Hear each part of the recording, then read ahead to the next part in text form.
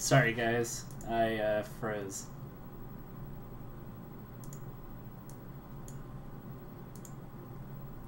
Alright, let me find Kevin.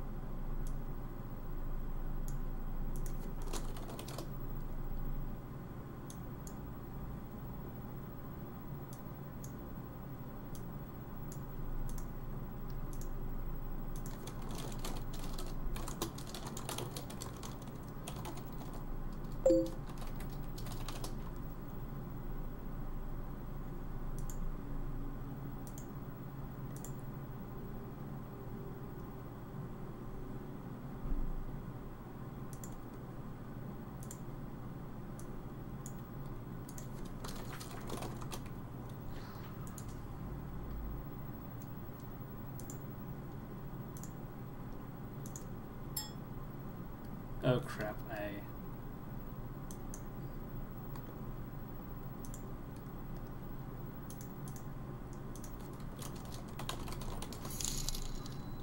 Oh crap, did I invite my family into this?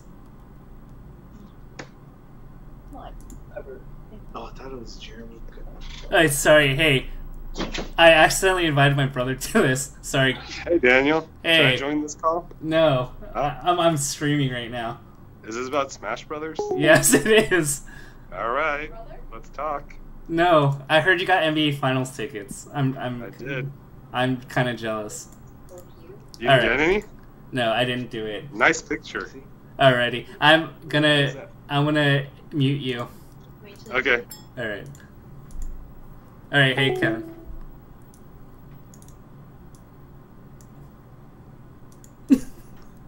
Wait, you're muted, Kevin.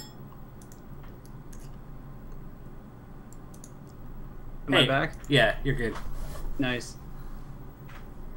Alright, so we left off on homemade waffles. Got three stocked homemade waffles. Alright. Yeah. Okay. So, yeah, basically, so I 3-stock waffles, then we played Falco Ditto on Yoshi's, and I nearly lost. It was like really close. So that got back to Mango, and that is the little spoiler I have. Okay, cool. So that's I'm like so like oriented because I didn't think my my computer would freeze like that. By the way, now I don't have a picture of you in the Link outfit. I just have a black screen. You're 3-2 in on FOD since 2014. Okay.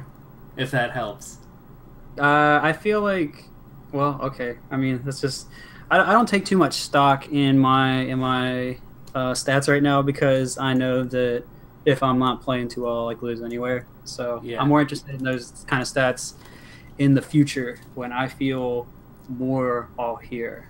So I'm excited about what those stats are going to look like. If we could only get a larger sample size from you. I know. That's coming. I promise you. The stat, I'm not I'm not really as interested in the stats as you, but I want to be curious how I do going to a lot of stuff more often too. So that's coming. I promise. Yeah, no problem. No pressure. No pressure. It's kind of funny because Yuki keeps getting himself caught on FOD, and I'm still wondering how that keeps happening. We kind of talked about it, but yeah, we talked about it on Smashboards actually, which was a lot of fun. Yeah, but I agree with your points. I think a mix of it, after looking at your insight, that part of it was him not playing well, but I also don't think FOD caters to his strengths. Maybe, yeah. It is possible that he's used to follow-ups on the other stages more, because the layouts are more similar on Dreamland Yoshi's Battlefield, because the platforms are all stable heights and maybe proportional distances from each other or something. Whereas in FOD, that's not true, or at least not always true. The sweet tipper up tilt hitbox is amazing. But anyway. Is there any closing thoughts you want for us? Because it's about an hour. If you want to keep going a little longer, I'm more than happy to accommodate. But any closing thoughts? A little bit longer. I know the topic was about improvement. I ended up talking about me the whole time, or most of the time, and then like trolling Mango 5% of the time, which, don't get me wrong, is a lot of fun. But I don't know if I feel, because I did see some people in the chat that were like, I feel like there was supposed to be more improvement talk, and I felt a little bad. So if there was something related to that, maybe we could talk about at least briefly. So I could feel a little better about it anyway. Okay, so let's say like you're going out of a tournament, right? You notice like how I'm trying to like make it applicable to you lose, right? Yeah. And now, like, the question is, you go home, where do you go from here? How do you break down and look at, like, what to work on for the next time? That's not a bad question. So whether you lose on your local or you lose on the biggest stage Melee's ever seen, you can go home and, if you have videos or not, you can. There's always the main thing that you can do. You're always going to have reasons why you lost. If you don't have reasons why you lost, it's worse than if you do have reasons. And people, like to, as soon as you like start explaining why you lose, you call Johns immediately. And I've written a little thing about maybe what is a John and what isn't, and it's not as clear cut as reasons for a loss. But I think it's more of how you use those reasons. But the more of what I'm talking about here is you're not necessarily going out and telling anyone unless it's like a training partner or something you're trying to work with. So you have your reasons. Let's say it's something like you didn't sleep well and you didn't know the Sheik matchup and there was an annoying person having a conversation behind you. So there's a couple different things. So you work on all of those things. The biggest thing is I think usually people are not better off going and talking about why they lost on like social media, just because everyone like will just immediately say Johns or you don't want to be good or you're just complaining and everything like that. So it's kind of hard to make a productive discussion always, but I think if you have like training partners you work with and you kind of talk to them about it and you get their ideas, that's not so bad. Or if you're streaming and you get ideas, like let's suppose SFAT, he was on the show. He was streaming and he said, I am trouble sleeping well before events because I get anxious. What do you guys do for that? And you can talk to the stream about it because they're less likely to call Johns on that than it's like he's trying to figure out what to do. There are ways to kind of talk about it. But the point I'm kind of getting at here is there are usually not just in-game reasons for why you lose. Usually there's like a motivation type of reason, or like or maybe gameplay, maybe personal, but you're not really sure, and other stuff like that. And the important thing is, as long as you can kind of figure out what kind of the issue is and you take some different actions to kind of work on it, then that'll really help you. So if you want to work on the Sheik matchup, maybe you talk to a good Sheik player, maybe talk to Mikehaze or something like that. Or, if he's not going to talk to you, maybe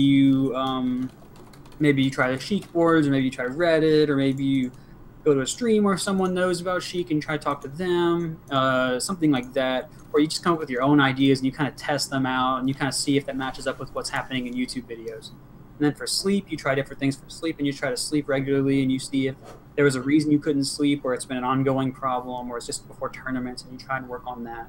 And if it was an annoying person, maybe you work on music, or you work on your calm, or you work on just being totally immersed in the game.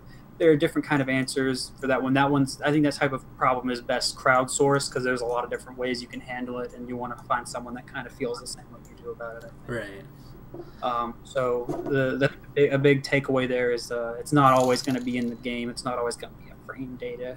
You're not always going to have a frame data answer for an issue, and sometimes you have to be a little more creative and find make use of the resources that exist now to kind of make the most of that. I think that's probably the best way I could say it. And it's really nice that you point these things out, because people complain and say like people are too well developed right now to get into the game. But if you look at like the old days where, you know, there wasn't as much of a scene, you didn't have any resources to really return to be honest. And I feel like today, even though like the competition might be more in depth, like there might be a lot more people wanting to improve in Melee, there's so much information out there that you can use. Go ahead.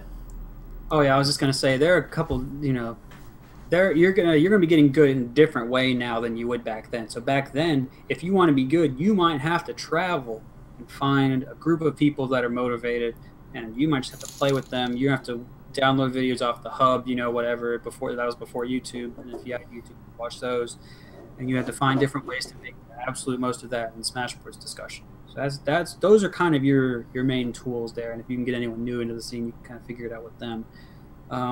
Now, you know, you have lots of people that want to play. You have streams. You have different types of guides and things like that. I notice that sometimes the guides can be kind of misleading or whatever. So there is a kind of downside to having as much information, but I think overall it is good. And I think the type of information that's out there is decent at getting people past like a lot of entry level problems and getting them to at least start dealing with more of the nuances of the game, and and start trying to deal with that. And so I like that. But I think there is still there's a big gap on focusing on a lot of fundamentals of the game. And I noticed that tends to come up in your Ask FM questions a lot. What are fundamentals? What are we really trying to achieve here? And that is, you know, I'm going to spend a lot of time trying to work that out. And that's going to be, you know, probably the central focus of what I write a lot about. I could give you my word clouds of my Ask FM, because I get the same questions over and over again, and I feel like that could be your market. Yeah, and I would be interested in seeing that for sure, because there are a lot of I don't, you know, I want to solve the most pressing issues for people, when I think that those type of fundamental things are very central to what a lot of people deal with. So I'd love to try and help with that. And there, of course, there are other things, but that seems to be what is most like I haven't seen anyone write about stage control in any type of way, and I don't know how long. I haven't seen someone write about field pressure, and I don't know how long, or just or you know what different things for tech chasing or edge guarding or whatever. You know, the only time I've ever heard too much about edge guarding is when Cactus and I did a thing on Smash Practice when I was up there before Apex. We went through a couple different ways to cover options in Fox, I believe. So that I think is pretty useful, and I think it was helpful having him there, because it was another person to kind of work through that with. And ideally, I'll have setups like that for when I do my own writing. But yeah, I'd like to see more of that type of content out there, because I think those are kind of the big questions that are not still fully answered. I always see, and you know, I would have liked to have seen more of Armada's matchup guides, because I think those were simple, and I think that those got to he was pretty solid at reducing a lot of the complexity of it, and just figuring and talking about the overall goals. So even if he had written more of his kind of stuff, that would have been pretty good for the scene. Even if they weren't all Peach players, to kind of get an idea of, you know, how you should be breaking down matchups. So I like that as well. So hopefully we'll see more content like that. Yeah, I was paying him out of pocket to write those guides. So I did not know that. So maybe a crowdsource chat if you want more Armada guides. It was getting kind of expensive on my pocket. But got a trolly question for you. You and Mango both see yourselves as the American hero, and both love Captain America and want to embody Captain America. It seems like, who's the true Captain America between you and Mango?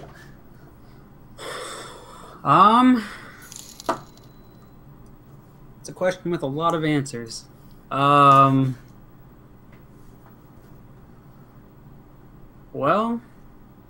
I think we both do very separate parts of it. You know, I think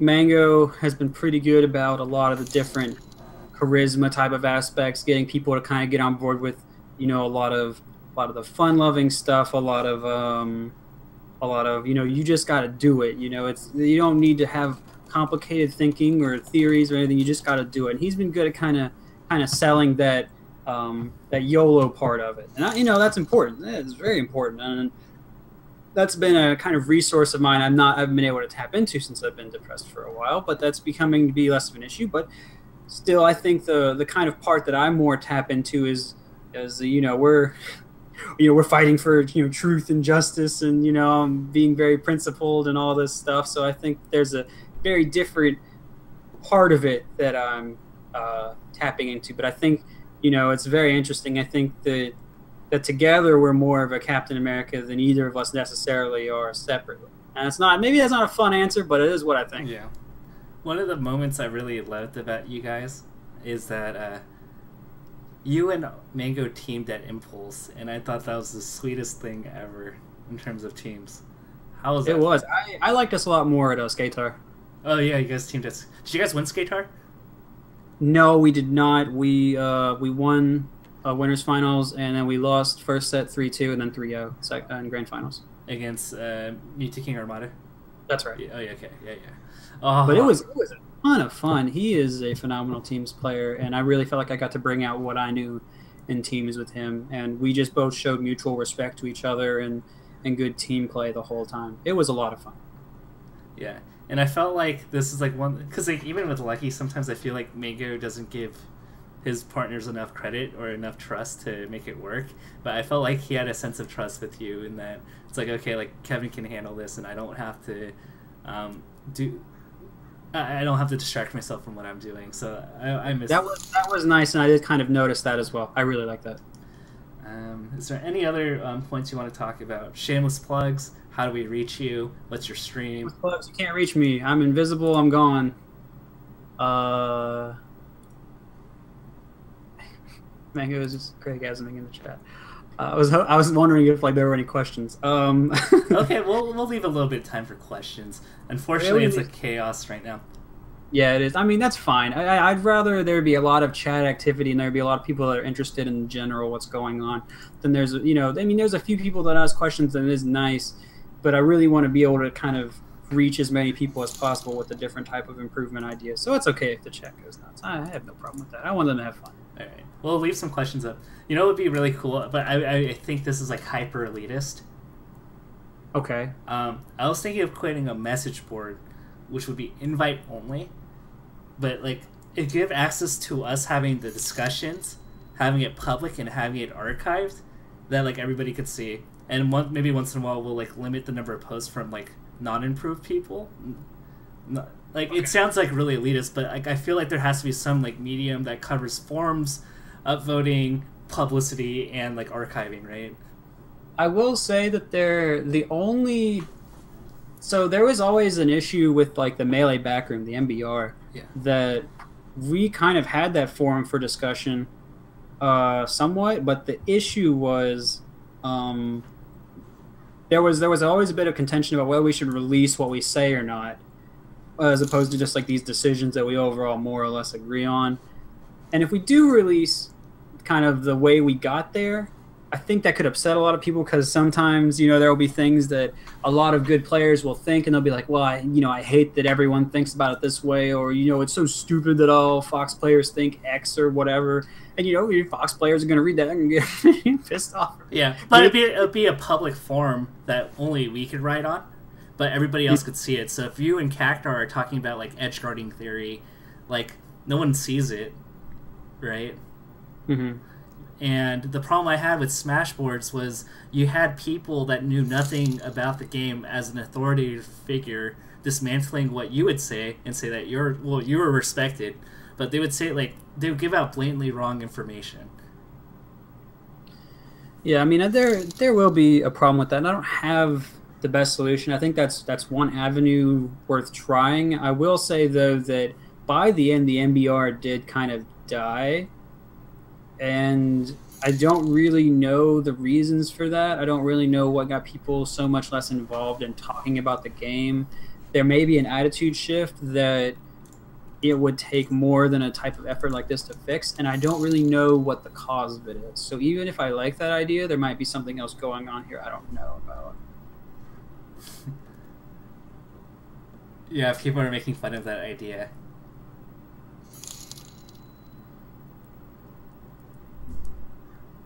But I mean, that's part of the reason why I left Smashboards, because it was becoming less KK and Cactar and more Bubba King and random people. Like, oh, you're gonna go in on Bubba King.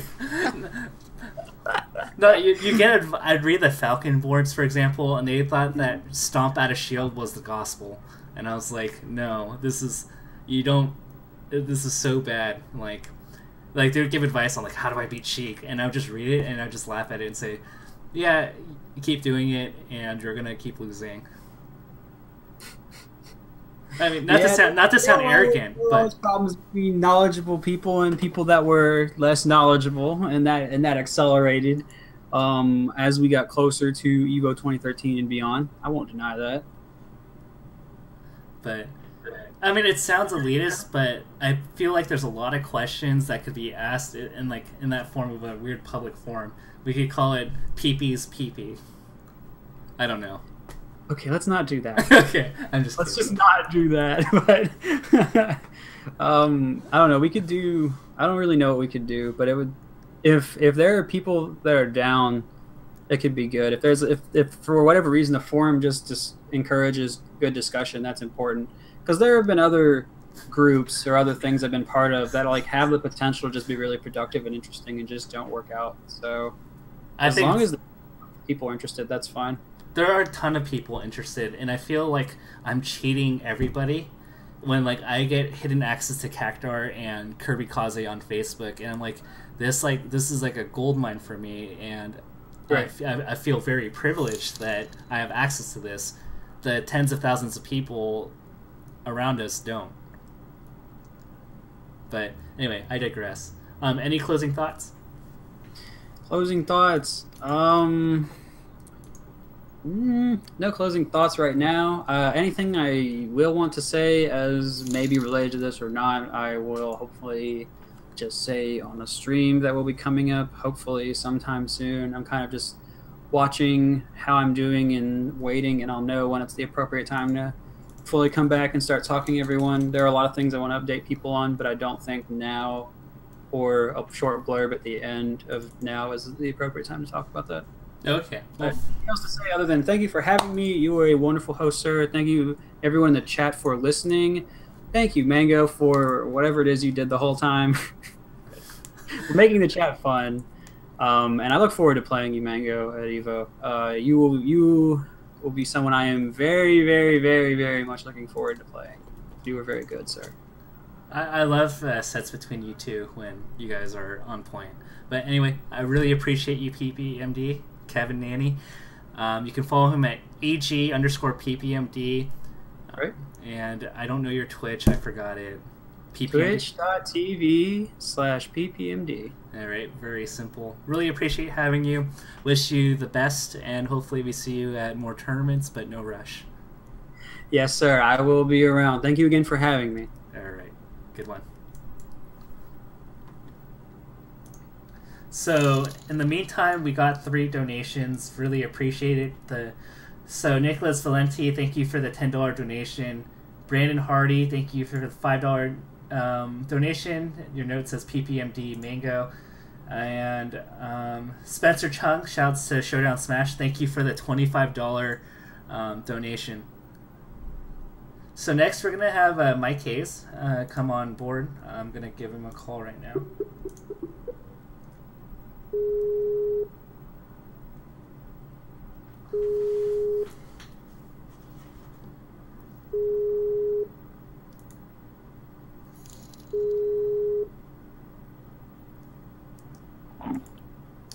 Hey Mike, how are you? Hello. Hey, how are you? Hey, what's up, dude? How's it going? It's going well. I see that you're taking money from innocent children at J&J's and whatnot. Every week, man. Every week. Why is J&J so important, Mike? Oh, hold on. Let me pause the other stream. Oh, there we go. Sweet. I can't see your face, by the way. It sucks. But we have your cute little picture, too. Wait. Sorry. JJ is so important because like it's a local community, like it's a local card shop that's just like decided to invest in me and sponsor me, and I wouldn't have accepted it unless they like really cared about the community, which was the first thing I wanted to see, like because they reached out to me a little bit in advance, and then finally like when I saw that they cared about the community, then I accepted, and like yeah, it's been growing a lot since then. Like I guess that was a good investment. Like they went from getting like 25 people at their locals to like 50, I think 50-ish at the last two. So that's definitely good. Dude, I look Indian right now. I'm sorry. I can't even see your face, dude. Oh, wait, no. Yeah, I just see you dressed up. That's I don't know where you are. Yeah, no Tafo face, but that's okay. I don't know why the gain went so high for that. I'm like Indian. I'm sorry. All right. I don't get Tafo video on my end, but we're good, dude. I can't make eye contact with Tafo. I think it's because my video is feeding into. Into OBS or XSplit. Yeah. That makes sense. Yeah. So, what was it? So, tell us a little bit about yourself, and so maybe like from Brawl going back into Melee. Dude, so like, well, I'll give you like the too long didn't read, but not too short. So like, I started with Melee in like 06. Went to my first tournament, like Ken's house, and went to like MLG in 2006. And I always started off as a competitive player. Like I never played for fun, or initially like for fun, like casually. I mean, I just kind of started out competitively. We hosted a tournament at my high school. Hulk showed up. You to move your mic away from the mouth because like they hear breathing. All right. Sorry about that. I breathe too hard, guys. Yeah, my high school had a Smash Halo tournament. I was like a Halo player, so like I showed up for the Halo tournament. I started watching Melee, and funny enough, Hugs showed up, and I didn't know who Hugs was, but dude, I thought Samus was like hella broken because Hugo won, Hugo bopped everybody, but I was thinking like, dude, Samus's recovery is like mad broken. So I decided to start playing Melee like the next day. Picked up a GameCube for my friend, and yeah, I just started playing. I played Samus for a day until I saw Shine Blind. And then, yeah, I saw Shine Blind, like, old school combo video, and then I decided Fox is broken, so I picked Fox. And then, from there I competed. I was okay at Melee, like, I pretty much sucked for, like, the duration of my time in Melee, initially, until the last, like, 4 months I played, where I got, like, super good, taking, like, I think is Mango still here? I think it's gonna set up Mango back in the day, which is really funny. But more importantly, like, actually, like, good players, like, I mean, not sandbaggy Mango, you know? Like, I got to take a set off of, like, Lucky. I think me and Fly were trading sets. Larry, like, and this is back in the day. Like, this is around Brawl's release. But from there, like, the Brawl community just kind of took over the Melee community. So everyone from Melee started going to Brawl. So I started doing that, and then eventually I got really good at Brawl. I was, like, about top 16 probably in my prime. Then the scene kind of died, came back to Melee. And, yeah, I've been improving over the past couple years. I've been back for, like, almost 2 years now. I think like a year and a half to closer to 2 years. Well, so a lot of people knew that you're, up there in Brawl. What were some of your accomplishments before, to give a little bit more background? Oh, so my Brawl days, so I was, again, really bad at Smash. Like, I was, like, not initially good. So, like, in Brawl, I was kind of booty still. But I don't really know what happened. I think it was just, like, that drive and determination that I have, like, for anything I do. And I just kept grinding and trying to figure out new stuff. And eventually I started to get good. My first, like, really, what set me on the map as a pro player was beating one of the top 2 players in the world at the time, being Mewtwo King and Ally. I ended up beating Ally at EVO in winners.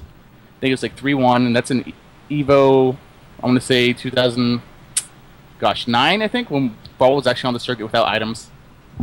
I beat Ally. In winners, it took Mewtwo King to, like, 5th game, and, like, that's where I got a lot of notoriety. Ended up getting 3rd, losing to Ally and losers. But from there, like, throughout the entirety of Brawl, I took a lot of sets off good people. Mewtwo King, dominated, like, most of the West Coast. I was ranked 2nd for, like, 2 years straight, I think. 2nd or 3rd. Yeah, like, players like Anti, who were, like, pretty much considered gods, like, top 5 at the time, got to, like, beat him, have positive records on Ally and Anti. As well as, like, countless other players who you guys probably don't know about. That were, like, really good in the Brawl times, but, yeah, that's pretty much my accomplishments. Got, like, 5th place at MLG DC, which is a really good one. I always ended up choking at Apex. Apex is, like, at the time, like, the premier tournament, I always ended up choking. Like, I think my highest placing at Apex was, like, 13th. Kind of sucks. Aww. That's alright. And then you randomly decided to just start going back into Melee tournaments. And so that was about a year and a half ago? Yeah, yeah, about a year and a half ago. Maybe, a month or two more or something like that. But yeah, what happened was the Brawl, I was the main TO in SoCal for like 2 years for Brawl because no one else wanted to TO. So I was just like doing that for a while. Decided that my heart wasn't competing, and when I stopped TOing, everyone went back to, or everybody just kind of stopped playing Brawl. Nobody wanted to TO and pick it up. So I said, screw this, gonna go back to Melee. And yeah, it was a really tough transition at first, dude. Like, oh god, it was so hard going back to Melee. I remember my first SSS. It was so difficult.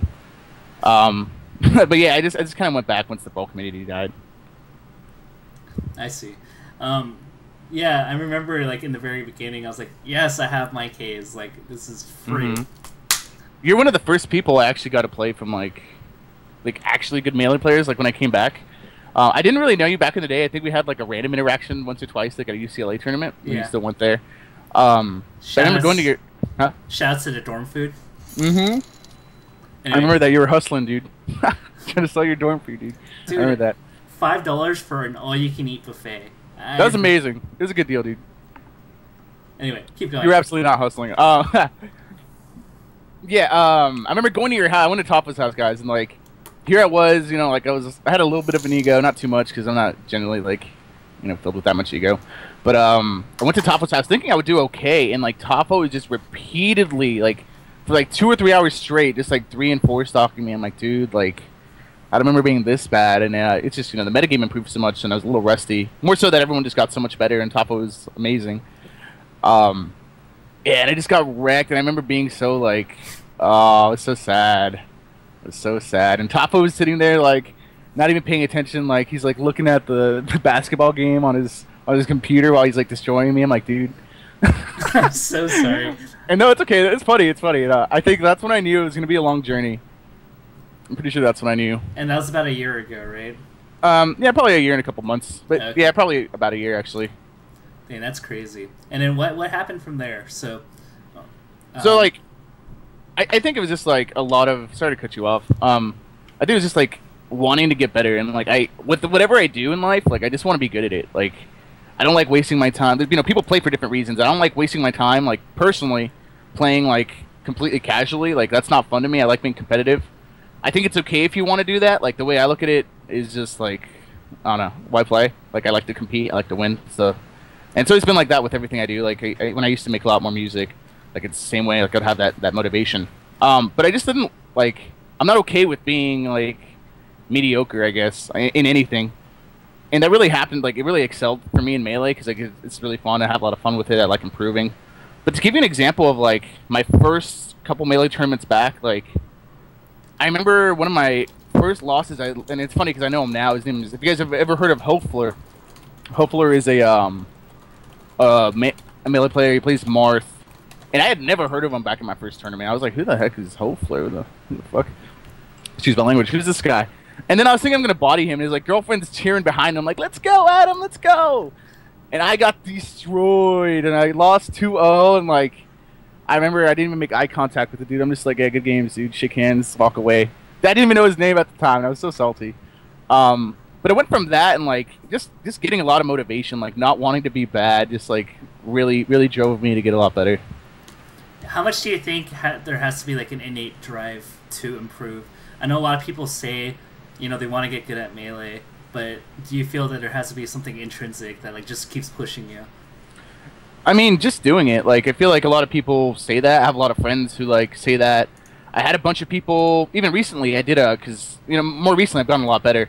I started doing I made a post in the SoCal Melee threads about like selecting a protege. There's like someone I want to train, and a lot of people filled it out. And then like I don't even see these guys at tournaments. I'm like, dude, like I see like 5 of you at tournaments. How many of you really want to get good if you're not putting in the time? So like people just really need to put in the time if you want to get good. It's not gonna happen any other way.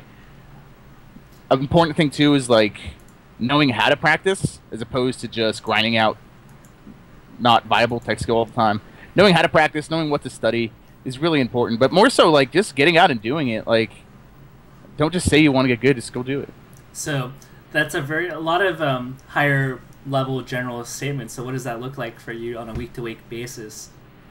More recently, like, well, in the past, let's say 3 months, I've been practicing every day, and it's really helped a lot with my nerves, because I used to get really nervous going up on stage, going to Mayhem, having to play a top player. So I kind of had to dissect why I would get nervous, and realize, I would get nervous because, as an example, I care about the outcome. Or, as an example, maybe I didn't practice a lot this week, and I'm going to be nervous about my tech skill, about tech flubs. So more recently, I've just been grinding out a lot of viable tech skill. I've been grinding out like wave shine, like SFAT talked about this too. Like I'll just do basic stuff, like getting long wave dashes, doing Firefox cancels, just doing stuff I'm actually going to do in tournament that I needs to be cleaned up.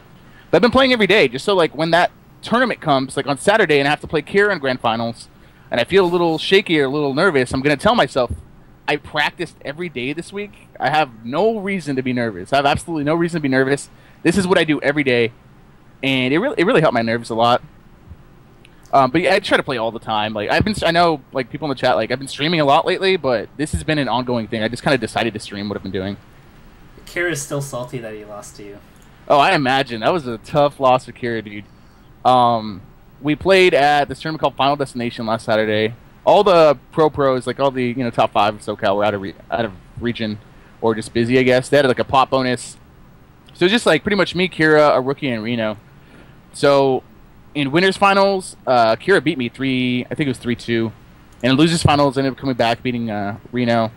Then I beat Kira 3-1, and then it was 3-2, and it was like last stock, but still, it was like I clutched it, and I was so happy that I overcame this mental barrier I've had from coming back from losers bracket. It's so hard sometimes, because you have to take 2 sets, and it can be ridiculous. But I was really glad. I was really proud of myself that I was able to do that. I think I really got in his head. I was just shutting him down a lot. Couldn't really approach. Like, he couldn't really approach, rather. And my punishes were pretty spot on. Poor guy. And the same thing happened in doubles, too. Like, he ended up beating me and Reno in winners, and then we came back 2 sets in losers. It's kind of funny. Nice. And so what does a week look for you now these days? I know that you put in a lot of work recently into, just putting in the grind. Right. These days, I'm not working right now. I quit my job almost a year ago, dude. How time flies. So lately I've just, for a while I was working on music, but more lately just, a lot of Melee. Probably at least, I've been streaming a lot, so I'll put in, 4 to 6 hours if I can. Playing Melee. It's cool streaming, too, because I get to listen to a lot of the music I want to listen to anyway. On my own, I'll probably be listening to music. So I get to, listen, practice, and then just talk to the chat, and it's always fun. But most importantly, I just try to grind out stuff, or I'll invite some my newer friends over and try to train them, give them examples of stuff to work on. We always have our homie Thursday, so that's usually a 10-hour practice day. It's important to take breaks though. Even though I play that much, or it sounds like I'm streaming the whole time, I will take a lot of breaks. Every half an hour, I'll take a 5-minute to 10-minute break. Just make sure I've had hand problems in the past, so make sure my hands don't get too worn out. Make sure I keep my mentality in check. And you've actually seen that too. When you used to come over, I don't know what happened. Why don't you come over anymore, dude? Just I was just doing content. I'll probably come this Tuesday, actually. All right, cool. Yeah, Tapo Tuesdays. If you guys don't know what that is, Tapo just comes over and gives me some training. But yeah, I'll do that a lot. Tapo will bot me, or we'll be going back and forth, and you'll start destroying me, and I'll take a 10-minute break. I'm like, dude, Tapo, can I take 10 and just reset my mentality and just refresh? And I think it's important to take breaks because you want to keep your mentality fresh. You want to make sure that you're pushing yourself, and I think you should get tired and you work on stamina. You get tired, you take a break, and you come back strong. I think it's really important. Have you ever been a part of Smash Cardio? No, what is that? It's you play Hugo for 2 hours straight. But you can't be lazy. You have to actually play your hardest. That's a really good idea. I like that, actually. Yeah, Hugo's a really fun person to play against, dude. We got to play last night, and we're playing... It was a rotation, so... I didn't get a lot. I didn't get constant matches, but it's so cool playing him. Because I feel like Samus, he has to commit to, important spots in order to get a hard punish. Yeah. And it really helps me a lot, because I could see where my stupid mistake was. I'm like, okay, I jumped right here like a fool, and this is what happened. So, next time I'm absolutely not going to jump there. Because he had to go for a hard read, and it just makes you look stupid. So it's always fun playing Hugo. I credit you and Hugo, actually, the most to why I've gotten good. yeah, you guys have really pushed me. Like, you pushed me a lot on mentality, and Hugo pushed me a lot on mental game. You helped me a lot on mental game too, but Hugo really pushed me further. Just like showing me examples of positioning or examples where I'm being stupid and overcommitting. You do that too, but Hugo, like, it's so annoying losing to Hugo because it's Samus.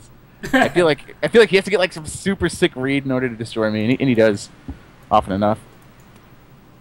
Yeah, Hugo's insane to play, and that's why it was kind of funny because I think he went on a Sheik embargo in friendlies. He would not play me in friendlies because he was worried that I would figure him out. But I felt that actually hurt him because he's a better adapter to habits than I am. So if we play longer, that benefits him than me. And I felt like he indirectly hurt himself by doing that. Yeah, I could see that. Yeah. I don't know why he did the Sheik thing though. It's kind of funny because we just like body a Sheik. I remember like the one time he took a friendly off my Fox. Like I went on a tangent. Would never drop it. It's always funny playing Hugo. He's a great guy. Yeah, I think yeah, that's what a lot of people say. Sometimes like I don't even say anything in a session, and they're like, "Wow, I learned stuff from you." I'm like, "Wait, what? Like I didn't even say anything."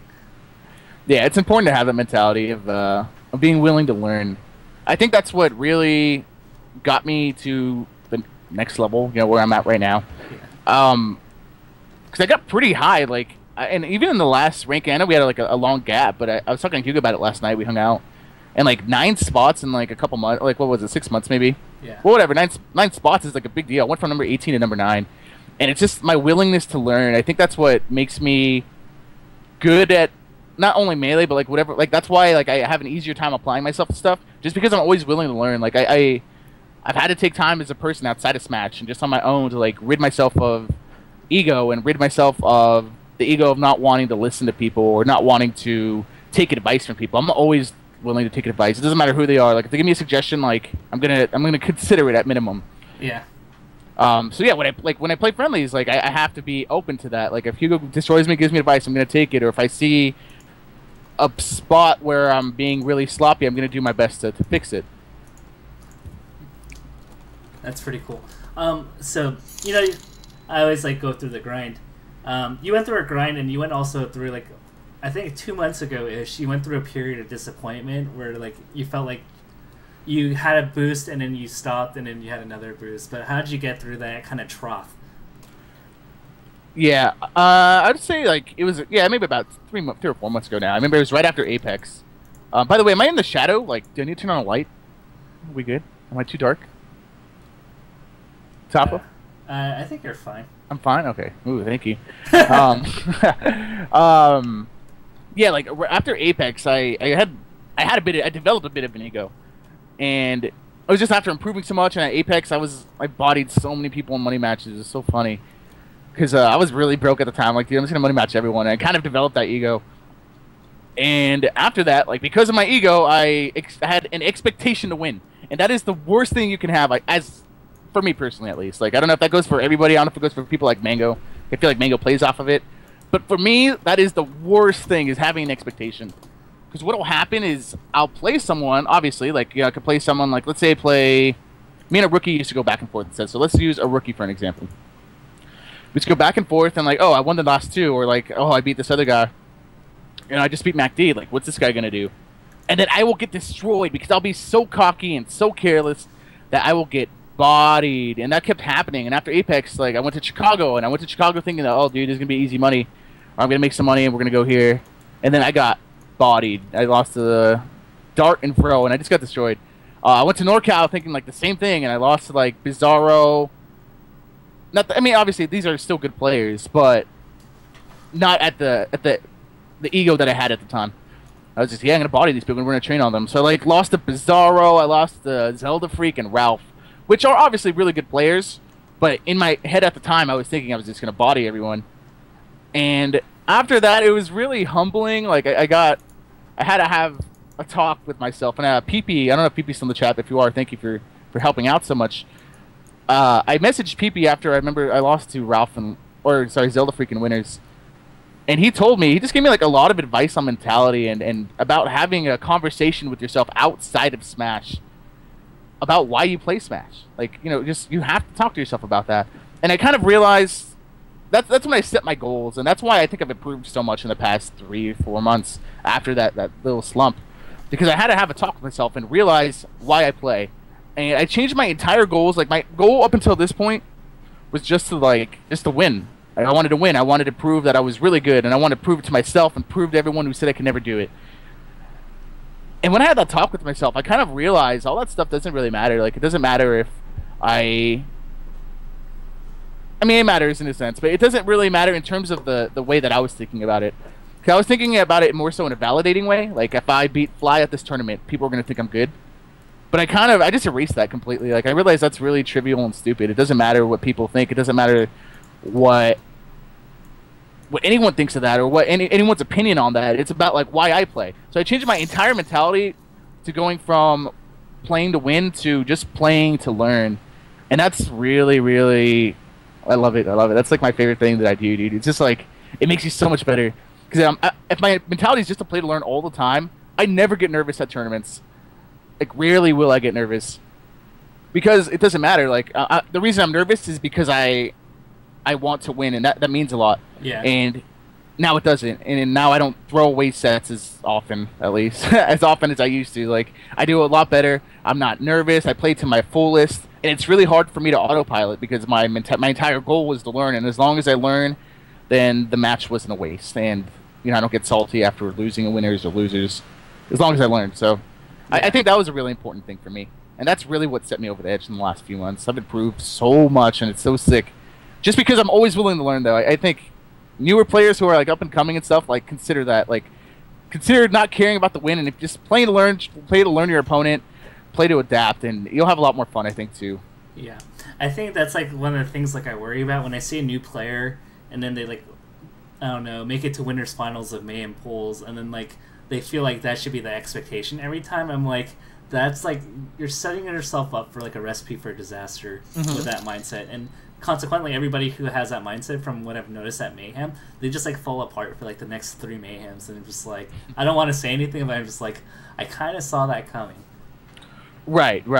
Yeah, it's frustrating. I mean, because a lot of people come to me for advice, because, like, for whatever reason, and I guess it's because I've come so far. Like, I went from losing to Hofler at my, like, first or second tournament to doing really well, you know, being number 9 on the PR and, like, taking sets off of a lot of the top players in SoCal. I've gone from that into... I've gone from, you know, being at that level to where I am now. So a lot of people, like, look up to me for advice and stuff. And it's frustrating when they don't take your advice. Like, so it's hard to help people sometimes. I don't know if you feel that too. Yeah, I've definitely had that a lot, especially when I did the one-on-ones. Yeah. Where they would try to... I think it was an insecurity thing where I would be like, hey, like, I'm just curious on why you're doing this option so much. And they're like, right. Oh, like, I'm new to the game. I'm just... Yeah, like... like, my friend would teach, like, they would make a bunch of excuses as if I'm, like, attacking their character, where I'm like, no, I don't, like, in my head, I'm like, no, like, I don't view you any less. I'm just curious on, like, what the decision making is here. Like, you don't have to explain to me, like, your life circumstances that look, you know? Yeah, it sounds more so like they're trying to justify it as opposed to give you the actual reason, right? Yeah. Let me see one thing. So, yeah, I know what you mean. It sucks, like, because I have a bunch of friends who come over for, like, Thursdays and stuff. And, like, I want everyone to be really good, but, like, no one listens. Yeah. Like, it's not hard to get good, guys. I promise you it's a long journey. As long as you keep a strong mentality, like, it's not hard at all. But you have to be willing to, like, open yourself up and be vulnerable to learning. Yeah. And it's hard. It's hard. Like, I've had a long journey, dude. I've had a lot of losses. I've had a lot of, you know, quote-unquote bad losses. And it sucks. It sucks going to a tournament and, like, beating someone really good and then, like, doing bad and losers. It sucks. But you have to keep yourself strong. You have to keep a good mentality. But it is not that hard. You know what's that? You know who has a really good mentality? You? No. I'm, like, probably 6 out of 10. Dip. Yeah, he really does. Shouts to AJ. I don't know where he's at. I haven't seen him in, like, a week. He's, like, at his parents' house dog sitting or something. Wait, doesn't he live with you? Yeah, but he's, like, at home at his parents' dog sitting, I think. Shouts to Dip. Yeah, Dip has a good mentality. I just don't know why he doesn't enter. If he entered more, I think he'd get really good. Because that's going to be something that holds him back if he ever chooses to entering, I think. It's just he's going to lack tournament experience. He's going to get nervous. And, I mean, you'll probably lose a lot of sets to people he's better than. But yeah, he has a really good mentality. Like, I'm always impressed with him because, like, I'll, like, 3-stock him, and then he'll, like, play the next match and be like, hey, like, what do you do in this situation? And then we'll recreate the situation. So not only does he have, like, a good mindset and, like, plays to learn, like, he asks good questions. Yeah, it's important to ask questions. Like, that's what really got me first initially good at Brawl, was just asking people. Like, I would ask people who were at a lower level than me. I could ask, you know, I was considered the best Marth. I would ask somebody who was not even top 100, like, hey, what would you do in this situation? Just to, like, get an understanding of what they would do and what my potential options are. And that really takes you a long way when you're willing to learn. Oh god. Brawl was... It was so hard transitioning Brawl to Melee, dude. It was so frustrating. Like, that's why you have to get... That's why I had to get rid of my ego, because going from being such a good player in that to being complete booty at Melee was just so difficult. And it was really hard to transition. Like... Oh god, that was so difficult. But I think what really made me good too, like along the journey, was what I could apply from Brawl to Melee. Yeah. And I think, well, a lot of people like don't even consider those things. I'm like, dude, like no, there's so much. The biggest thing that I do is just kind of zoning. Like the way I zone is so similar in Melee is so similar to Brawl. My playstyle is so much so similar. Not that I can't, but like the way I outrange my opponent and just stay in a safe range and just bait is so similar and so sick. And when I finally figured out how to apply that, I was like, okay, this game is a lot easier than I thought. Yeah. Because there's a lot of applicable things. It's just like you have to learn where to apply it. Yeah. I think previously you played a little bit too safe and you wouldn't press advantages too much. Yeah, and I've been learning a lot about that too. It's kind of funny because League of Legends helps a lot with that. Oh, which true. I don't. Yeah.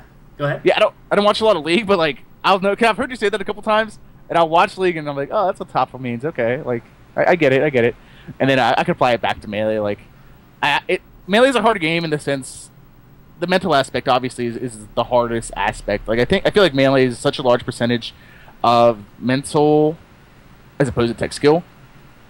And I kind of realized that one day at Toph's house. It was after I lost to Zelda Freak. Dude, what a bad week. Oh my god, I was so salty. So I was at Toph's house and like it was like Monday and Toph's not there and I'm just there by myself, like hanging out with my girlfriend at the time. And I'm just sitting there and I'm like, dude, like my tech skills looking so sick. I was doing like quadruple shine turnarounds, perfect ledge. I was doing everything perfect, right? And I was like, but why do I still suck? If I can do everything so good, why do I still suck? And that's when I realized that tech skill doesn't really matter that much. Too many people will put too much of an emphasis on it. If you just practice your viable tech skill, make a little routine. I made a routine. It's like a 30-minute routine where I just practice the actual tech skill I'm going to use in tournament and actually use in matches, like wave shining, firefox stalling, ledge dashes, and chain grabs.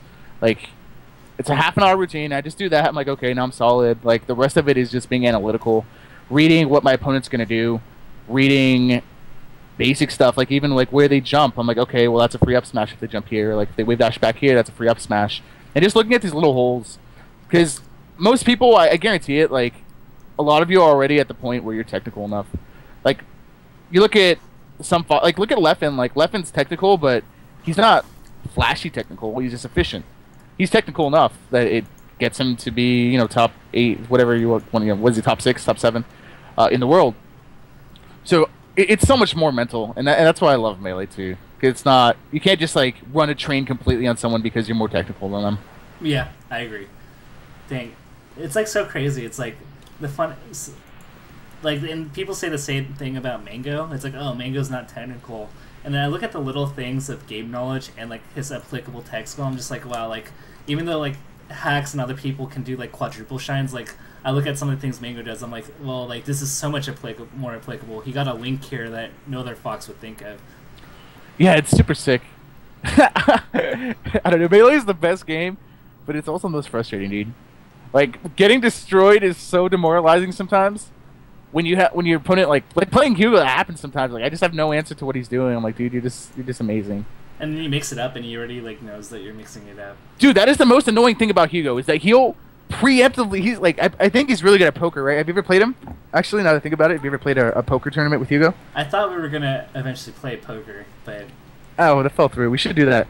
Yeah. I feel like Hugo would be amazing. I can find it so annoying because he'll just do these stupid call-outs. Like, for example, we were playing yesterday, and what was it? I forgot exactly what it was, but it's like I knew he was gonna dash back, and oh yeah, so what it was, I dash. Oh yeah, he dashes back, and like I read him with an up smash and kill him. But then the next time that situation happened, I don't know, like I respected him enough to where I knew he wasn't gonna do it again, but he just changed it up again, and like he called me on the read. It was just super amazing. I was like, dude, how the hell do you read like? Oh god, that was so frustrating. Yeah, I don't know. I don't know. Hugo blows my mind how he does it. He could just call your call out, but like without even seeing it. It's super sick. Hugo's at another level, dude. Yeah, it's kind of demoralizing because a lot of people, when they watch his videos, are like Hugo sucks.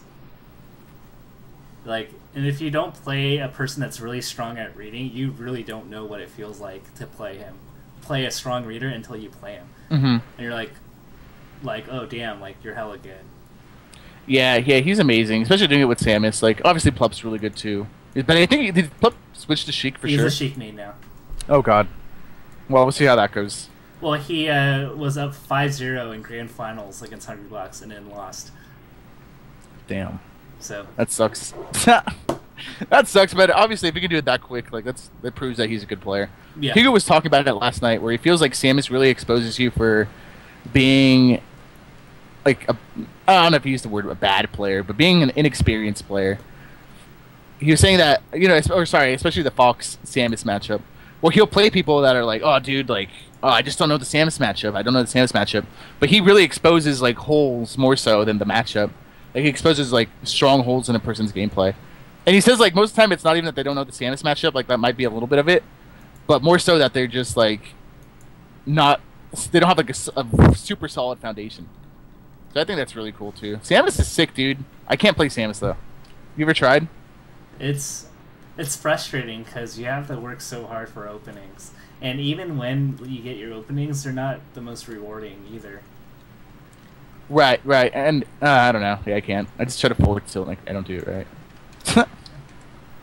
Yeah, I don't do well. So, is there any thing you wanna, closing thoughts for people that might be stuck at just making it out of pools but not much further? Look at why you play. I promise you, like that makes so much more of a difference in how much you're gonna advance. Like I talked a little about it, but like really dissect it, dude. Like really dissect why you play and what you think is holding you back, and I think that'll get a lot of people really, really farther because that's just what I did, and it really just carried me a lot. Like we were saying, like maybe 6 months ago, I was listening to a lot of people, and I don't think I've lost to anyone outside of like top 10 in SoCal in a while. So really dissect it and like just have a good mentality. And if you want to get good, like just go do it, dude. Like you don't have to sit there passively and just like wish that you're gonna be good. It's not gonna be handed to you. Yeah.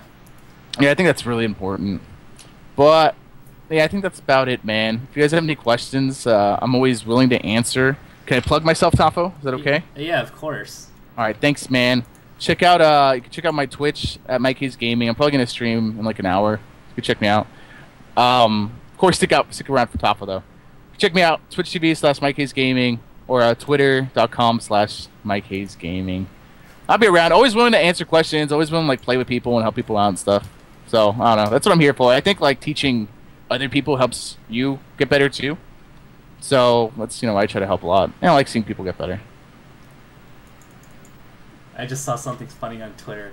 What was it? So Duck apparently forgot his passport. Where is he? Where's he trying to go? To Gommel from Michigan. Oh God. And Juggle Tyrant just left him there at the at the border. Dude, that is such a West Balls move. Oh, forgetting your thing? What? No, I'm saying forgetting your passport, exactly. Like that's something that West Balls would do. He'd like get his flight, or he'd forget like his suitcase. West would forget everything, dude. He'd forget his socks and stuff. It'd be pretty funny. That's pretty funny. So yeah, thank you very much, Mike, for coming on the show. It's really nice just seeing you grow from a person that got 3-stock by me, and in less than a year, you're definitely winning over 50% against me. So props to you. Thank you, Tafo. Who's up next, man? Johnny. s2j. Johnny, I'll stick around for that one. Johnny's one of my favorite people. But yeah, thank you so much, Tafo. Thank you everybody for tuning in and listening. Feel free to hit that follow button or subscribe to Melee It On Me. You'd be helping us out a lot. Shoot that, shoot out, you self-promote. Shoot out that donation link. Let's see if we can get your goals. Alrighty. Alright, dude. But I'll catch you later, man. Have a good one. I'll see you Tuesday, hopefully. Yeah, we'll do. Alright, peace, man. Later.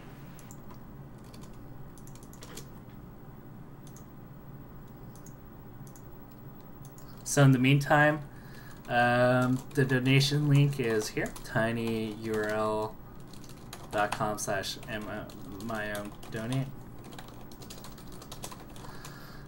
And we're a quarter of the way there.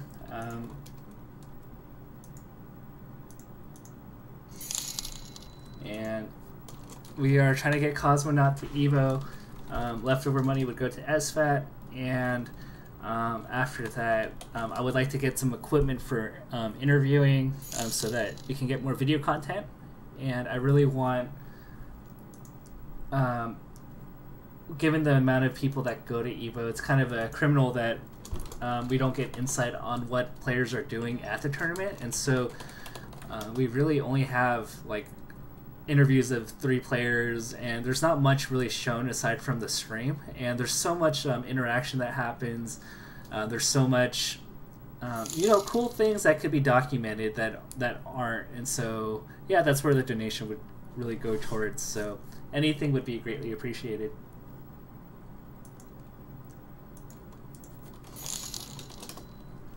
All right. I'm gonna message Johnny.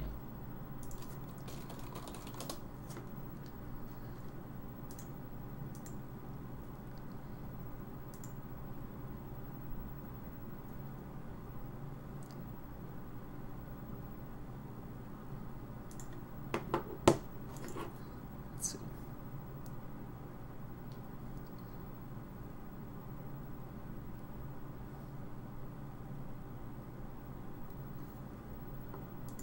Actually, gonna use the restroom again.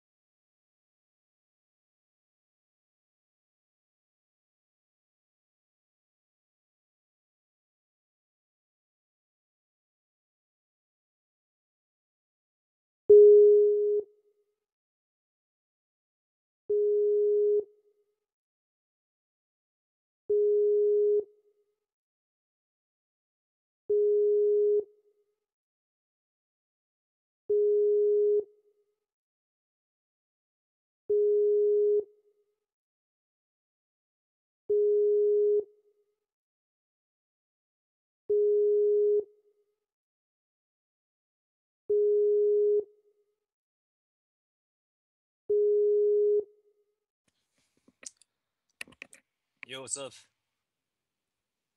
Can you hear me? What's up? Cool. Doing pretty good, dude. What's up?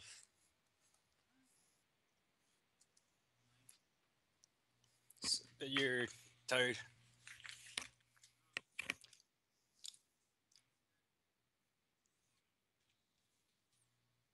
I see. I got back from Australia a few days ago.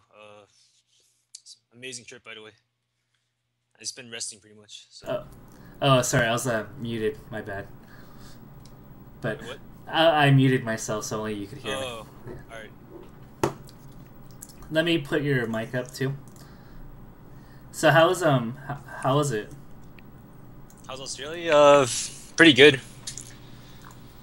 Like 75% of the trip was I just wanted to see Australia, so I got to do that and stuff. So Did you do the touristy stuff? not as much as I wanted to, but I did a decent amount. Sadly, I didn't get to see kangaroos with everybody else, but oh well. I heard some shenanigans happened with kangaroos. I have no idea because I didn't go with them. I was just stuck in some dude's apartment for some reason, but it was a fun trip overall. I drank way too much every night, and then even after the tournament was over too, we drank a lot again, and then it's like, god damn it, Dude. too much beer. I felt like it was Fun Day Tuesday, but like Fun Day every day of the week.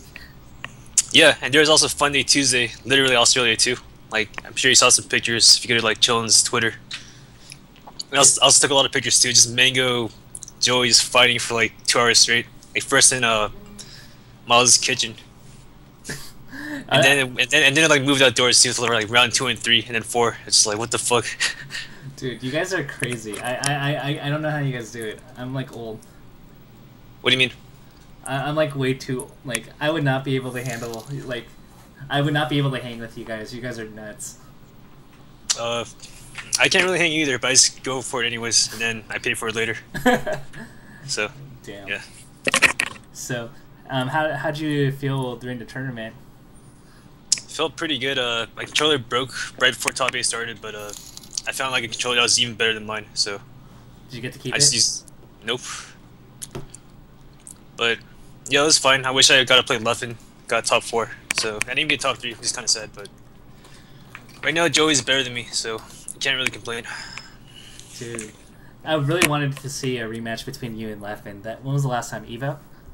I think Evo. It's funny because the first time we played was Genesis 2, and he still played Falco, and somehow I beat him. It's on YouTube. It's like an epic fail set. It was like who could throw harder, is what I felt. Yeah, like. I was like at 150 on FD, and he was Falco, and he was at 0% left stock, and somehow I won. So it was crazy. That's insane. He sucked back then, I guess.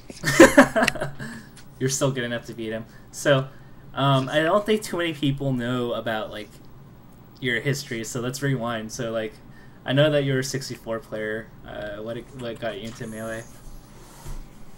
Well, I always liked Melee. I always played it when I first came out. I also watched some YouTube videos as MLG was happening actually in 2005. Did you pay the $25? No, I just like waited on YouTube. I like went to the search bar every day. It's like SBM, Falcon, Isaiah, and stuff. I was one of those people. Oh, okay. Anyways, 64, I played online with some high school friends, like on Keller or whatever it's called, and they stopped after like a month or so, but I played a little bit longer just because I thought it was fun. And I actually met Isaiah online too. That's cool. Yeah, you used to be pretty good at that, right? Yeah, I suck really bad now. I can't even move around correctly, but it was fun. I wasn't bad at all, but I think a lot of people sucked back then too. So. And then you started going to tournaments, and I remember, I don't know, I think it was a UCLA tournament, and I was like, oh, I'm playing S2j. Yeah, it was my first Melee tournament, so I think you bodied me after I lost to Tofu. I got like fucked up really bad by you. I remember. Yeah. Yeah, you had no idea how to play against Sheik. Like, what the fuck? Fuck this character. And then yeah, you fucked me up for like I think a year and a half after. I think it was less than a year, and then like somewhere down the line when we had this Wednesday night Smash club, like we didn't really do too much, and then all of a sudden you started kicking my ass, and like it went from me 2 to 3 stalking you to you 2 to 3 stalking to me, and I was just like, I don't even know what to do anymore. Nice. Yeah. That's what I'm talking about. So like, what happened in that stretch that got you from being random spammy Falcon that doesn't shield ever to being really good? I don't know. I guess I went to tournaments, so got the experience. I think in the summer between me playing you, I traveled a lot to like Irvine, and I drove all the way to 805 from Riverside too, and I also played the Riverside people too. So I went all out just trying to get better. Yeah. Who'd you play against usually? I don't know. It kind of spread out pretty evenly. It eventually came down to Dunk's house in the end. That's when it all came together for me. That's where I play like Mango, Lovage, Hugo, and a bunch of other people that came by, and that's where my skill level went up by a lot, I say. Replicate and all of them. Yeah, Joe too, for sure. Dude, that was such a homie crew. I think even though Dunk isn't as good as like everybody else that came out of that house, like he like is the centerpiece of SoCal Melee in my opinion. He pretty much is. He's the man, dude. Yeah. Dunk's amazing. If it wasn't for him, so Stream Chat, if it wasn't for Dunk, like SoCal would not be good. Hungrybox would be like the best player, and we would never see aggressive foxes ever. And so he saved Melee. Yeah, he sacrificed his girlfriend for Melee. He was with a girl named like Kylie, I think. As soon as he met Mango and us, like everything went bad for him, dude. He even like dropped out of school too eventually, all because of Melee. I remember. I actually remember her. I remember seeing her in passing a couple times. Yeah, she went to UCLA, just like both of us. So, yeah, that's why I actually knew Dunk, because his girlfriend went to UCLA. So, kind of cool. So, you know, translating from 64 to Melee, what do you think? Like, what were some of the pros and cons, like in terms of things that transferred? Pros is that Melee is way better than 64. I mean, in terms of like fundamentals and style. You can do a lot more, obviously, because you can actually air dodge and wave dash. Yeah. It's also not just, hey, I got an opening, so now I'm going to do the best combo to kill you, unless you're Isaiah and you do whatever you want to. Otherwise, you're Falcon, you're just like upper, down, or up B. It's like, that's it. It takes no skill, so. To me, at least. Yeah. I remember, like, one of the things I noticed is that you never shield, or you, like, minimize the time you shield, and I think that's a very 64 mindset, because shielding is so bad in 64, I feel like. Oh yeah, for sure. If you get hit in your shield, you might as well just go hit, like, clean hit on your, like, by you not shielding, so. You definitely don't want to be caught shielding, or even hit at all. You want to just play like a big bitch, I guess. You're so funny. So, you know, you're playing these people all the time. Was it just like osmosis that you were just playing people, or did you think about the game a certain way, or like what was the process? Did you just grind it out, or did you think of situations like I have no idea like how you just got so like awesome at the game. First, I kind of just winged it, but I also I don't know. I'd say I was very instinct based. Still am mostly, but nowadays my theory craft's a lot better, so I'm more balanced, I guess. But back in the day, I was just kind of just wing it and just keep playing this person until it like clicks naturally. So yeah, that's how it was back in the day. And when did you like realize like I'm not a scrub anymore? Like I'm actually like pretty good. I don't know. I mean, first person I beat that was good was actually Hugs. But I don't know. I never really thought I was that amazing. Because I'm not like one of the best players. I'm still like I'm good, but not like great in my opinion. So can't really say I'm like not a scrub. I don't know. I see. And then, like, what do you do?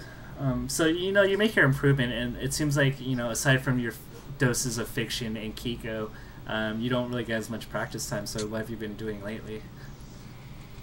Lately, I mean, lately I've been going to Mango's place. And when I do practice, I just go all out. Like, I try to maximize every minute I get to the best possible practice within that time span. So. Well, okay. So what defines like the best possible practice in a like this is like a 5 out of 10? Wait, what? Like what's the difference between like having an amazing practice and like something that's like, oh, like I just played Melee for like 2 hours? I mean, I say if you like play like somebody way worse than you, just autopiloting like 3-4 stalking them, doing whatever, then you're kind of wasting your time. Okay. So that'd be like you might as well not be playing him. You might be getting worse playing him. As opposed to playing somebody like your level, who adapts to you, who's better than you, like who's faster than you. Like you're obviously doing something wrong when you're losing to him. So just by looking at or trying to like see what you're doing wrong in the moment, I guess, or after too. I don't know. I see. That's what I get from playing like House 19. Lucky Mango. So. Yeah, they don't give me anything for free, and I think also like if I'm like a frame late on a punish on you, you just buffer roll, and I'm like, damn it. And like whereas like bad Falcons will let me tech chase even if I miss. Yeah. So. Any Any like fun stories in the early years of like doing the Dunsky's places? Might be too rated X. We're fine with rated X. We're heading towards the night. It's 11 p.m. on the East Coast, so I felt like this could also be fun story time. I still remember the story of Atlas on New Year's. Oh yeah, like everyone just drank a shitload, and Atlas, he's like the most straight edge guy I know, so he didn't drink for shit. He just watched us all get wasted, and we all did our funny stuff, I guess. I was one of the drunk people, so I don't really remember too much. I remember he documented it on Smashboards, and I think it was one of the funniest threads. I think I saw that too. So one of the things that kind of happened was between fiction and I'm not sure if Lucky does this, but you've been really frustrated with FOD, and so why do you feel like Falcon is so crippled on that stage? I'd say more lately it's just because I'm not a good shield dropper. And also, I was just kind of playing like any other stage, so my strategy was off. Also, I'm just not good shield dropping. So if you look at like Yepe, or however you say his name, he loves that stage, and you can see why. He's like so good at using the platforms with shield dropping. So it's more of a problem with me rather than the stage itself, and that's only versus Fox too. I think if you can't play like Yepe versus Fox on that one stage, then he can just sit underneath the platform. And then you can't really do much. And Fiction's not. He's willing to abuse the stage, so. Okay. Yeah. So what's your solution then? I heard rumors that you might be picking another character. Yeah, for now I'm just gonna go Falco, dude. It's gonna be way easier until I learn how to shield drop. So you're actually learning. You're learning and implementing things to your game.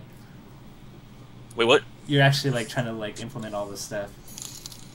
Yeah, I'm trying to, but it's probably gonna take me a good few months to learn how to shield drop. It's just I'm very stubborn as a player too, so. Yeah. I know I have to learn it though. Rumor has it that you almost got in a fist fight with a certain 20GX Falcon. I did, and I fucked him up, dude. It's like the only fight I won in my life. Wait, really? Yeah, ask Nehal, dude. How did it happen? She'll give you the whole inside scoop. How did it all escalate? We were all just drunk, coming home from like, we all got dinner together actually. It was me, Neha, that dude, and Lauren, Mikehaze Lauren actually. Yeah. And this guy was so drunk, dude. So was I actually, but he's just a retard. He's just trying to force like his shit onto me, like this is how you play Falcon, dude. Blah blah blah blah blah. I'm like, you suck dick. And you're gay too. I didn't mean to say gay, but whatever. Yeah. and then it just escalated from there, and then. Yeah, like, dude. Like he reminds me of Nick and Whittier, dude. Like I didn't ask for your help, and he's like, "Yo, this is how you should play Falcon. This is how you do this and that." I'm like, "What the fuck's your problem? I didn't ask for your help. Fuck you." and then how did it go from like just bantering to actually fighting? I still don't understand that. Well, I don't know. We were drunk, so you should ask Neha. Neha has a full scoop, dude. She's a complete eyewitness. But then you guys like. I think at one point though, I had his head. I was banging his head on the wall, and then I woke up her parents. Stupid bitch. Fucked him up. Fuck this Falcon too. I'm happy the rest of the world hates this Falcon too. Wait, one sec. We got a $5 donation from Thomas Stevenson. Thank you very much. Oh, okay. So you guys were drunk, and you and Mango and crew. So like... it wasn't my fault. What? That's so crazy. You and Mango and the Fun Day Tuesday crew actually get into a lot of like physical fun fights, right? As of late, yeah. I mean, on my birthday, they beat my legs. It's like my birthday, and then I forgot what I did. I think I slapped Mango really hard in the face. Cause I'm like, I was really fucking blissed because I haven't drank for 3 months, and that's the first time I drank in a while. So I'm like, dude, you're so fucking cool. And I went up to him and slapped him. And then he fucking like, he tackled me to the floor and then started beating up my legs really hard. And then out of nowhere, Joey came out of nowhere too and beat up my legs too. I think if you go to Mango's stream and type in like RIP s2j, exclamation point, RIP s2j, then you can find the YouTube video. And Oscar's doing commentary too. He's like, oh, his legs are becoming linguini. So that's how the term like linguini came up. It's because they fucked me up on my birthday. 2v1. Were you able to walk after? Sort of. I heard they did that. I heard they did that to Hacks too. Yeah, Hacks' birthday too. That wasn't even inside the house. He was like outside of the brewery.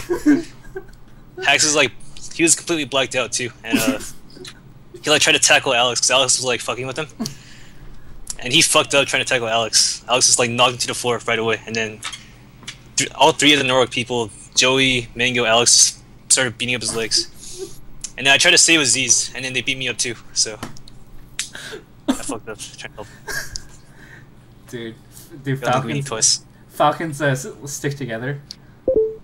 Huh? Do Falcon means stick together then?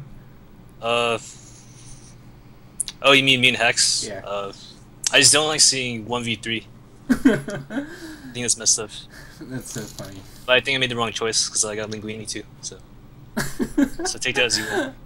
Dude, I saw you guys at press start, and I thought when somebody told me this, I was just like, no, like I think it was like Lucky or something. He's like, yeah, we just beat up Johnny and beat up Hacks. We got marks everywhere. I didn't know. I thought you guys were kidding. I was just like, wait, like no, he's not joking. Like when I saw the marks and I saw your bruise on your right like arm, I was just like, holy crap. Oh yeah, dude. The bruise that wasn't from the fight from the brewery. Like me and Mango just started fighting 1v1, and he's a way better fighter than me. So that's how the bruise came about. Yeah, he just punched me, and then I bruised like a banana. So yeah. Shouts. I tried to fight him multiple times too. I think he was like 10-0 that night. Dude, he just knocked me down, and then I stand up again. Dude, you don't. And he beats me up again, and then I stand up. What? You don't fight ghetto, like people from the ghetto, man. Like they have no fear and inhibitions. True. Yeah. They don't give a fuck, dude, about anything. Shouts to Remy Torcinta for the $5 donation. Really appreciate it. Yeah. One day I'm gonna learn how to fight though, cause I fight like Roy in real life, or like Roy from Melee. That's how good I am at fighting. I have the heart, but I can't fight, dude. It sucks. Someone told me fighting's all hard, but they obviously lied because I just can't do it, dude. Dude, no, Mango is like the fox of fighting. Yeah, I'm fucking Pichu or Roy. Dude, I would not want to mess with Mango. Like I feel like Mango like would like cheap shot me. He wouldn't hit me in the nuts, but he would do something like to cheap shot me out of the blue, and then I would be knocked down, and then like Alex19 would beat the shit out of me, and I would just be like, oh. Of course, dude. They're Warlock, dude. They're not afraid to 3v1 somebody. Dude, I would not want to fight Alex. Yeah, you know what? Australia, I was blacked out because some Australians are like, "Hey, let's have a best out of 3 chug off," and I was actually already drunk. I'm like, sure, and I actually beat somebody too. That's funny. Anyways, after the chug off, I don't remember anything, and then I only remember like us walking to McDonald's after. I was like, what the fuck? Why are we walking to McDonald's? And then before that, like I blacked out. And apparently wanted to fight everybody too, like literally anybody who like walked past me. And then one of them was Alex19. And he's like, dude, Johnny, stop punching me, just please stop.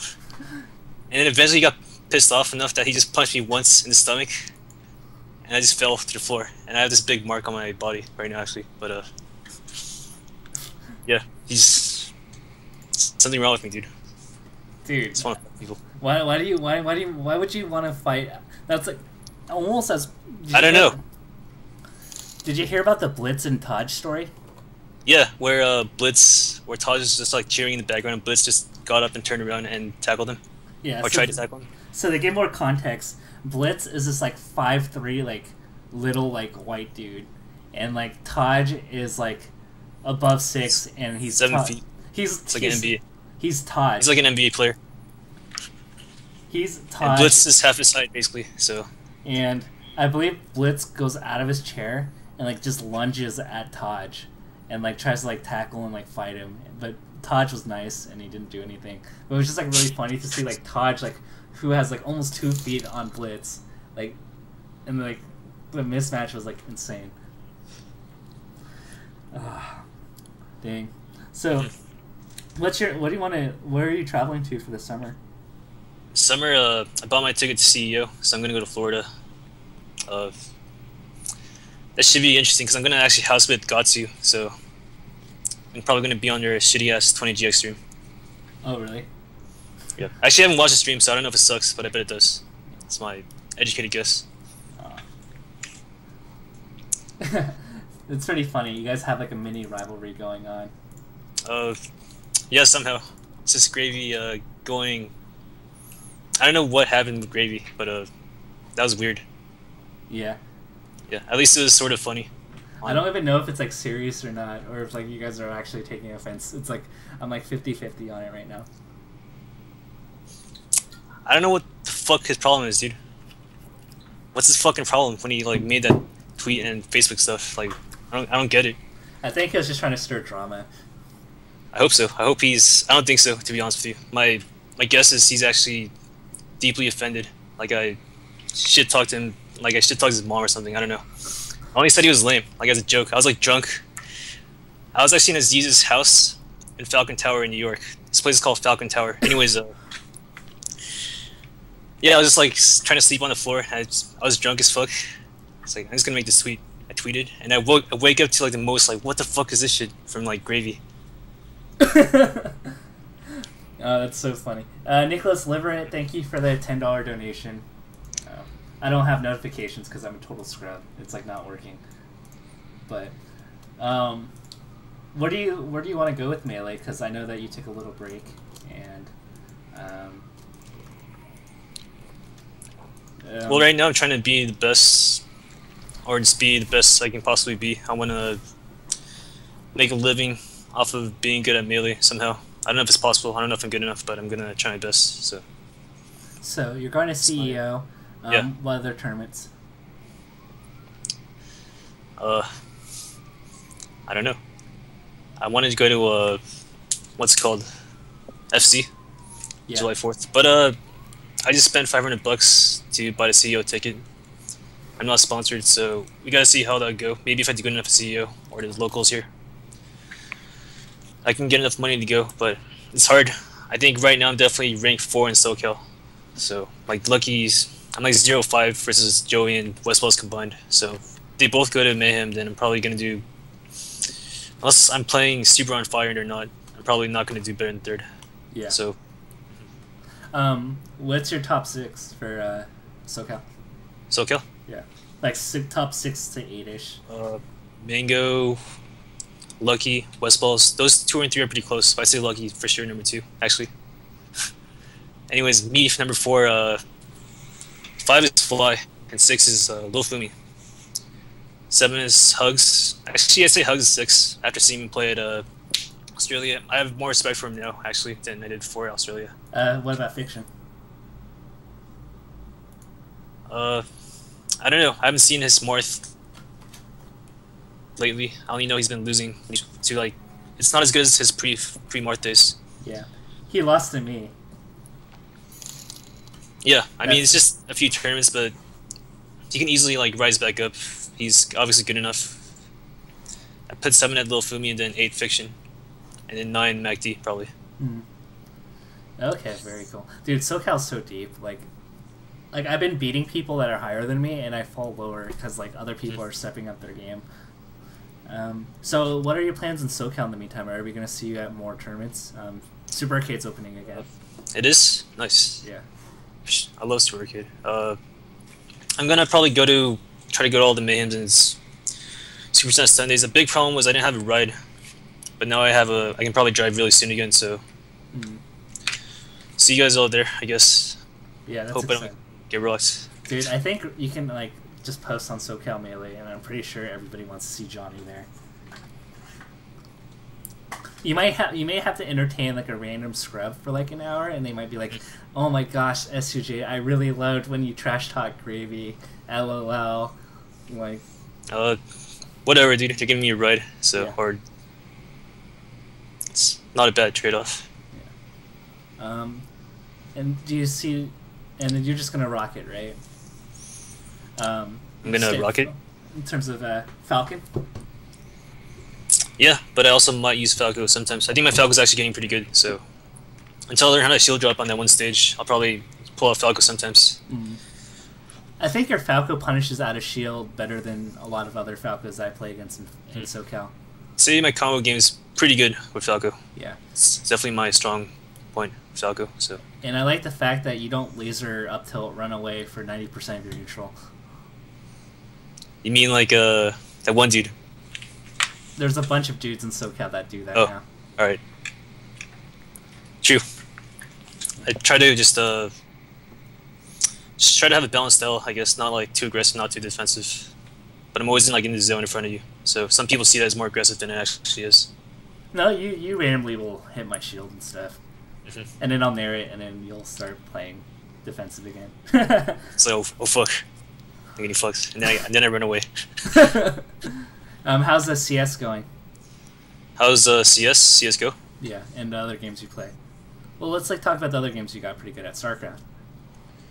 StarCraft 1? Yeah. I played it in college, and then I failed quarter. I did pretty bad one quarter because I just played StarCraft 1 all day. I was like, I gotta quit this game, so I never played it again. And then that's the end of my StarCraft 1 story. But yeah. And then League. Got 2S and I had to drop a class. What's up? Oh jeez, really? Yeah, luckily it was GEs in undergrad, so it didn't matter too much in the grand scheme of things. How'd you get an F and a GE at UCLA?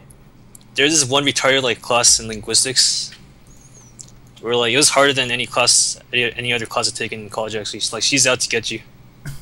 This evil professor, fucking 70 years old. She wants to fuck you. Dude, you got shafted because my linguistics class was a joke.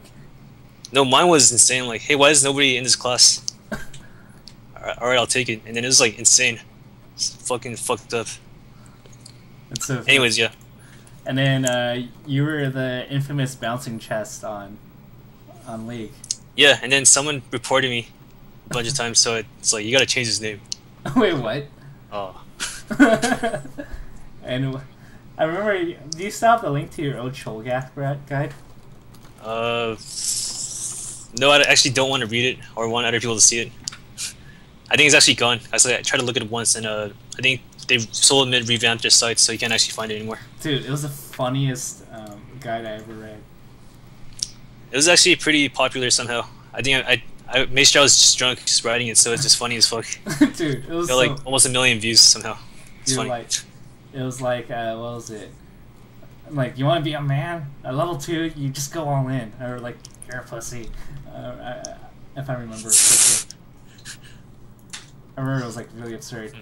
Have you ever thought about doing Falcon content or stuff on Melee on me? Yeah.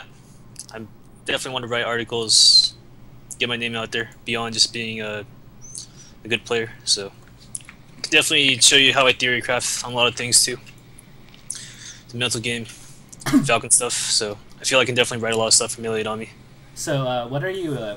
so, when you're playing the game, you're very dynamic in the sense, you... some people think in terms of frame data, it's okay, this move is unpunishable, I can do this and it's safe, but so what's your approach to let's say we turn on the game, we're playing on Battlefield, I'm Sheik, you're Falcon, what's going through your mind? Well, for that one matchup, I see it as a Street Fighter 4 matchup where it's all about making the right choice for each situation rather than Fox Falco overwhelming you. So it's all about seeing their habits, I guess.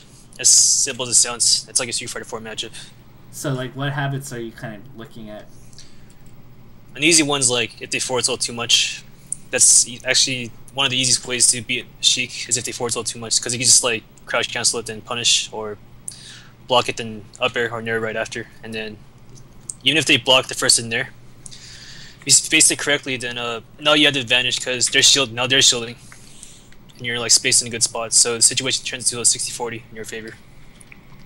And so, what makes you decide? Because a lot of players, especially when I play Falcons, I'm not just talking about 20GX. They're just dash dancing me, and they're not actually approaching. So I don't really feel pressured, or I don't feel I have to do anything as Sheik.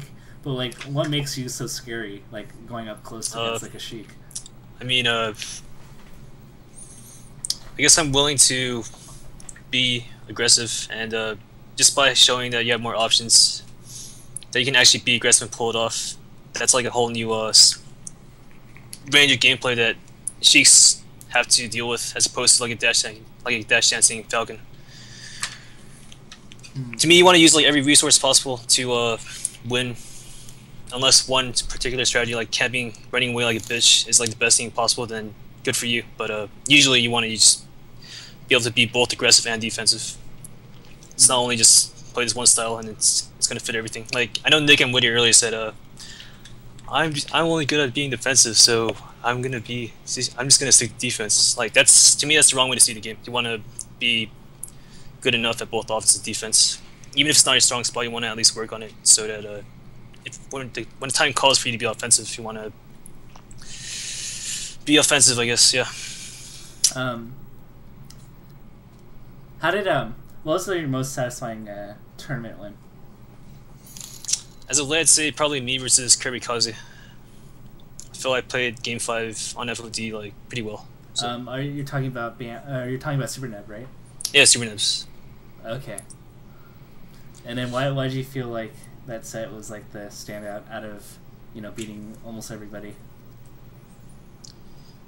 I don't know. I felt I was down like 0-1, and then he counterpicked Fountain of Dreams, and I pretty much beat him in the neutral enough that I pulled out the W.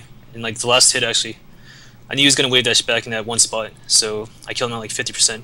My knee like made him go straight down because he was wave dashing back. So to me, it was just, I played that last game very well, and I Fountain of Dreams. So it's my favorite set so far. I mean, besides that, it's just me like losing to Joey, so I don't have much to go off of. So yeah, I also beat Wobbles too. But how does it feel to double eliminate Wobbles off of one set? From Apex. I guess it felt good.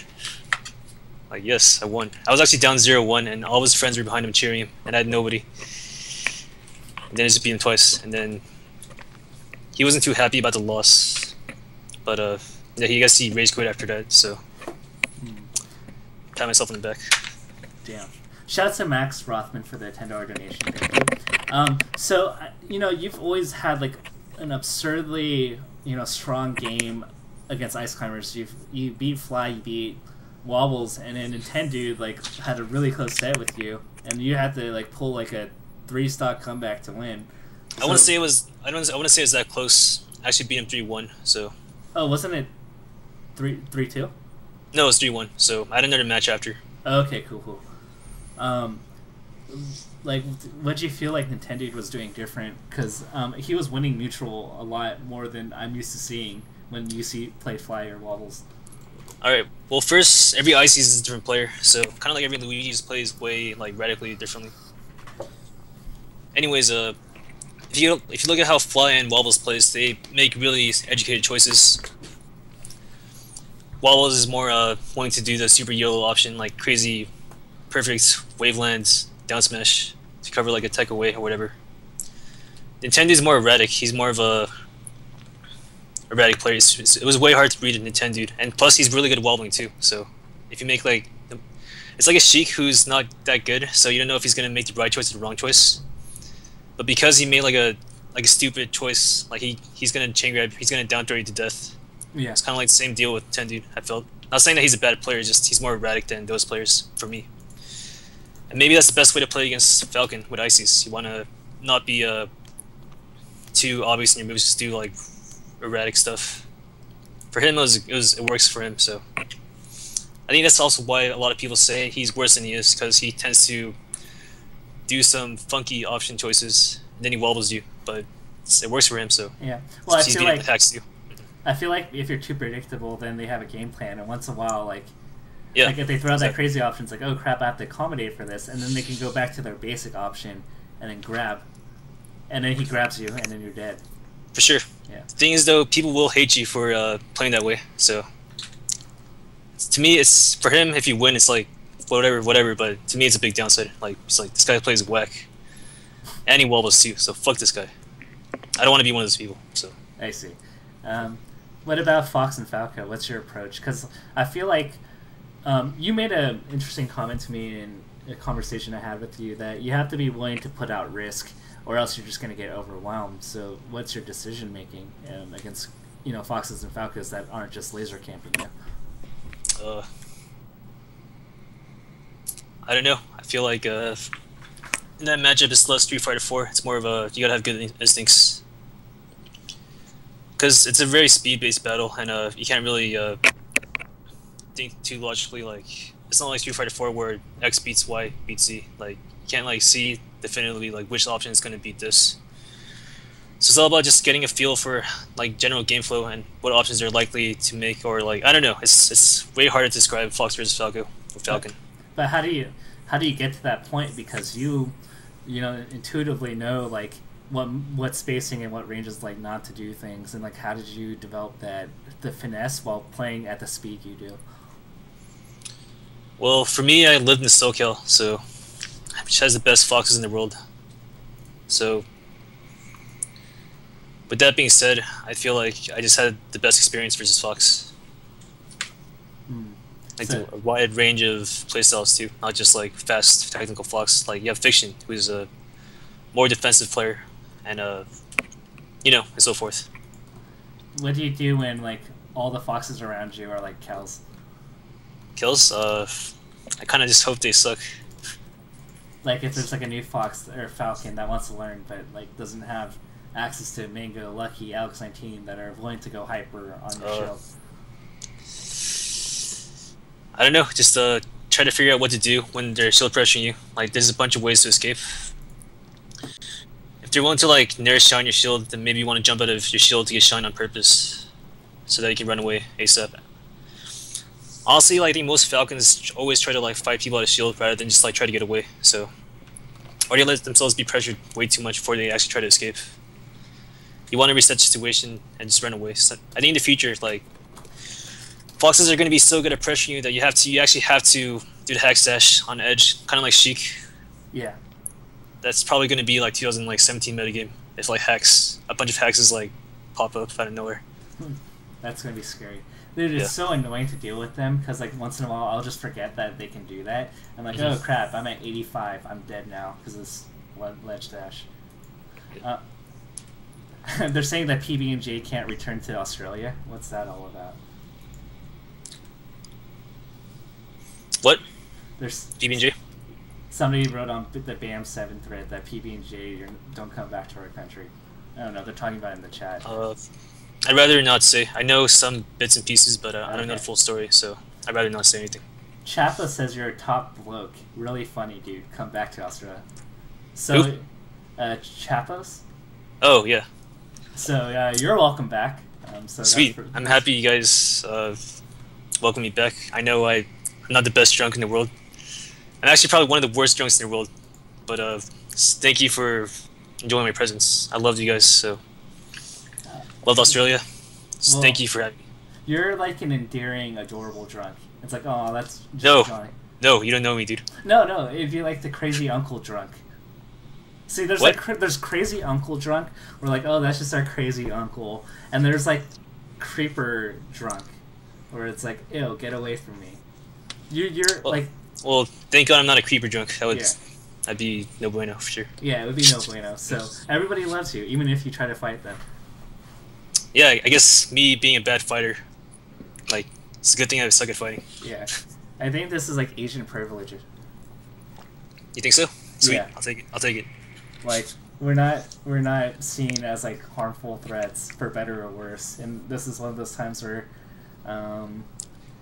it plays in our favor. Because if I got drunk and I had an angry face, like if I said like I'm mad at you, this is my angry face, like I'm still smart. Like I look like Dwan. Like no one ever takes me seriously when I'm mad. I guess it's true. That's one positive of being Asian. Yeah. Amongst all the negative ones. Yeah. We're like, hey, you're Asian, so you must be a big bitch, or I don't know, whatever. Wait, I gotta ask you, like, do you keep jugs wherever you go? Do I keep what? Jugs. Jugs. Water? No. Like only for like tournaments and why? Why do you ask? Like, cause you're drinking out of a jug right now. I just have a water filter in my house, so I try to drink a gallon of water a day. But you have a jug like right next to you right now. That Yeah, it's my house. dude, have you ever thought of asking a jug company to like Sponsor me? Yeah, No? Should I? I should, huh? it'd be funny. Get the sponsor. Dude, how many followers do you have?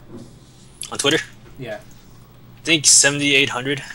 Getting close to 8K, so I'm Jeez. starting to get there. Once I get to 10K, that'll feel pretty good. It's like I actually reached 10K. I remember when I got 1K, I was like, oh shit.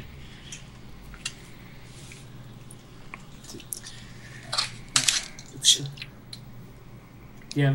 What are like your other thoughts about like the progression of Melee, or like Progression? like? Actually, funny story. What if you had to play Armada second round of winners in bracket? Remember when that was a pattern? Yeah, that sucks, but I was also a big noob back then too. I think the third time I played him, I could actually had a chance versus him, but I was still a scrub in the mindset back in the day. I'm like, oh shit, it's Armada. Fuck this, fuck that. I'm gonna lose.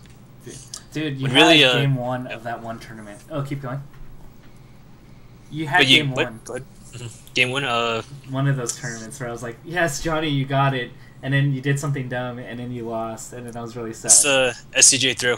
I've done this in so many sets. Like, it's not a gamble when I shouldn't gamble. 50-50 gamble off stage, and then I just die. I'm like, fuck. What the fuck? And yeah, I do that I still do that sometimes nowadays too, but What was like the worst set you've ever experienced? what do you mean? Like worse, you're like, damn it, like, I should have won that. I think it was me versus Lucian at a nice shot Higo. I think you were watching a set too, if I recall correctly. Like game 3. I fucking had to do like a upper knee. And I did like up B instead. Oh yeah, I remember that. I was just like, I was so sad when that happened. Yeah, that was pretty sad. I still remember that one time that you were super salty when I beat you, and then you made me lose against Fiction right after. I did? Alright, let's not talk about it, dude. Mistakes were made. Mistakes were made. No, I'm like, I totally. I think it was more like I wasn't like angry or anything. It was more like I couldn't like. I was distracted because I wanted to laugh. Alright, that's good. That's good. Yeah, I wasn't mad. I was just like, because I like felt like what I did was borderline fucked up. yeah, you beat me, and then you're like Tafo's a fucking nerd. Like he just studies people and beats them, and then like. I it was so hilarious that like I was trying to laugh and then I missed a tech chase and then Fiction up smashed me and then I died and lost. I think you're winning that match too. You're like up 3 stocks to 4 stocks to 2, and then and then I started dropping tech chases and I started laughing and then I lost. All right, well I'm sorry, dude. It's okay. Mistakes were made. Well, it's okay because like that bracket run for me to make the money was like fly in an SFAT, and then if I beat SFAT I would have gone like 4th or 3rd. I think he also lost to Raffle and Winners too. I was like, he actually fucked me up bad. He's good against Falcon. That's his one matchup, man. Dude, did I tell you the story of Wizrobe and Raffle? No.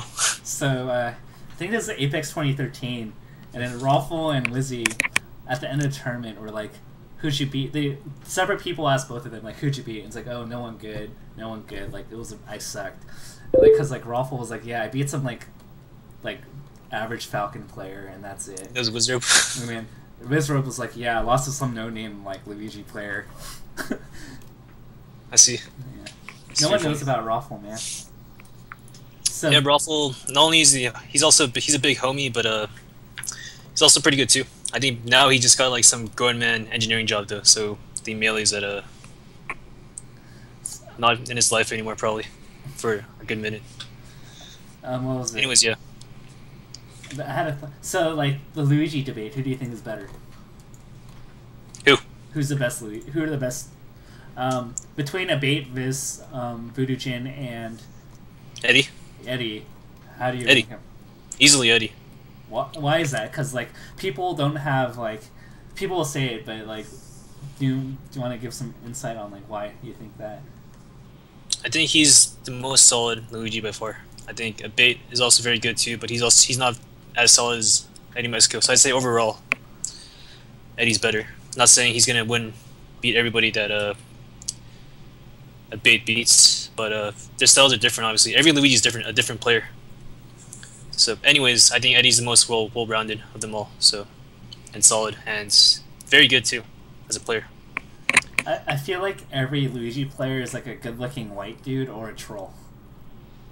I feel like a bunch of mid-tier mains are like a bunch of way different people than like the average, like say Falcon player or Sheep player or Fox. But I say for Luigi's, they all tend to be cool people. Some of them are kind of weird, but they all tend to be like homie status. Like you can go for a drink with them, and I don't know of a single Luigi main like I would not have a problem with, except for I mean, I would not have a problem like going out to like eat and drink with. Yeah, I can't think of one either. They all, even the Scrub Luigi is cool too. Like they all tend to be cool people. It's funny. What do you think about other mains? Icy's though. Icy's it's kind of it's a wide spectrum of cool and not cool. Not gonna say any names, but What about Falcon mains? Falcons I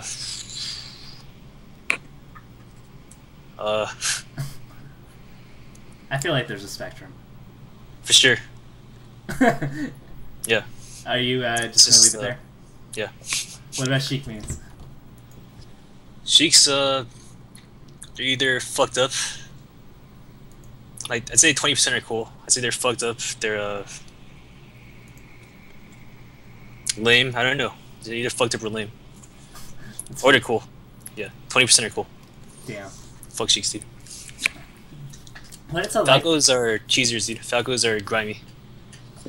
They're cheesers or they're grimy. Yeah. What about Fox? I think Foxes tend to be super YOLO, but not always though. There's always fiction. There's always fiction. Yeah. Dude, you're always gonna rag on fiction. So what? No one. I'm just saying it like it is. It's the fact. It's just how he plays. What's up? So what's it like to like, you know, get to play with Mango, and you know, experience his playstyle, like, and like all that stuff. What do you feel about him? Like in friendlies, it's pretty nice. Like he's obviously way better than me, but the way he does friendlies with everybody he plays against, he plays like 70% and slowly ramps up as you do better versus him. And then once you get to last stock, and if he wants to win, then he'll go like super. I figured you out. Now you're gonna lose. Even if you have like 3 stocks, I'm gonna fuck you up. So it's always fun getting to that point where you got past his like, say like his move choices are all like 4 out of 5 choices. He turns it into like 5 out of 5 choices when you see some new stuff he does. So it's fun. I love playing Mango. It's like crazy because like I feel like I'm doing good, and then he transforms into his next Dragon Ball Z form. I'm like pretty much, yeah. And then like I get closer, and then like it's like, oh crap, like he was only using 1% of his power, and then I get destroyed, and then if I show like, oh yes, like I think I'm doing good, like it angers him. Like if you take pride in like being close to him, that he's just like 4 stocks you or 3 stocks you the rest of the night. At least he does that to me. Yeah, if you're like a random scrub's like, yeah, I 1 stock, I took a stock off Mango, then I'm sure every pro like gets mad at that for sure. But Mango will take it to heart. He'll just say like, "Fuck you! I'm gonna fuck your shit up." He doesn't even say it out loud. He just destroys you, and then he knows that you feel like crap, and then he's smiling on the inside. So yeah, I mean, he doesn't always say what's on his mind, but to his good friends like me, I guess he'll just say like, "I fucked you up," or I don't know. He'll just say like what's on his mind, but he'll always think that too, no matter who he plays against after he beats him. God, I get destroyed by him so hard. It's like demoralizing. Me too. He trained me too, so he just knows how I play. He knows how I think. What does it mean to like that? What does it mean when a player is just like, even before you throw out your option, he's like already having the counter option fully prepared? What does it mean? Like, what are you thinking about? Like, because like with Mango, I feel a lot of times when I think I'm doing a really good option, it seems like he's already like prepared for it. I guess, well, in his mind is probably like, this guy is Tafokints, so he's probably gonna pull out some crazy option in response to him getting rocked for this 1 streak.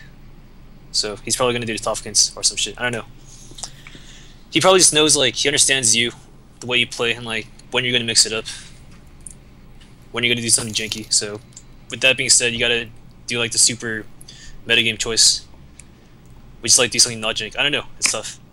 Do you feel like poker for you and Mango has helped your melee game? Because I feel like you guys talk about it in very poker-like terms when I come over. Has poker helped me, basically?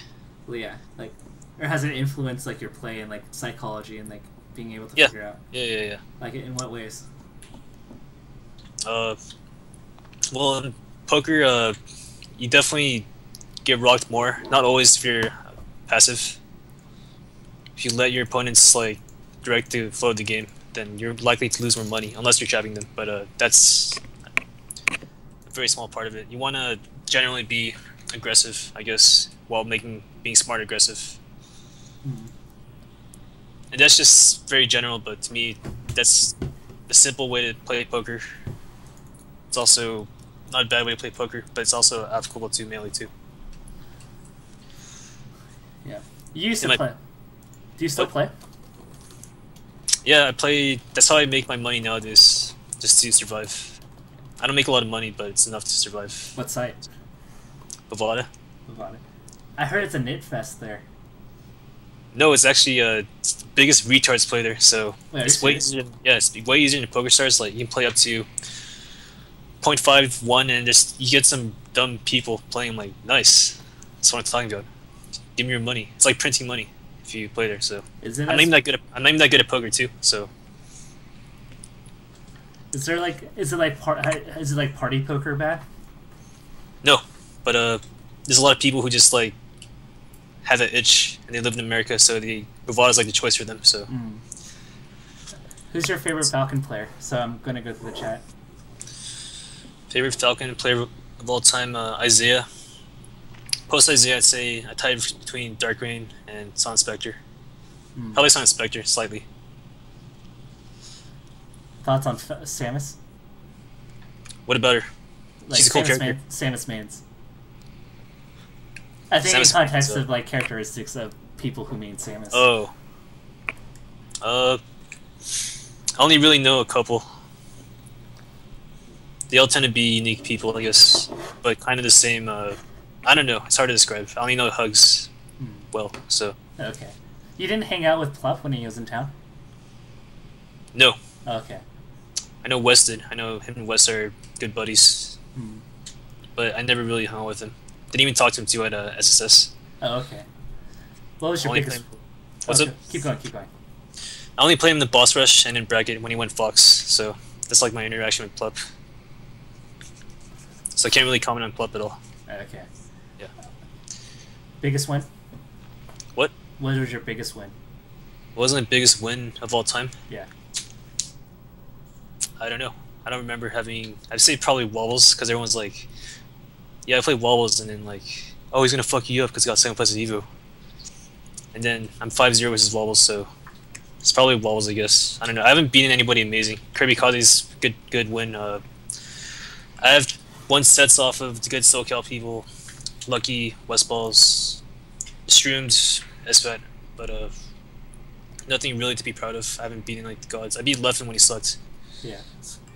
You beat Hungrybox in the money match.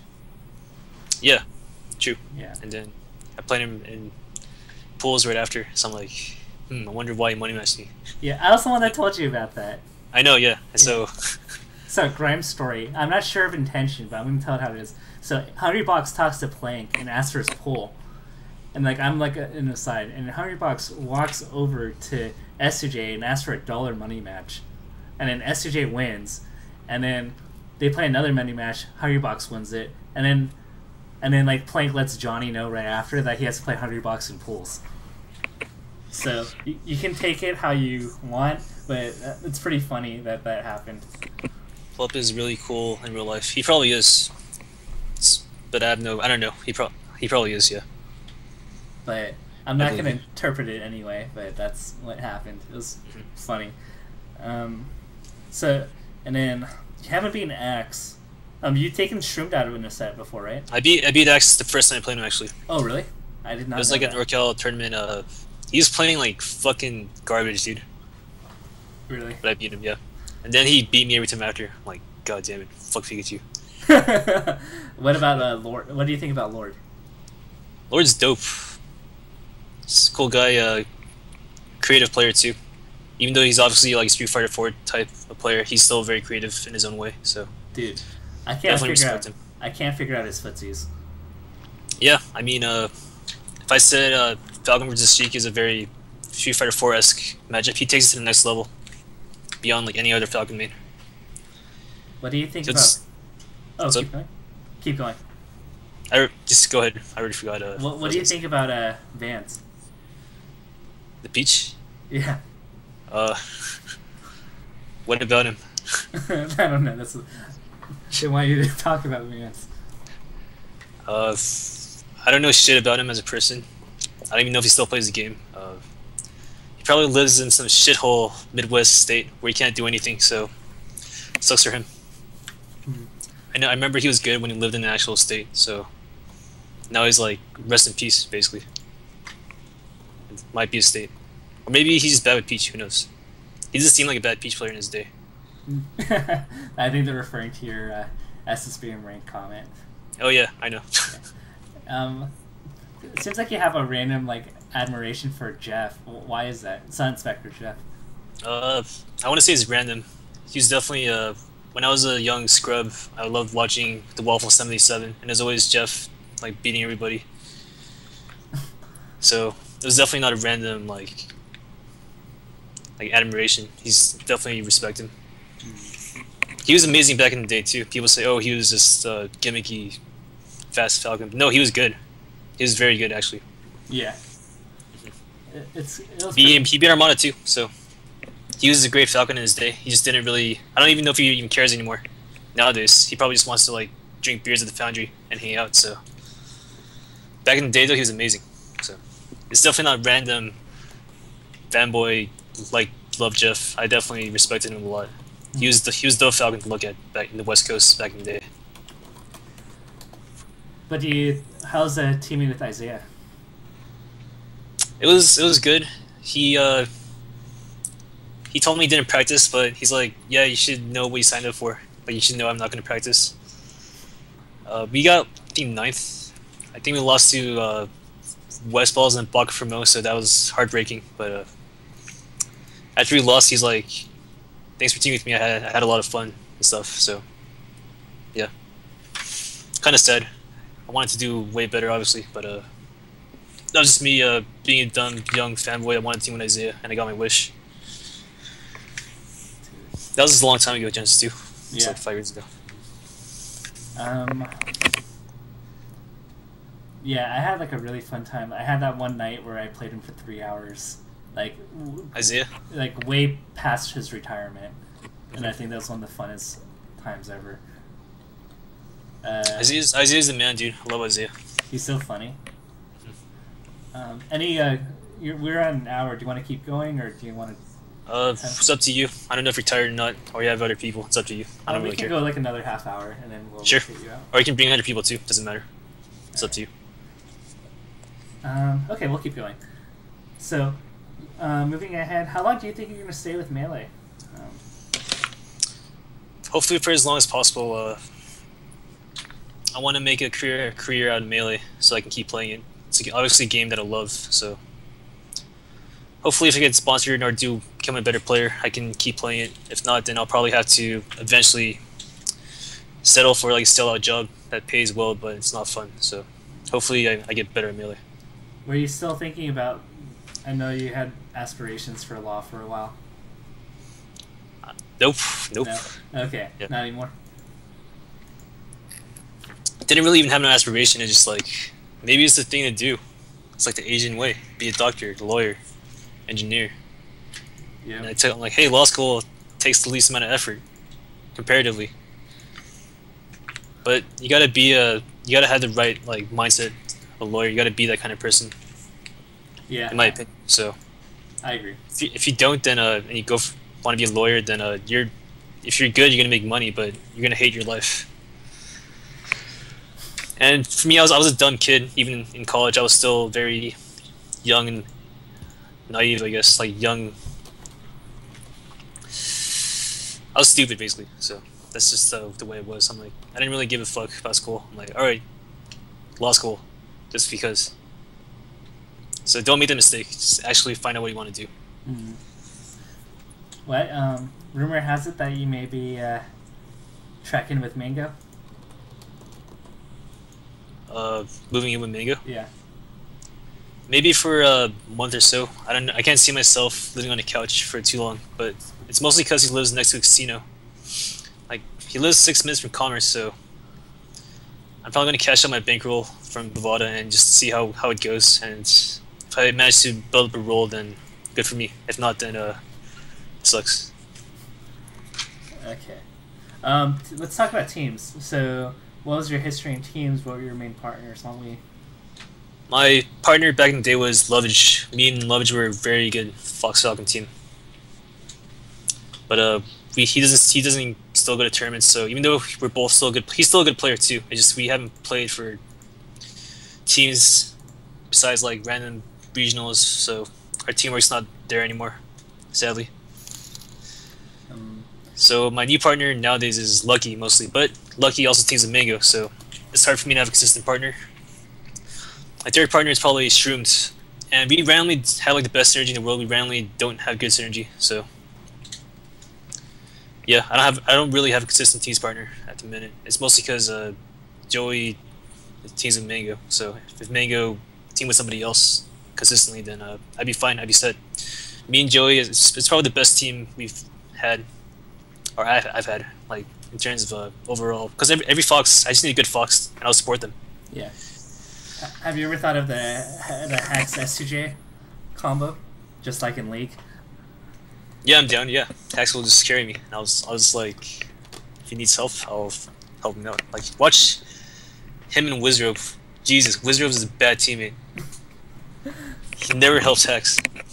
Like, Hax was gonna 2v1 us, but me and Joey had better teamwork by far. So that's what I'm gonna do for Hax. I'm gonna be a better Wizrobe. I'll let you do all the work, dude. I'm just gonna chill. I need somebody. I'm fine with it, dude. I'm down to like support, so. Damn. I'm also down to try to carry too, but it's way easier for Falcon to be like a tank support / random knee guy. So. I didn't know how you guys made Sheik Falcon work, because like that team I feel like is really hard to. I don't think it works, but it's just like Dewan's a great 1v1 player, so he can actually be sort of aggressive with Sheik. So I think that's why it works, because Dewan can, when he's on point, he can 1v1 almost anybody. So that's how it works. Mm-hmm. Standard Sheik that plays the way you're supposed to, quote unquote, with Falcon, it's not the greatest team because neither is a really good aggressive character on paper. Because So. when I played with you and we played like West Balls plus like another top Fox, like it was just not, it wouldn't work, and I felt really bad. And I was just like, I feel so powerless. Yeah, it's a strange team. It kind of relies on the other team not being that great in teams, or they kind of suck in general. Once you get to legit level of play, unless you're Dewan pulls it off.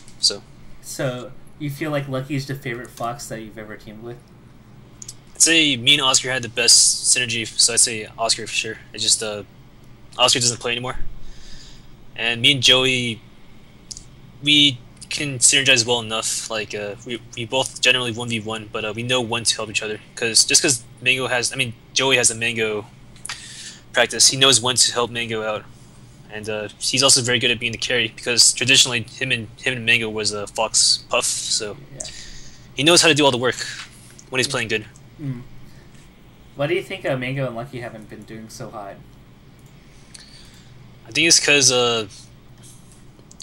there's a big period where Mango lived in Ohio, and it's just if you don't keep teaming, then your playstyles change and stuff. That's my theory. I think actually they're doing better lately. Like I know Press Start, they got 3rd place. They're actually happy they got 3rd place because before that they're getting rocked, but like they can feel the synergy coming back. I remember like you guys would like just do stuff with like Oscar, and then it would somehow work, and I'm just like, that makes no sense.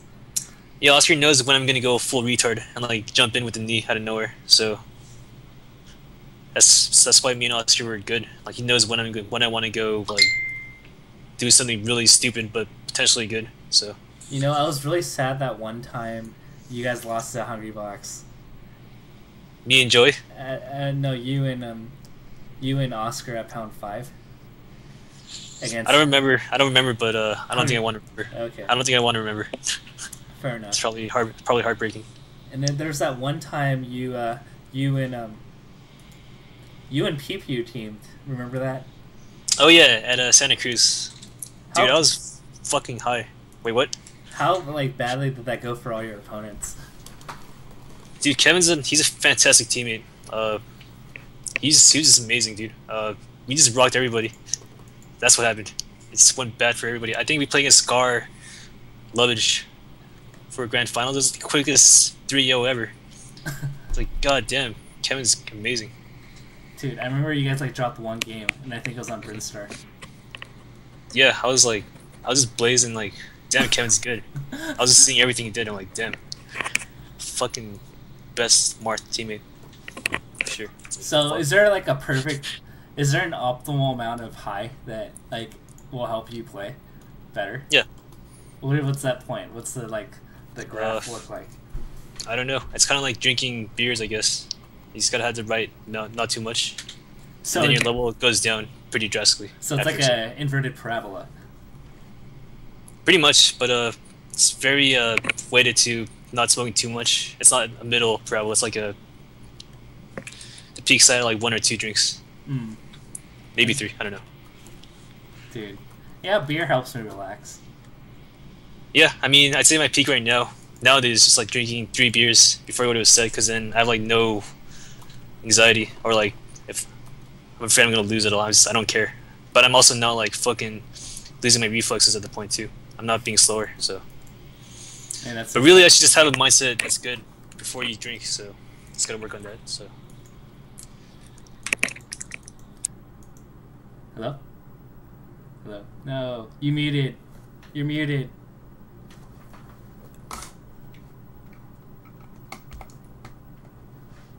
Wait, no, I can't hear you. Wait, I can't hear you. I wonder if that's like... 1 second. I can't hear you.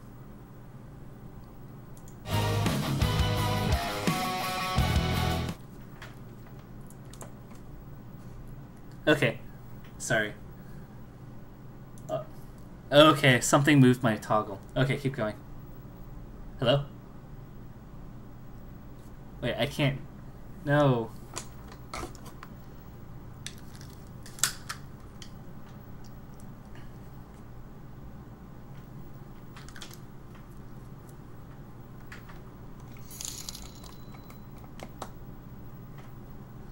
Can you guys hear s2j?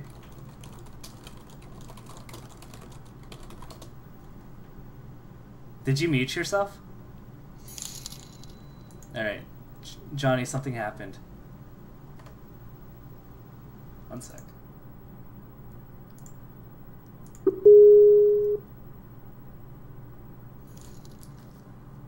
Hello?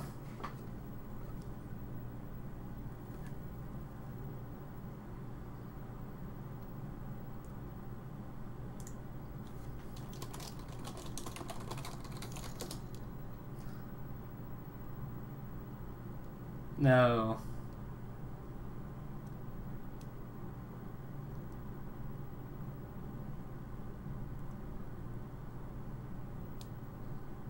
Gosh dang it.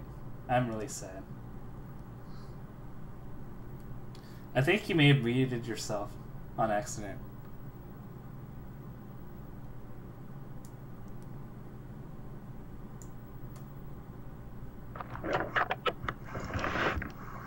Oh, my ears. Hello?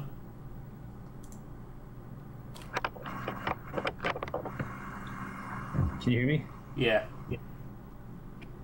Really? Yeah, I can hear you now. All right, cool. Wait, what happened?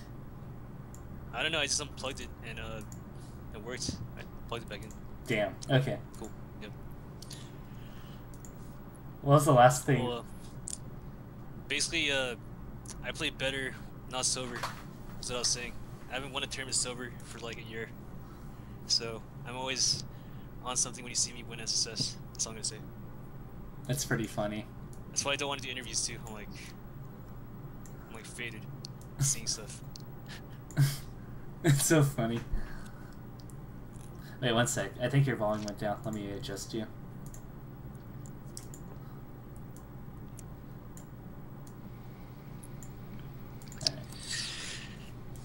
And so you're going to a lot of tournaments then, it seems like, because there's Mayhem, there's SSS, yeah.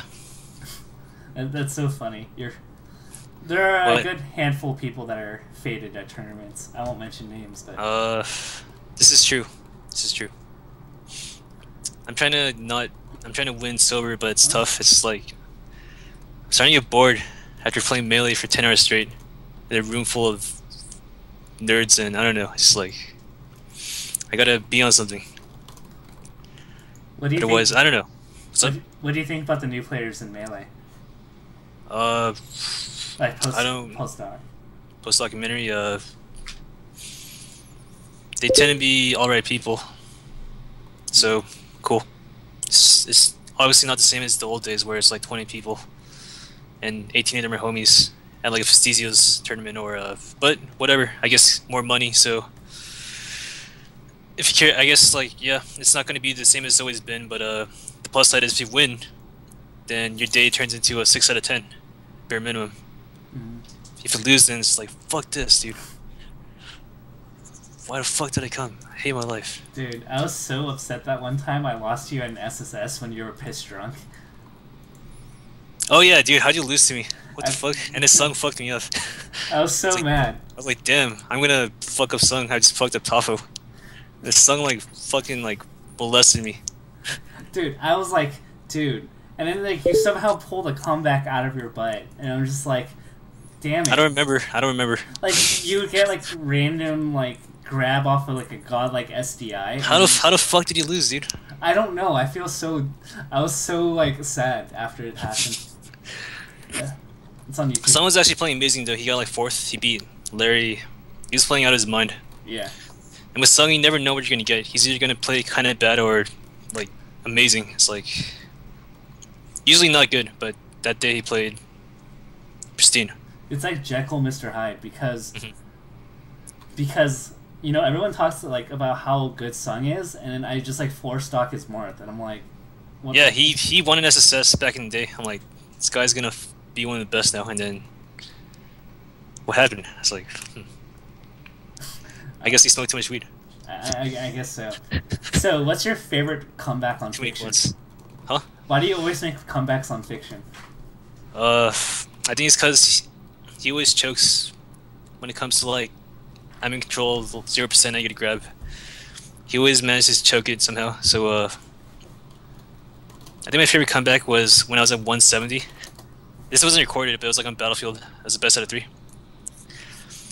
I was at 170 and he was at 0, and he had me on stage, and I upbeat onto a platform, and he set the back of me, but he just stood there. And then I somehow killed him off of one grab, and he got fucking mad and emo at the same time.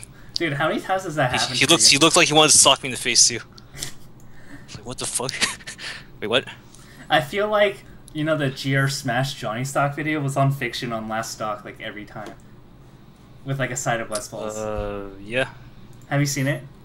I saw it once. It was a good video. I don't like his picture he used in the beginning, but pretty good video. That fucking Duna, I'm like, why'd you fucking use that picture? God damn it. Anyways, yeah, it just tends to be fiction because he back in the day he was a choke master. He was the king of choking. Nowadays, not so much, but back then he was just legendary for getting second place. Like too much pressure, I guess. Funny thing is, like, he told me like the first SSS he won, he's like, dude, the day before I took LSD. So maybe the LSD helped him. I don't know. Who knows, dude? Damn. What do you think Alex ranks? If you had to, because he's not active, but he's clearly really good. He's amazing. He's an amazing player, but he gets so nervous in tournaments. Like it didn't make sense for him to lose a spud in Australia, for example.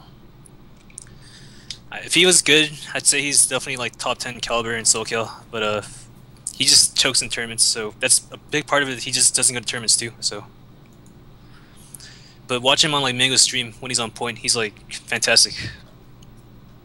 Yeah. It's a shame actually, because watch he's so bad in tournament. I think Apex. I'm like, how'd you do in tournament? He's like, don't fucking talk to me about it.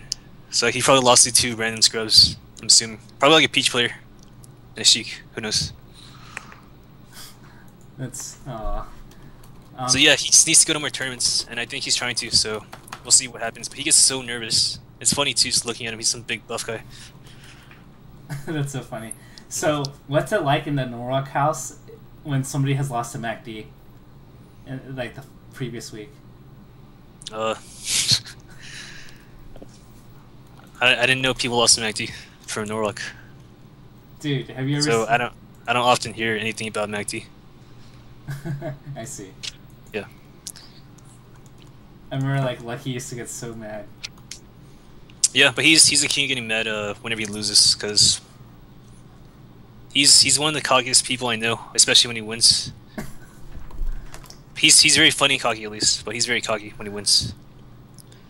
But so it makes sense that when he loses, he's just like furious. I think he threw his controller one time at SSS, and then like after he threw it, like a truck ran over it like 2 seconds after. Are you serious? Yeah. Where the It's like, fuck! It's like, fuck! He threw it, and then the truck came out of nowhere and smashed it to pieces. Wait, how come I don't know this story? It was one of the earliest SSSs, but that's when Joey was still making his comeback, so he wasn't that good yet. But he just lost to, like MacD, I think. So so fucking funny, dude. Wait, how?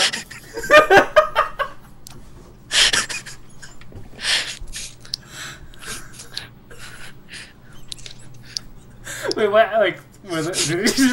Did it just like break into like 100 pieces?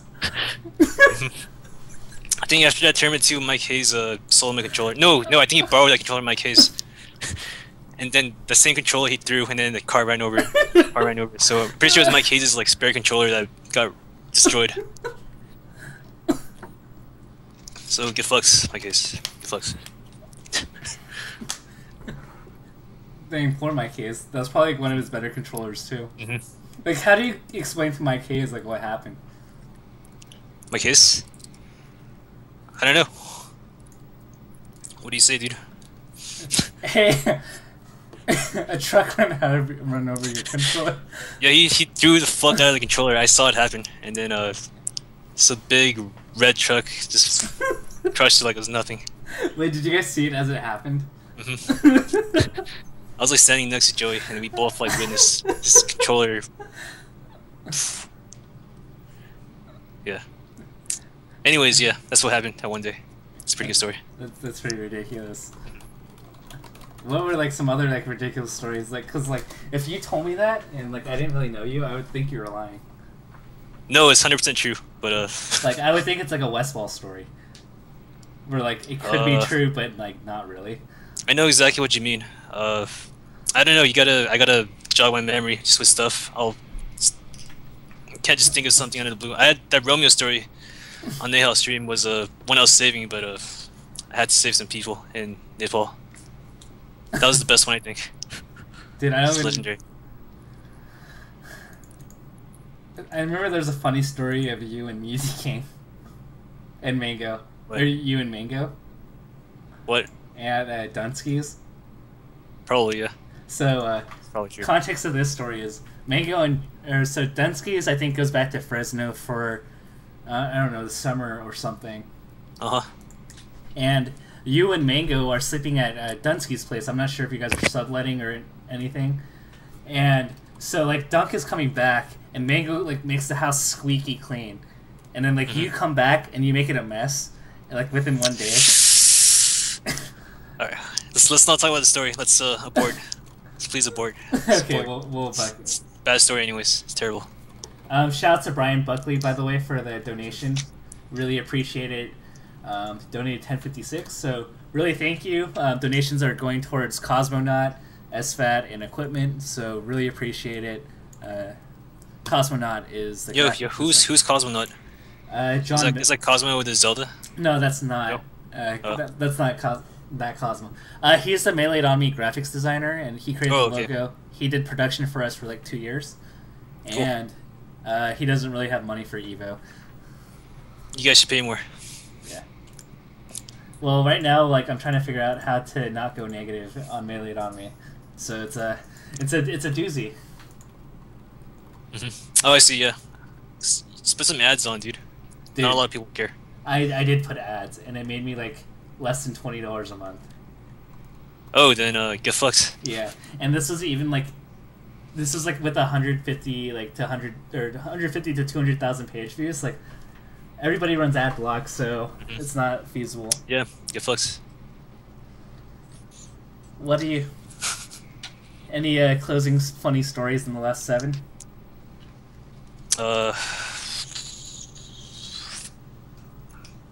I don't know. You know any funny stories? That's not me fucking up Dunk's house. I don't know. How about you could just do a Q&A? I could just go to chat. That works too. Alright, Q&A. Alright, Q&A. Somebody's fully joking that they would give you $2,000 if you smoked a joint, but I'm pretty sure that would close down the stream for good. Maybe once when I get out of the game for 2K, I'll do it. My final stream. Final stream. Thoughts on PM and Smash 4? I haven't played my Smash 4. PM, I only played it like 3 times. I'd rather just play Melee, so I'm a big scrub at PM. I don't know anything about PM. Thoughts on Mario? Mario's a cool character. Thoughts on Yeppe? Yeppe's the man, dude. He's one of the biggest Falcon homies I met, for sure. He's definitely the coolest Falcon, too. Indica or Sativa? I'd say Indica. But it kind of depends. I think I'm making Falco a legit secondary? Yeah, for sure. Rank Lord among all the current best Falcons, what place? Probably rank 3, behind Wizrobe and me. When are you humiliating Gravy? I'm actually going to go to CEO. I'm probably going to house with Gatsu, and I'm probably going to be on their shitty stream. So you can watch me play Gravy there at CEO, like on Friday. So, when are you going to stream? I actually ordered streaming equipment, so it's going to come in like a week and a half. When can I smoke you out of Mayhem? Maybe. Do you believe you can ever win a national with Falcon? I need the luckiest bracket. I need a really good bracket too. Say like Wobbles got the top 2 again, and I played him for grand finals. Then it's in the bag. Would you money match me in UFC? Is that a game? No, thanks. How free is Gravy at Falcon? I'm assuming he's pretty free. I only remember him beating Korean DJ. And nothing else, so. But who knows, dude? Maybe he's crazy at Falcon Dittos or whatever matchup. How much do you smoke a day on? Ever tried crack? No, I never tried cocaine. It's probably not for me. Even though I heard cocaine's not that bad, like, in the grand scheme of things. I know quite a few people who've done cocaine, but they've all said it's no big deal as long as you're not a addict. What players give you the most trouble?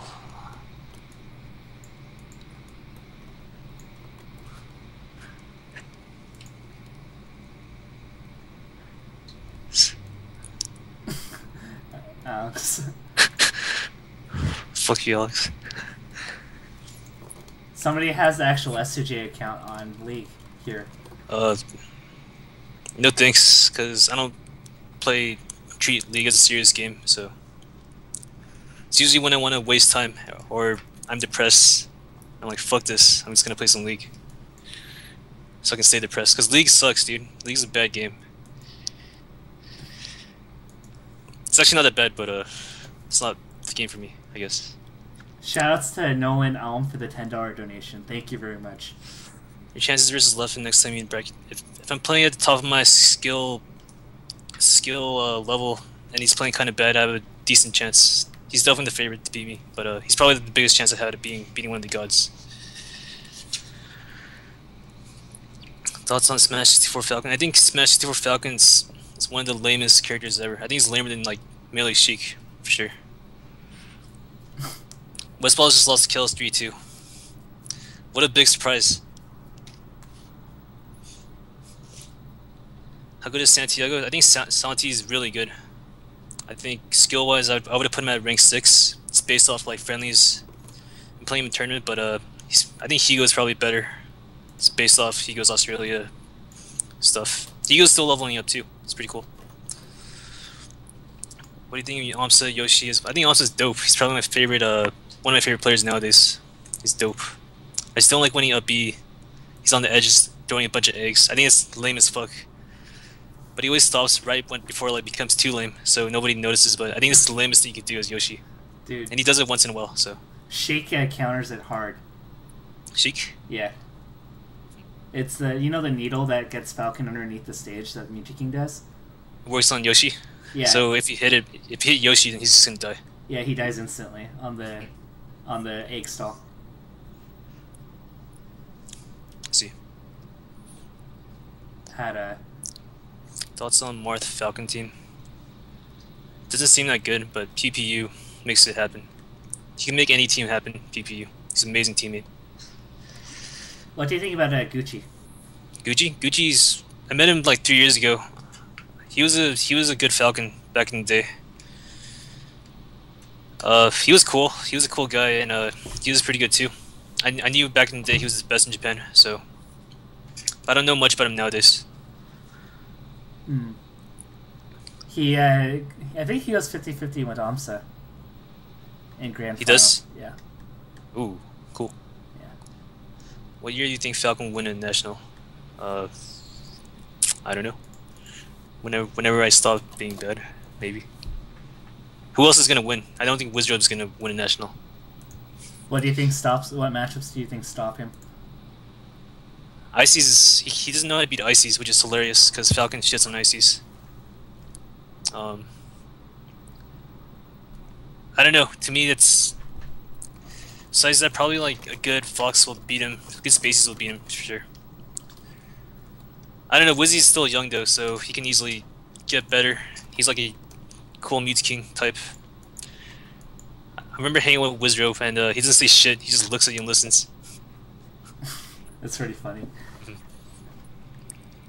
Any funny stories with other Smashers of like interactions? No, I play Terran. What? Any other funny stories? Interactions with other Smashers? Not off the top of my head. It has to just come up. Ever tried dabs? Yeah. Dude, dabs are pretty nuts. I think if I smoke too much and I don't get high anymore, I'll just go to dabs and I'll be... It's the next level of smoking or dabbing. I don't know. Wizzy is so weird to talk to. No, Wizzy's pretty cool. He's just like a cool Mute King. That's the best way to put it. You have any funny Daryl stories? No. I don't have any funny Daryl stories. That's some fucked up ones. I remember that you kept beating Daryl every tournament. Like, you'd be paired with him, like, round 2. And then yeah, or like round 1. That was like 6 tournaments in a row. I think the first time I played him, he almost beat me, and he should have beat me too. And then after that, it was over for him. Like, he doesn't know how to beat Falcon at all. He's always remained the same skill level about too. Who would win in a fight, Alex versus you, Mango, and Joy? I think Alex can take all 3 of us at once, unless we like have weapons. Even if we had weapons too, you'd probably still win. Dude, how much does it hurt when he punches you? I was blacked out, so I don't know, but his story about him punching me, I was on the floor for like 5 minutes, and it left a mark on my stomach, and my ribs actually still hurt from Australia, and it happened like almost a week ago, so it probably hurt pretty bad. Damn. I played Wii Lord's Falcon at press start. It's pretty super YOLO. Doesn't give a fuck. Just flies around the screen, so pretty crazy Falcon. Westballs looks like the kid who was raised by poor parents, and you think his voice should be a little deeper. I don't know how to respond to that.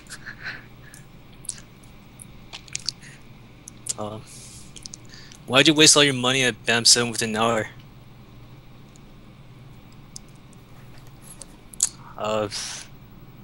I just kept wanting to buy drinks, I suppose.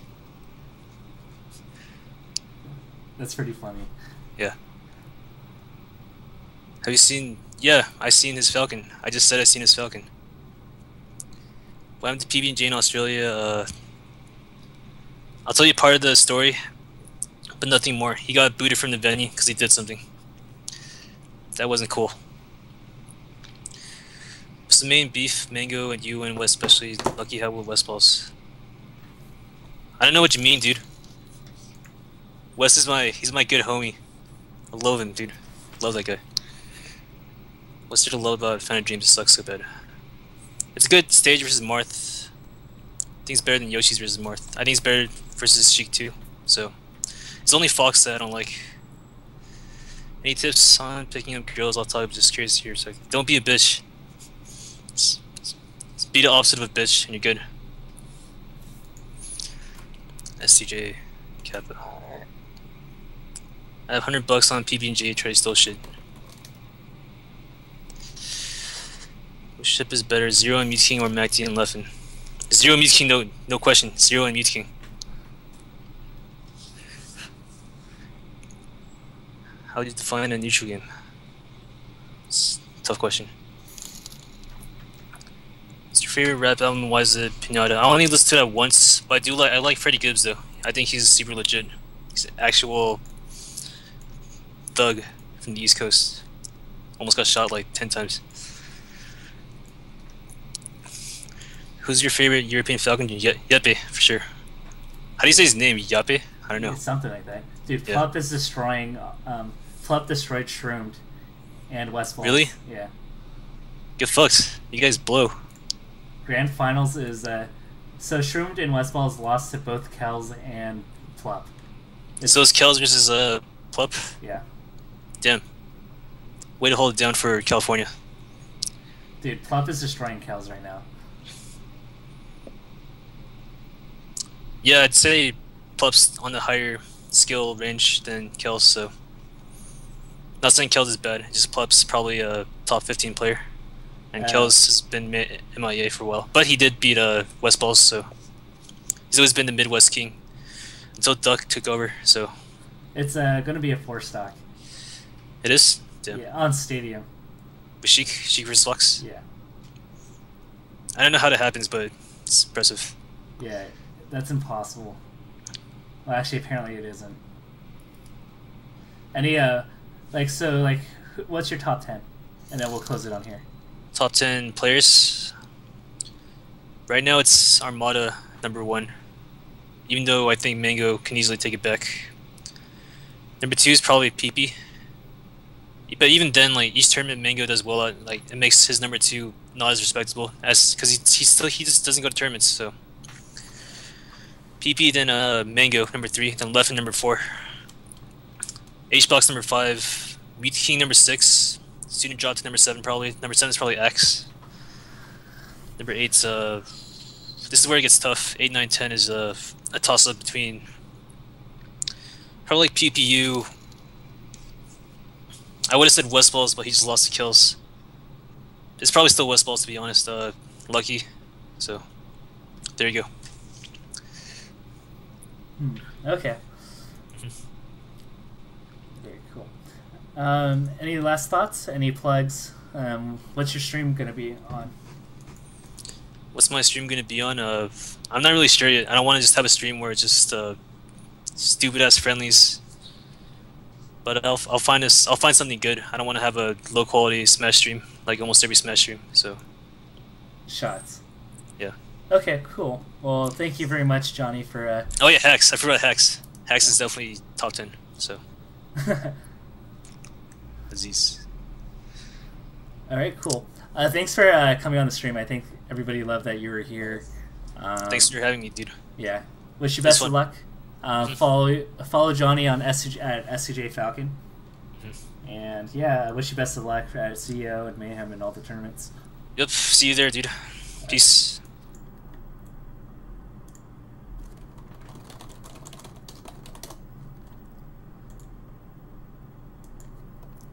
All right, thank you, Johnny. You did really did good work.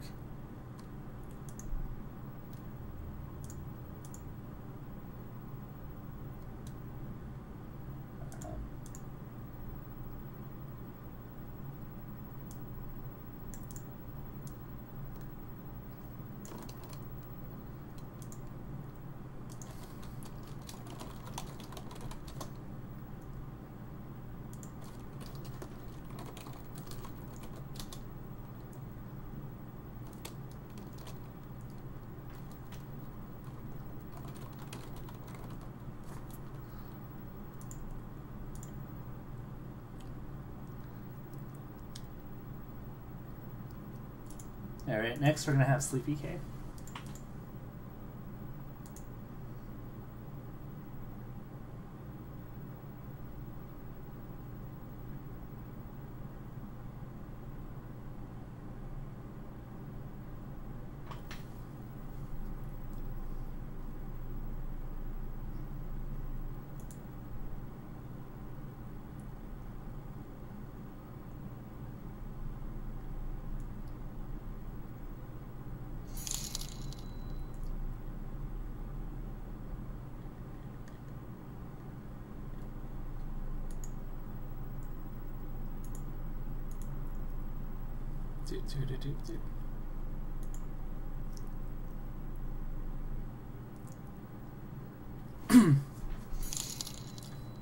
So, I'm gonna add sleepyk.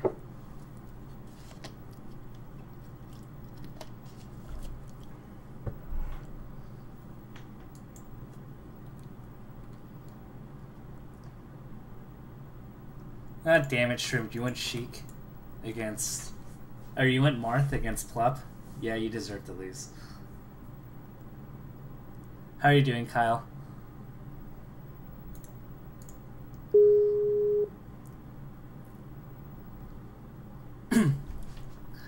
Hey! What's up? How are you? Okay, just got off work. You just get back? A little while ago, yeah. Why are you like... Isn't it like 12 o'clock there? Why are you working so late? Oh, I work second shift at my job, so... Oh yeah, that's right. I think you told me that. So, do you have money on... Okay, never mind. I was going to ask you if you had money on Plup landing that tech chase to win. Oh. But, no, he missed the tech chase. So, yeah, how are you doing? Alright, man, how are you doing? I'm doing pretty well. I can't believe I lasted this long. I've been on my desk the whole day. Dude, yeah. I don't know how you do these long streams, man. Like, especially because you're constantly providing content or whatever. Pretty crazy. I think if I actually played for 12 hours, like, I would have died or something. Or I would have... most of it was just interviewing people. I have had to use the bathroom a couple times, and I made the mistake of not muting my mic. Oh, whoops. And so Tafokints is actually a meme now. I would go to the archives for that, dude. Yeah. What was it? I have you on the stream because you're really cool. Not only that, you have your own improvement stream, and I feel like you vividly and very angrily, expressively have your thoughts on improvement and new players. Yes, very much so. So, how'd you get into Melee? Or like? How'd I get into Melee? Oh, sorry? Yeah. How'd you get into Melee? Well, back in like 2000, from like 2005, 2006 or whatever, I was a competitive Halo 2 player. I had never played a competitive video game like before that, but I was always you know, pretty good at video games or whatever. So I played Halo 2, and like, you know, I followed all the MLG events or whatever, and they had Smash at MLG, so I'd always watch it. And then eventually in 2007, I decided that the Halo scene was just too negative, and I couldn't do it because people were just so rude all the time, and everyone was a huge jerk on the internet. So whenever I watch the Smash events, everyone's like really cool, and someone loses, and you know, they'll hug it out and have a good time, whatever. People shake hands, and like that doesn't happen that much online, Halo 2 or whatever. So I was like, I'll try the other MLG game, you know, because I was a console gamer, and that's how I got into Smash. I got on Smash boards and asked about local players and stuff. Did you did you know Siren back in the day? Siren? Yeah, because he also came from Halo and then made the transition into Smash. Oh, that's right. Actually, no, I don't think we ever crossed paths, unless like he had a different tag back then. Okay, and then there were some other people that came from Halo, but probably haven't made notable performances in the realm of Smash. Maybe. So did you so you've always lived in Georgia, and then how did you start, like, you know, getting pretty good? I know that you don't really play singles, but I think a lot of people get surprised, like, oh wow, you're like really good at the game. basically the way it worked for me, like my improvement path was like, luckily the 3rd and 4th ranked players in my state, the 4th best player was 112, and the 3rd best player was Carter, and they're both named Mike. But luckily they live pretty close, so they picked me up and kind of just played, and like they were pretty good, and that's like how I got started, at least. Okay. And then so you have a lot of like expressive thoughts, and why do you think, people stagnate or don't improve? Wait, well, in a nutshell. Oh, okay. Well, first off, I'll say that the reason why I'm so like expressive or whatever, so passionate with my thoughts, is that like I will convey things to people the way that I would convey them to myself. And I don't lie to myself when it comes to the game. And I feel like that's one of the main reasons people stagnate, is because they'll lie about something to themselves. So I feel like there should be no like pretext. There should be no barrier between them and their improvement. That's why I say don't lie to yourself, and I don't lie to them typically. So. So you're just real. Yeah, I mean it's there's no reason to like sugarcoat it when the goal is to get better. Yeah, I agree. That's how. Yeah. And then, so what was your path like? How did you get to where you're at in terms of skill? Like, there's playing people, but what was your thought process like? Like in like an ordinary like week. So initially, when I first started out, I did a ton of research. I grinded the crap out of tech. Like, if you look at my Smashboards join date, it actually says 2006 because I joined before, like, that's 2006 is when I started noticing Melee, like, oh, that game looks really fun. Maybe I want to try it. So like, I researched the crap out of the game. I always do this. Like, I read up everything on Smashboards I possibly could. I wanted to watch every single video I possibly could. I went to the hub in like 06, late 06, early 07, and I downloaded every single video I could find. I'm not even joking, like all of them. I bought an MLG like VOD pass, which at the time was like $20 or something, just to watch the Smash videos, because I didn't care about the Halo VODs, because like, I watched them live anyway, so it didn't really matter. Yeah. So there's actually so Dreffen had a bunch of videos shared on the hub. It was like 22 gigs of videos, and I was like, oh, these are all videos I don't have. So I downloaded his entire file share, 22 gigs. And he messaged me, he's like, yo, dude, are you actually downloading all 22 gigs? I'm like, yeah. I said, okay. He's like, yeah, whatever. It's college internet. I'll leave my computer on. So I did stuff like that. And I did a lot of things in regards to like studying reasons why I lost and stuff like that, because one of the main things I've been enforcing lately is that you should never be losing the same way twice. So every time I lost to something, I was like, man, I lost this thing. There's a situation here that I lost to. I don't want to lose to it again. Like, I don't want to lose to it more than one time. If it worked multiple times in a row, I'd be like, okay, what do I do? And if I didn't know what to do, I'd post on Smashboards, or I use AAM and message like a top player, because back then the barrier wasn't as big between top players or whatever. So wait, what AIM? AIM, AOL Instant Messenger. No, I'm totally trolling. Oh, shh. Wait, what was your screen name? Fatboy7 FATBOI 792. That's right, I remember that. Yeah, it's pretty. Yeah. Damn, you made me say it out loud on stream. Someone's gonna add you a name now and be like, yo, Tafo, help me out. So in addition to that, like, I tried to play as much as I could, of course. And I went to a couple tournaments, and then, I went to an out-of-state tournament in Florida. It was LTEC 2, Let Them Eat Cake 2, hosted by Exarch in 2007. I lied to my parents to go. I told them I was spending a night at the night at my friends or whatever, because they didn't approve of me playing video games, but that's fine, whatever.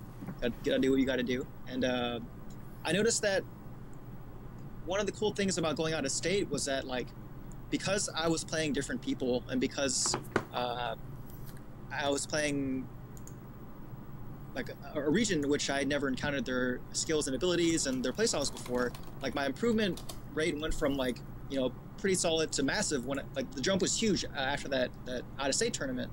So what I ended up doing was like, yo, this is really cool. I got so much better by going out of state and getting this experience. I'm gonna keep doing this.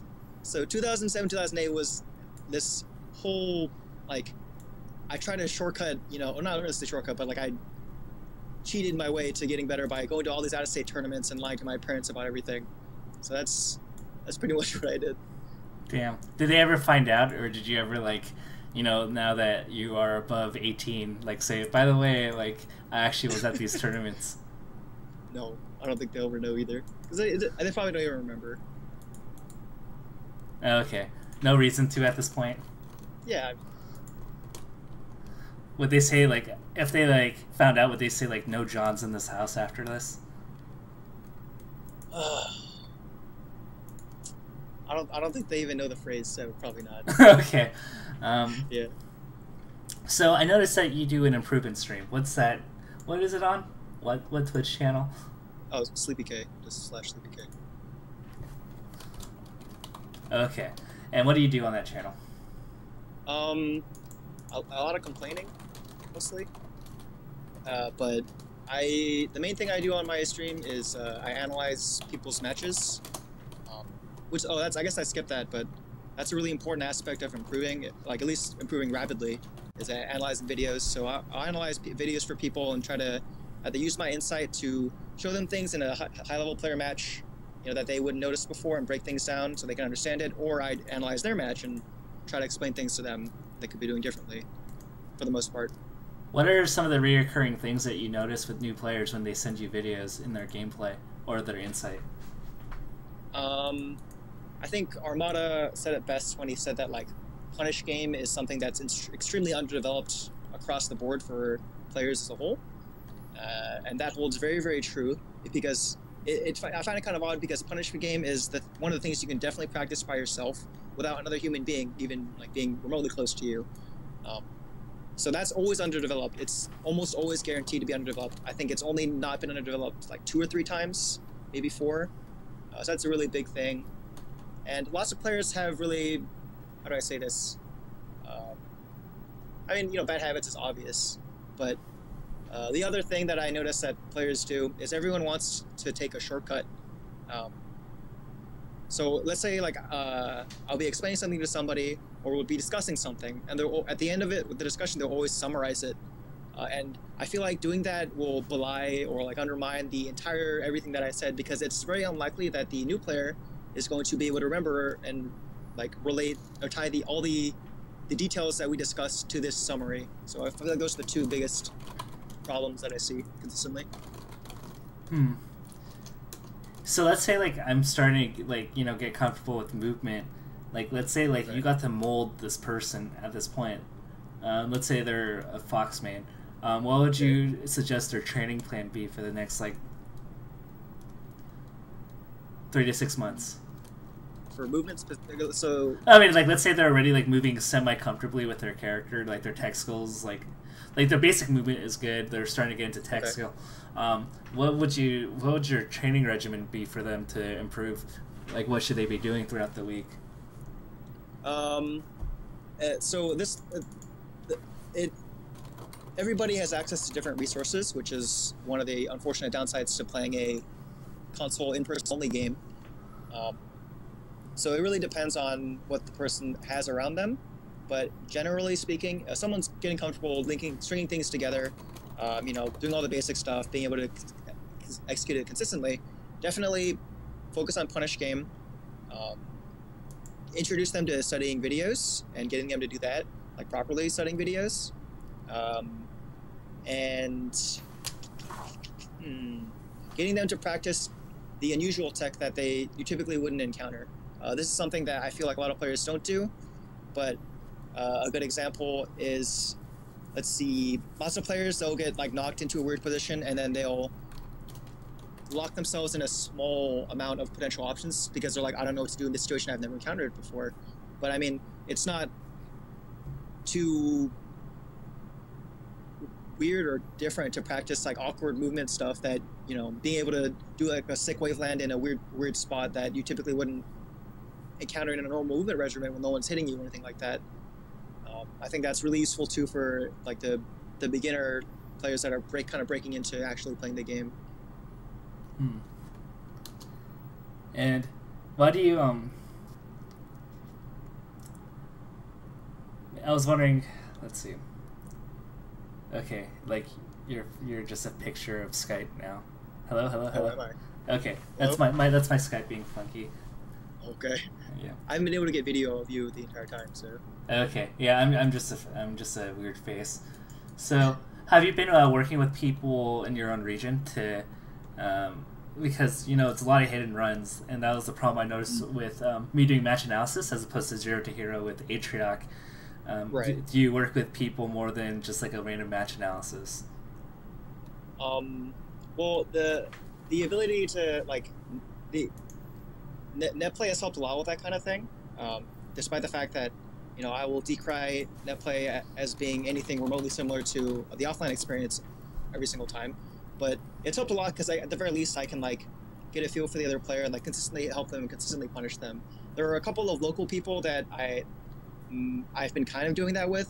Unfortunately, due to my work schedule, I can't really have them over all the time because, they're asleep by now, which kind of sucks. But there are a couple of players that at least consistently I've helped and taught in Georgia every time I see them at least. And what do you see in the people that like, like this person's going to be really good? Oh man.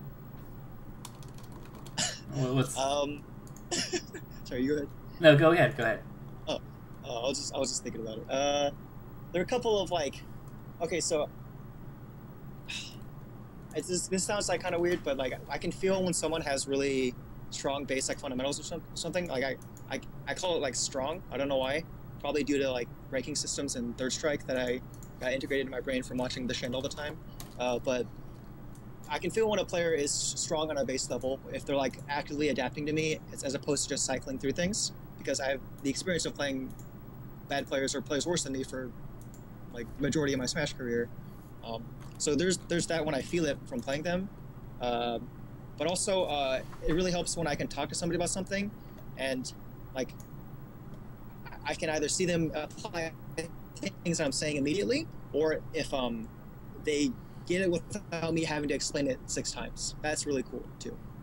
Those are the main things that I'll notice. Okay. Do you think a lot of that comes from prior experience in other games then? Because I feel like there's a difference between a person that just gets into Melee and a person that gets into Melee having come from another competitive game. Actually, I haven't encountered too many people that came from other competitive games that went into Melee. But that definitely helps a lot.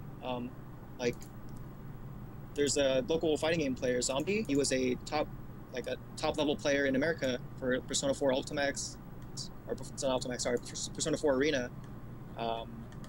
He's one of the better Vampire Savior players in America. He was really good at StarCraft 2 for a while.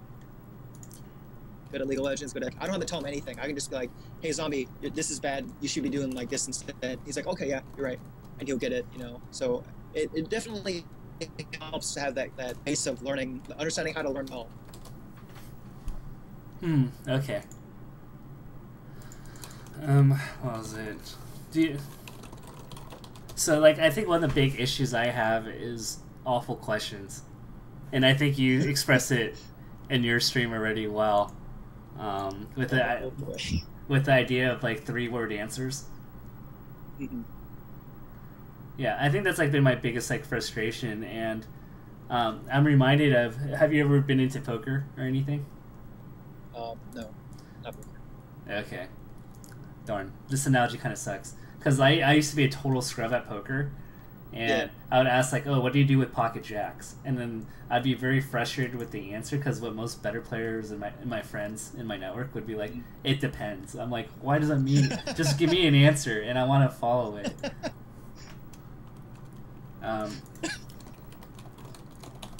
So, let's say we have a highly generalized situation. What do you do as Sheik against Fox and neutral? Like, how would you break that into, like, a better question? Oh, man. Okay, so I used to be really, really like willing to partake, or how to say this, Entertain. entertain the whole like, okay, well, I'll explain a couple things, you know. And if you watch like PP do it, and because PP has like way more patience than I do, he would just like he will say, hey, that's not a very good question, but he'll do it politely. He'd be like, there's lots of ways that could be whatever, and he'll give us a couple of examples, and then he'll ask for clarification. But I noticed that when I started doing that, what ends up happening is like the people will take like the basic examples, because when people ask that kind of question, 95% of the time they don't actually know what answer they want, or they don't know what an answer should look like, or even like remotely like pretend to look like. So they'll take whatever you say and be like, all right, thanks, that's great, I'll use that. It doesn't matter what you say. Like you could have given some really, really general statements or some really specific ones, and no matter what you say, they'll be like, oh, okay, cool, thanks. But that's not really beneficial in the long run for both ways. Maybe it will be a little bit, but no one gets a satisfactory experience out of answering that kind of question that way, because one, the player doesn't actually learn anything, and two, like, they learn anything? I don't think so. So what I typically end up doing now is, if initially, okay, when I get the question, I'll be like, yo, this question sucks, and I'll show it to somebody and be like, yo, this question's so bad. But I'll be like, God, I can't believe I have to answer this question. But then after I get over my initial like, I'm sick of this, I'll break it down and be like, hey man, this is a really general question. I know you're actually trying to ask me about something really specific. I know you have a couple of specific examples in mind. So let's work together and let's figure out what you actually want to ask me. And if you don't have like that really hyper specific example in mind, then let's theory craft. Let's give me an example of a situation where you're not sure what you need to be doing, and then we'll work through it together. And that's what I'll typically do. Okay. Oh gosh, like sometimes like I look at my Ask FM and I'm like, I don't know whether to feel like you're lazy or you're so unaware that I just feel bad for you.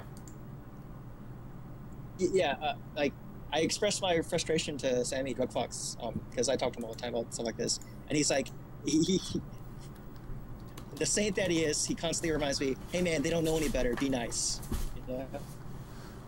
Yeah.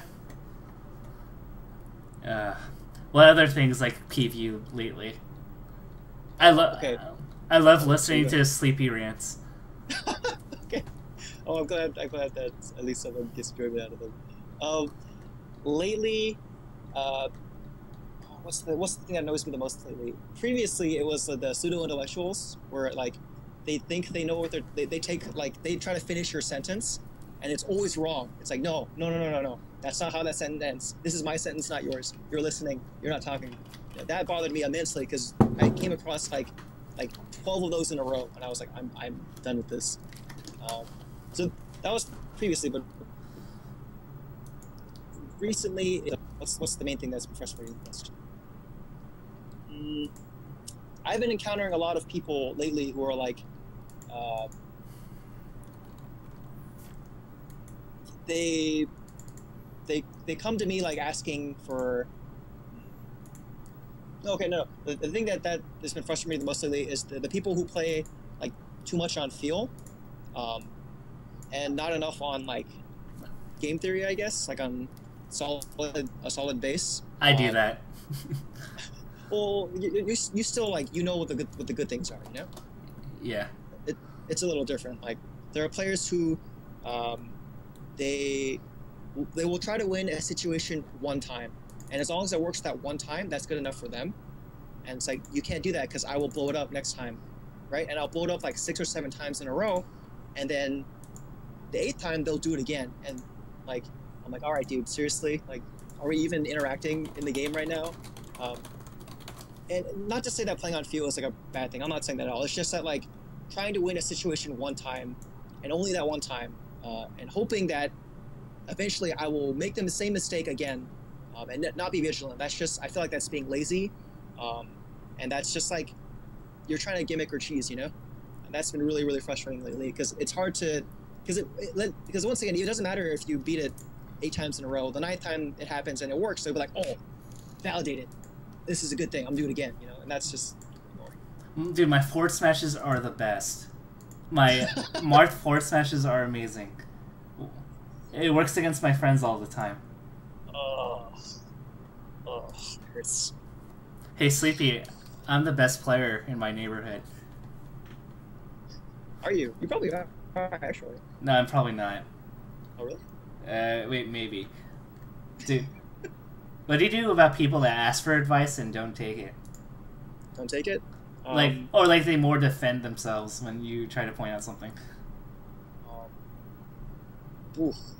That's kind of okay. So I used to try to really break down people's egos when that happened. Like I'd be like, dude, I was really initially I started out really polite about it. I'm like, no, dude, I know what I'm talking about. You know, I'm trying to help you here, and I do that for a long time. And as time went on, I'm like, okay, dude, like you're not listening to me, and I've become like more and more blunt about things. But so what I've been doing lately is I've just been establishing the fact that they're bad, right off the bat. It's like, hey, I'm sleepyk. I know what I'm doing. I'm teaching you. You're bad. I'm not. Right? Like, and that sounds really rude. Sounds really cocky. But it's really important to establish yourself as an authority figure immediately so that people are more willing to listen to you. Because it's like, you know, in a classroom, if the kids don't respect the teacher, then they're just gonna like not pay attention, not do whatever. And part of the problem is that you're on some level you're interacting as peers, even if it's a student-teacher relationship, you're still kind of interacting as peers and friends, or potential friends, whatever. And that causes some like problems, right? Because it's very uncommon that like in a situation where it's like you don't like on a multiple choice test you don't like, hey, I think this answer was correct. The majority of the time, it's very unusual that you talk to your teacher back about that. You just typically say, hey, okay, that was wrong, and you accept it. So I've been doing that lately. But also, if they keep butting heads with me, they keep like trying to insist that they're correct no matter what. I'm like, all right, I guess you don't want my help. So there's no real point to trying to force help on someone who doesn't want it, and that's just bad for everybody involved. So if they don't want it, they don't want it. We're done. We can be friends. We're done, though. Dude, have you ever told someone off?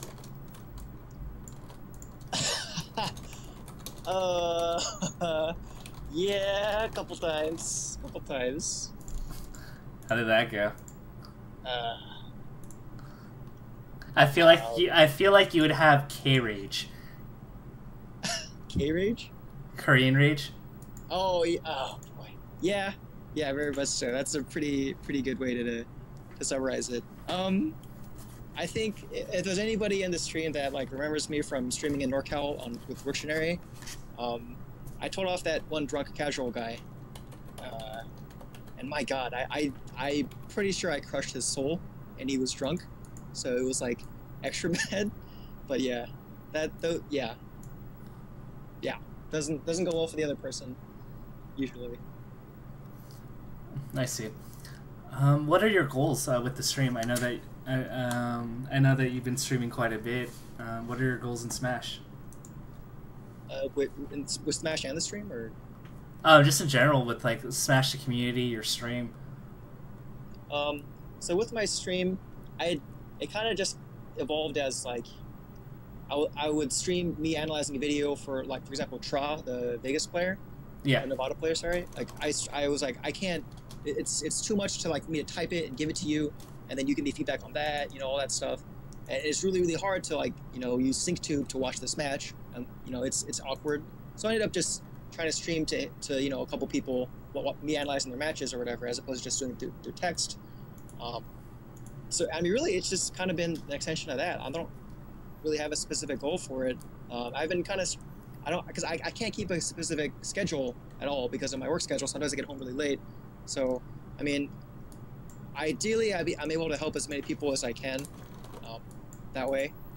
And I guess in addition to that, it's really cool because somehow when I stream all the really late night stream monsters, the cool ones, they're also in the chat, like Dingus Master, the Killer Kid, Fly Nita, Axerz is in the chat right now.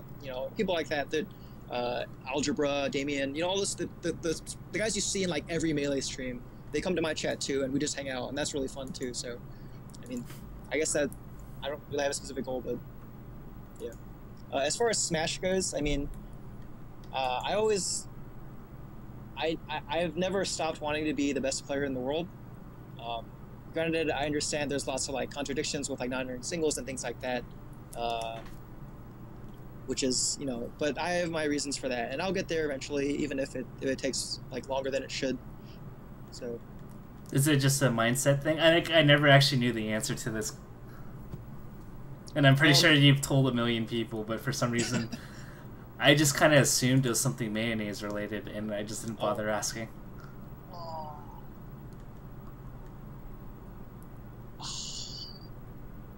Dang.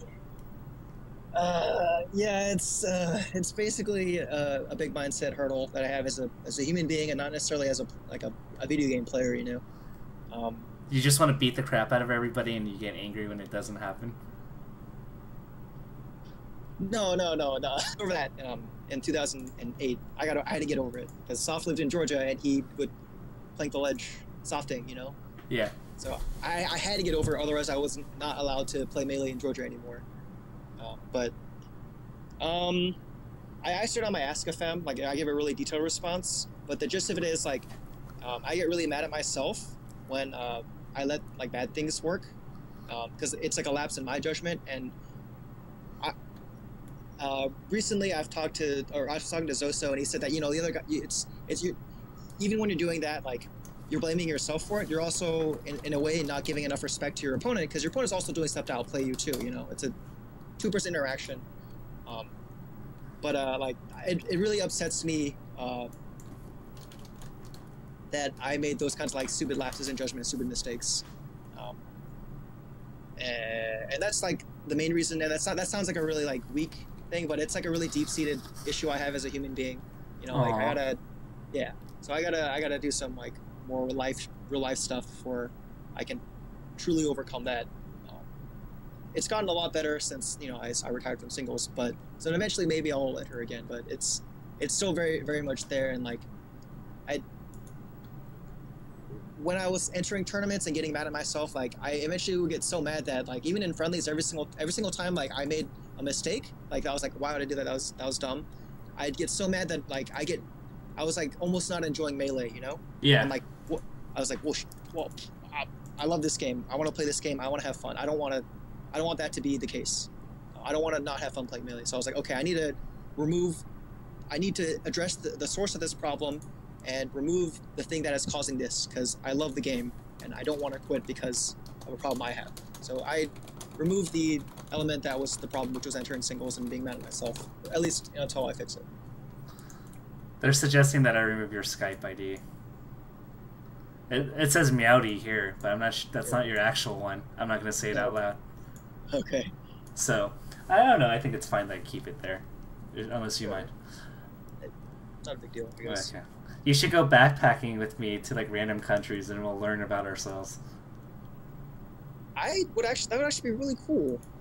I'd be down to do that. Would you? Yeah. I'm actually tempted to do it too. The only problem is that like I only get like 10 vacation days, so I can't do it this year because I used all my vacation days for Evo and stuff. So, oh yeah, there's that. Next year, yeah. Dude, are your friends getting married? Yeah, dude. Yeah, they are. Dude, like it feels really bad that it comes to these choices where I'm like, wedding, national, wedding, national. I feel so bad. That's rough. I'm sorry, man. Like the past years, like I could never, like I didn't go to nationals because like I had like 5 weddings last year, and that took up all my vacation time. Wow. And I only went to like 2 of them. Jeez. So, was it just like the like a whole weekend thing, or like how did that happen?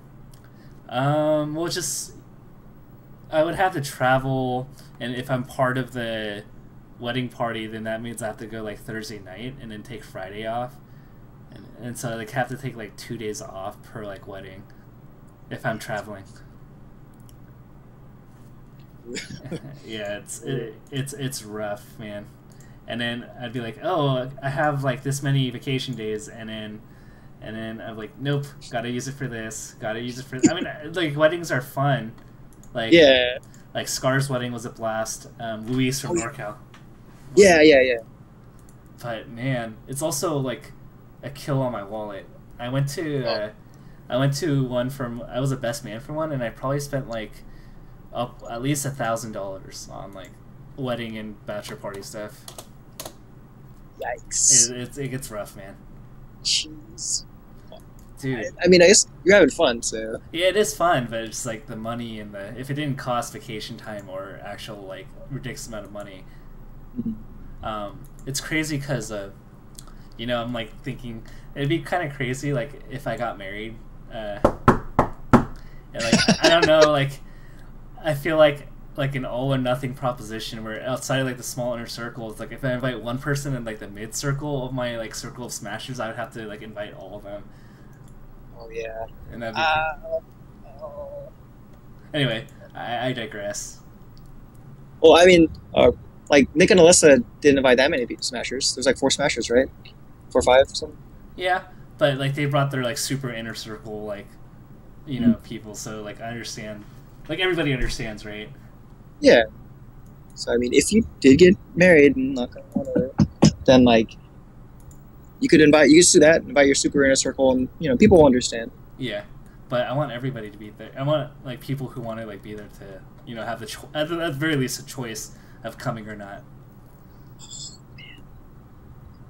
Can you imagine like you're it's like the actual like where you're both walking down the aisle to the altar or whatever, you know, or you know whichever, the bride's walking down to the altar, and you just hear it like freaking Dreamland music in the background. Some dude's not stopping playing friendlies. Dude, whatever. I'll the wedding later with pictures. Let's play. You know. Dude, at Luis's place, like we could bring our controllers, and they were gonna have a setup, but I think everybody was disciplined enough not to play Melee. Oh yeah. Yeah. And so it's nuts. I can't even. I mean, kudos to them, and I'm like really happy that real life stuff is happening. Sometimes I forget that. Yeah. I can't believe no one played them. Like, that's crazy. Yeah, Spencer had like a setup too, like the Showdown Smash dude. Yeah. Oh. Did he have his stream setup or just the setup? Yeah, he just had like a setup ready, just in case anybody wanted to pounce. Just in case. Okay. Yeah. It's nuts.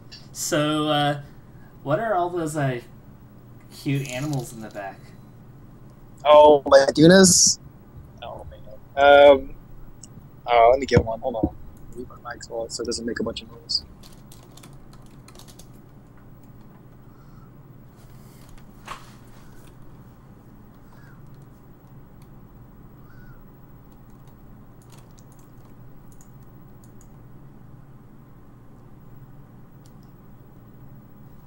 So here's one. This is a Duna or a Nemuneko. It's a stuffed cat. They're really cute. I like them a lot. I collect them because I'm a weirdo. But yeah, they're like cat pillow thingies or whatever. Dude, did you hear about that one scumbag that really wants to kidnap Duna at Evo and like have it up for ransom? I heard about that. I wonder who such a vile, villainous, dastardly individual could be. Dude, what a scumbag. I know, right? Man, I'm sure that person would be the ire of the entire community were that to happen. It would be. Dude, so, story behind Duna and Nationals? Oh yeah, sure. So really, like, I think it was Otakon 2010 in Maryland. I went to hang out with some of my friends, my League of Legends friends, who, you know, the really close ones. And in the Duna's room, I just like passed this table of, you know, the really cute like Duna cats, and I was like, that is so cute. I want one. I'm like, no, I shouldn't do it because I have like the collector's tendency, I guess, where like in a video game I'll like hoard items. Or if I like something, yeah. Gee, but so like if I get this, I'm gonna keep buying them. I shouldn't do this. This is a bad idea. Nope. And then my friend, like, eventually she broke me down, convinced me, you want this, you're gonna get it. I'm like, So I bought it. And because I'm a huge weirdo, I just like took it around because it was cute and I liked it. And it doubled as a pillow, which was really nice. So I just take Duna to stuff. And then like, eventually, I don't remember what tournament it was at. It might have been Apex 2010 or something. Or no, it wasn't Apex 2010. It was probably a different one. Maybe. I don't remember the specific tournament it started, but like I was taking a picture of a smasher because it's like, oh, this is a cool smasher, and I was holding Duna, and the guy's like, oh, can I hold that? I'm like, yeah, sure. I'm like, oh, that's actually a really cool idea. So I just from that on, I just like gave people the Duna and took pictures with it, and yeah, that's how it started. And then you eventually just like made improvements to it. I think you single-handedly saved like SSBM rank. Dude, I mean, I guess that's a cool side effect. I actually really like it when there's a lot of Duna pictures in SSBM rank. I get disappointed when you guys don't use a Duna picture for them. But. Dude, you don't understand how hard it is to find a picture of anybody. It's nuts. Like Duck's pictures, holy crap. Oh yeah, he doesn't have like anything. Yeah. He's a rare smasher. But hey man, people like, even if people don't like having their picture taken, they want to Duna picture, so it works out. Dude, I think like you're relevant if you take a Duna picture. Okay, so people seem to think that like you have to be a good player to get a Duna picture, but really I'm like just shy and socially awkward, and it's easier for me to have an excuse to approach someone who I know who they are, as opposed to like someone I've never met before, because I'm like, oh, I don't know them. I don't know how to do this. So like, it's not, you don't have to be like a known player to ask me for a Duna picture. I'm more likely to, if I know who you are, to ask you for one. I mean, or like you've actually, it shows that you actually go to tournaments. Yeah. Oh, okay, that's fair. Oh yeah, like a ritual passage or whatever. Yeah. Rite of passage. Dude, you know I'm getting my own Moxie photo. Really? Yeah. Dude, that's awesome. Yeah. It's gonna be Tafo Nerd or Tafo Stats, dude. Tafo Stats? Oh, dude, that's sick. Oh, are you gonna have like the anime like eye lens flare glasses lens flare thing? Dude, that'd be so sick. I'm like, I can't wait. That'd be awesome. So you have so it's like kind of late, and we're gonna have just fun with the rest. Sure. Twitch chat has its own government. Who's the president? Wait, Smash, what? Smash Melee Twitch chat has its own government or country. Who rules? Oh, okay. It? Who would you elect to rule it? Scar. But Scar doesn't really go to. But it's because like Scar is he just like fits that. I feel like he fits like the politician role, or like the how do I say that? He's like the dude you would vote for, right? You know?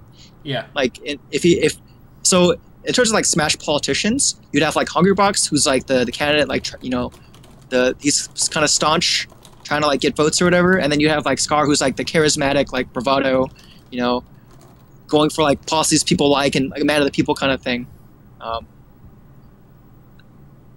Okay, so I feel like I misread this question, and you mean like the best like Twitch chatter period or whatever? Like, right? Who'd be the governing body from the Twitch chat? Oh, okay, yeah, okay, I see what you mean now. Yeah, I thought of it. Okay, God, it'd probably a toss up between Fly or Dingus, honestly. Both are like, they're really good moderators. They're both in every stream ever. And they both have really good SDS moral compasses. Dude, you know what's crazy? Like, what's up? If I need to find Fly, I said this. Somebody asked me how to find Fly. I said, just start a Melee stream and he'll come. Dude, it's so true though. It's so true. Oh, this like 5-man local stream with like 2 people watching. One of them is Flamnita, the other one's the caster. You know. Do you know what's like really funny? Have you ever? Were you an avid like Smashboards like lurker? Yeah, absolutely. Have you ever seen that one thread called DSF goes to every tournament ever? Dude, yeah. God, I've seen the video too. Oh, dude, freaking all those videos got taken down. It was on Dr. M or whatever, the Deep NorCal Funsies. Yeah. Do you remember? Yeah, they had that video of the where Trevin or whatever, they talk about that like exact thing. He goes to every tournament ever, like, but it's gone now. Dude, I think the funniest comment was, what was it? There's one that was really funny. AWAX like posted, I was bored the other day and made a tournament using tournament mode versus some CPUs. DSF showed up at my front door 5 minutes later. It was a tournament. Yo, can I enter? Dude, DSF is so funny. He has like a lot of, I'm not sure if you really know Alex, but he has a lot of Alexisms. Like this. You had to. Yeah, he goes like this. Or like, oh, you can't see me. Well. Oh, yeah, I can. So what are some of your favorite moments being in the community? Favorite moments being in the community? Boy, that's it's been a long time, man.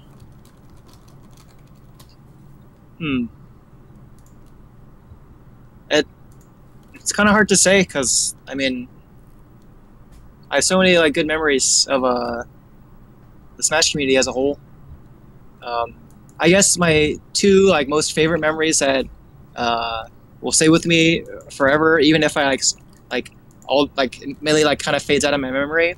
I think it was ROM 3 I was at, and this was like one of the first times I got to really hang out with the people from the hub. Oh, actually VLS, but like this is after we've established kind of our deeper friendships or whatever. We know each other for a couple years. ROM 3, I think it was, or maybe it was Pound 3. It's one of the two.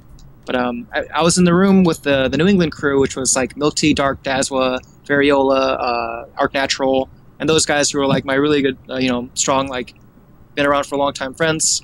And I opened the door, whatever, because I showed up late to the room because people were they were like, "Sleepy, come party, come have a good time or whatever. Let's drink and hang out." I'm like, okay. But I ended up saying like playing friendlies because friendlies. And then I knock on the door, and the door opens, and it's Variola. His face is very red. He's holding a can of Four Loko. He's like, "Sleepy K, you're fucking late."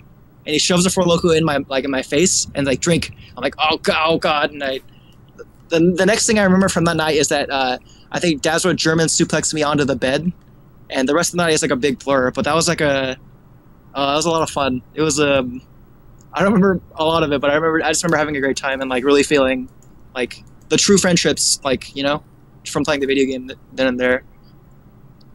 And then the other one I probably have is, dude, just like the Evo 2013, man. Like, I was like, at the time I think I was unemployed. I was in literally every single Evo related stream for Getting Melee. I was like, I ascended beyond the regular stream monster, and I became like a stream god, a stream monster god, and I was literally in every single stream at the same time, like trihexes, all the like small ones. It doesn't matter, anything that was Melee Evo related, because I tried, I tried to push as hard as I possibly could and support everything and donate as much. Like, I donated money I didn't have, on my credit card. I overcharged it, or not overcharged, but like I charged it, on my credit card, and like I shouldn't be spending this money.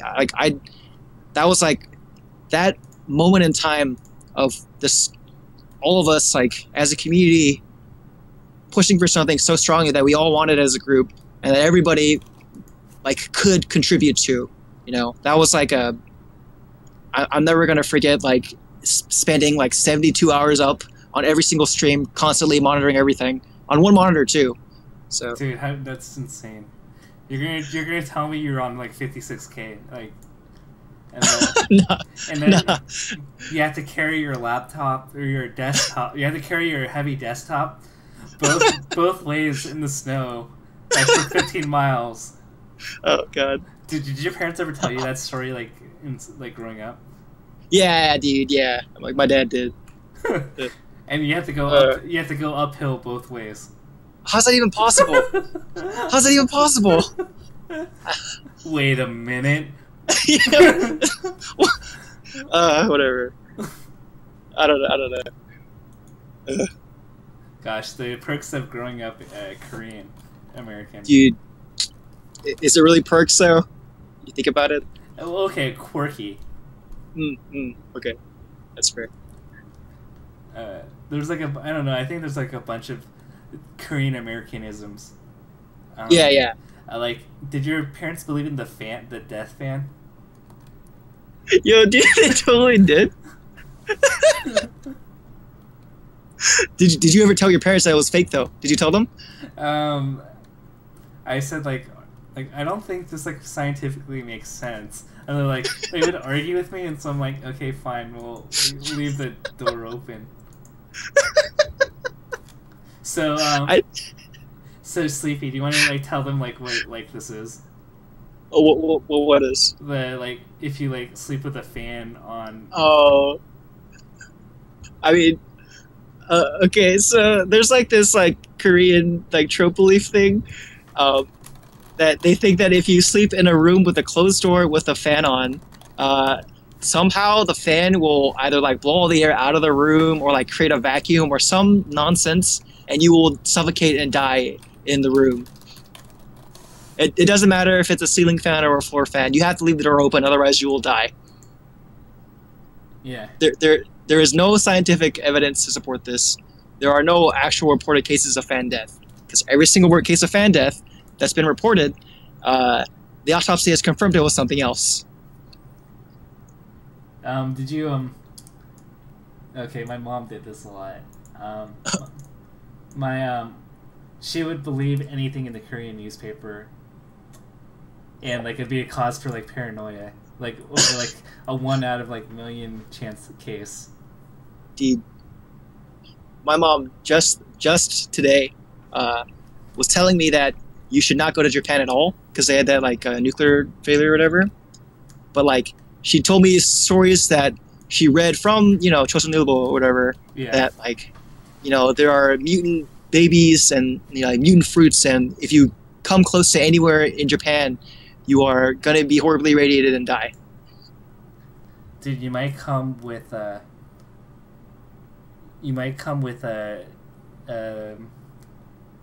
gosh dang it, my name is blanking out. You might come with a Duma with 3 eyes. A Duma with 3 eyes? Do you really want that for yourself? Dude, I guess I can't go to Japan, man. I can't order these from Japan because they'll have like 2 tails or something. That's crazy. They might be skinny Dunas, and we don't want that. Actually, I have skinny Dunas. Wait, really? Oh yeah, hold on, let me get the skinny Dunas.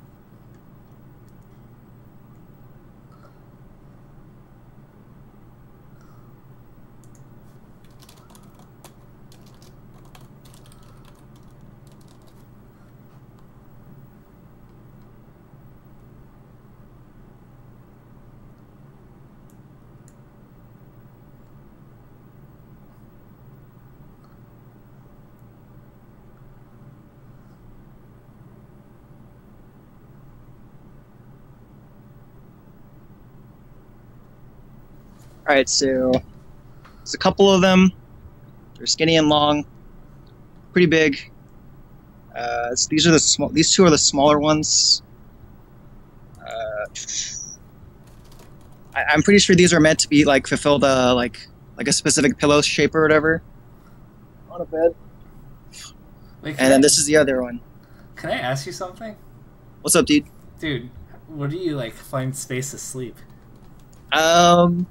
I have to like make a little nest on my bed, like a little like cozy spot that I can crawl into to sleep because I'm running out of room. I wouldn't be able to like find space. Sometimes it's a struggle. I gotta like it's not easy, man. Then again, you've always been good at spacing. Dang. What was it? Any other thoughts that you have? What about?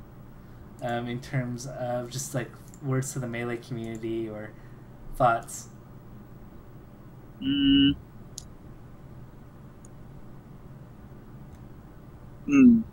I guess if I were to be able to say something to every single Smasher out there, it would be that the game is really hard. It's a fun game, but it's really hard, and it's not easy. And there are basically no shortcuts in the game, right? It's some people, you know, they play games and they have fun and they get good naturally, like Aizen, for example, you know. But not everyone is like that, and people. So if you want to be good, then you have to work for it. And anybody can do it, no matter what anybody says at all. No matter what anybody, it doesn't matter if it's like it's a top player telling you that you can't do it. They're wrong. You can do it. You can do it as long as you're willing to work for it. You know, like if a relative never played a fighting game before, you know, not naturally talented at fighting games, a player like me can do it by studying and doing hard work, you know, and like traveling as much as I could and all that stuff. All these things that I did, studying videos, everything, taking notes. You know, if I can do that as a you know a nobody, not gifted like video game player, then you can do it too. Just if you're willing to work.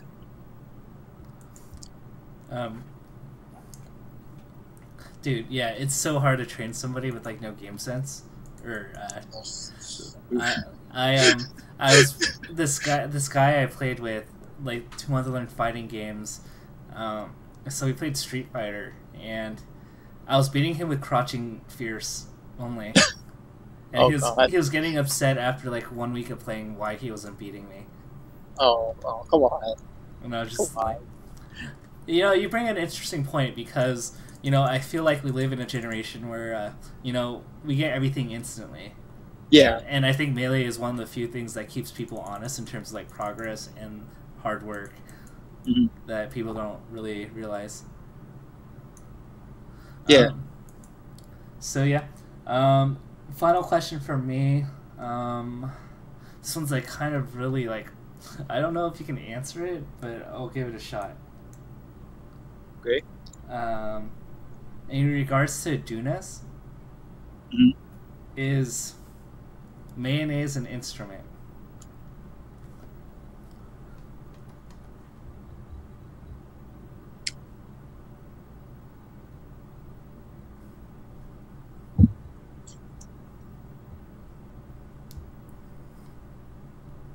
Dang it. On a side note, how did that meme ever start between us? Oh man, I don't even remember. I don't know how it started. I don't remember, man. Like, I think you asked me once if mayonnaise was an instrument. I don't remember. Oh, okay, so I think the earliest interaction in terms of like trolling each other we had, not on Smash Bros. At least, was the Alameda tournament, where you punned me. You're like sleepy. You responded, or I asked you something, and you're like, "Yeah, sure, sleepy K." I was like, "Oh man," and I went like, "That's no problem, Taf, okay." And then like you're like, "Oh, that was pretty good, yeah." And then like from that point on, you started like trolling me about small stuff, like not even pun related, just like trolling, because you know. And I don't know when the mayonnaise thing happened. Was it an MLM mod chat? I think it was like outside of that, and then I introduced. Okay. I don't know why I found it to be so funny. Dude, you, I can't win. Dude, you know what was funny? I didn't realize I was a huge troll until like a year ago. Really? Yeah. What? You've been hardcore trolling for years, man. What? I didn't even realize. I just loved messing with people, but I had some like dissonance in terms of like I really believed I wasn't trolling people. I just thought it was like just messing with people. Oh man. Oh. Dude, somebody mentioned to me, it's like, hey Tafo, you're like a huge troll. And then, like I had this like epiphany moment, and then I felt really bad, and I'm like, oh, I'm neighborhood peace status now. Oh no! Whoa! No! Come on, man! Come on, man! That's not nah. it's not that bad. When you're trolling it, it's all good natured, you know. 90% of the time, dude. I can get dude when so many people like talk about like stuff on like Twitter. Like I just go all out sometimes. Oh, dude. I've seen those tweets. Those tweets are the best. Dude, I feel so bad. Like I look like a huge dick, and I'm just dude.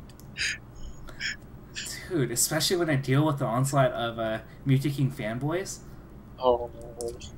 Dude, like I'll say like I think Mewtwo King is on a slump, and you know based on results, like I think Axe is doing comparatively as well as Mewtwo King if you look at the last like 5 to 6 months. Right. Every time I make a statement like that, I get like 15 questions on my Ask FM saying, "Why are you a hater? Why do you make fun of people with autism? Why do you make?" What? I'm just like, how's that? I don't understand. But some of the people on Twitter, it kind of goes into like the cheapness of like analysis. It's like, you know, I'll come out with something really substantiated, and then a guy like says, "No, you're wrong," and then they make another claim, but like they don't have any evidence to it. It's most likely something they've heard from like the echoes of Reddit Smash Bros. It's like the worst. It's like, oh, I saw this opinion that was upvoted from Reddit, so it must be true. I'm just like,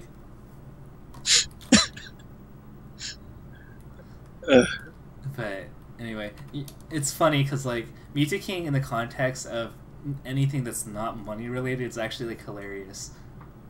Well, what you mean as a person, or? Yeah, I love like having fun with him.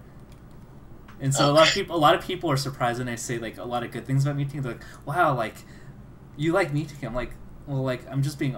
It's hard for people to take criticism without taking it personally, and that includes analysis. Right. But anyway, so we're good. If you want to stay on, more than welcome. I don't have any more questions. So shameless plugs. Shameless plugs. Shameless plugs. How do people contact you? How do people contact? I have an Ask FM. I guess can I post in the chat, or like what do I do with that? Yes. Okay. So I have an Ask FM where I get all those bad questions all the time, and I answer them eventually, even if they're awful. Post my Ask FM in the chat.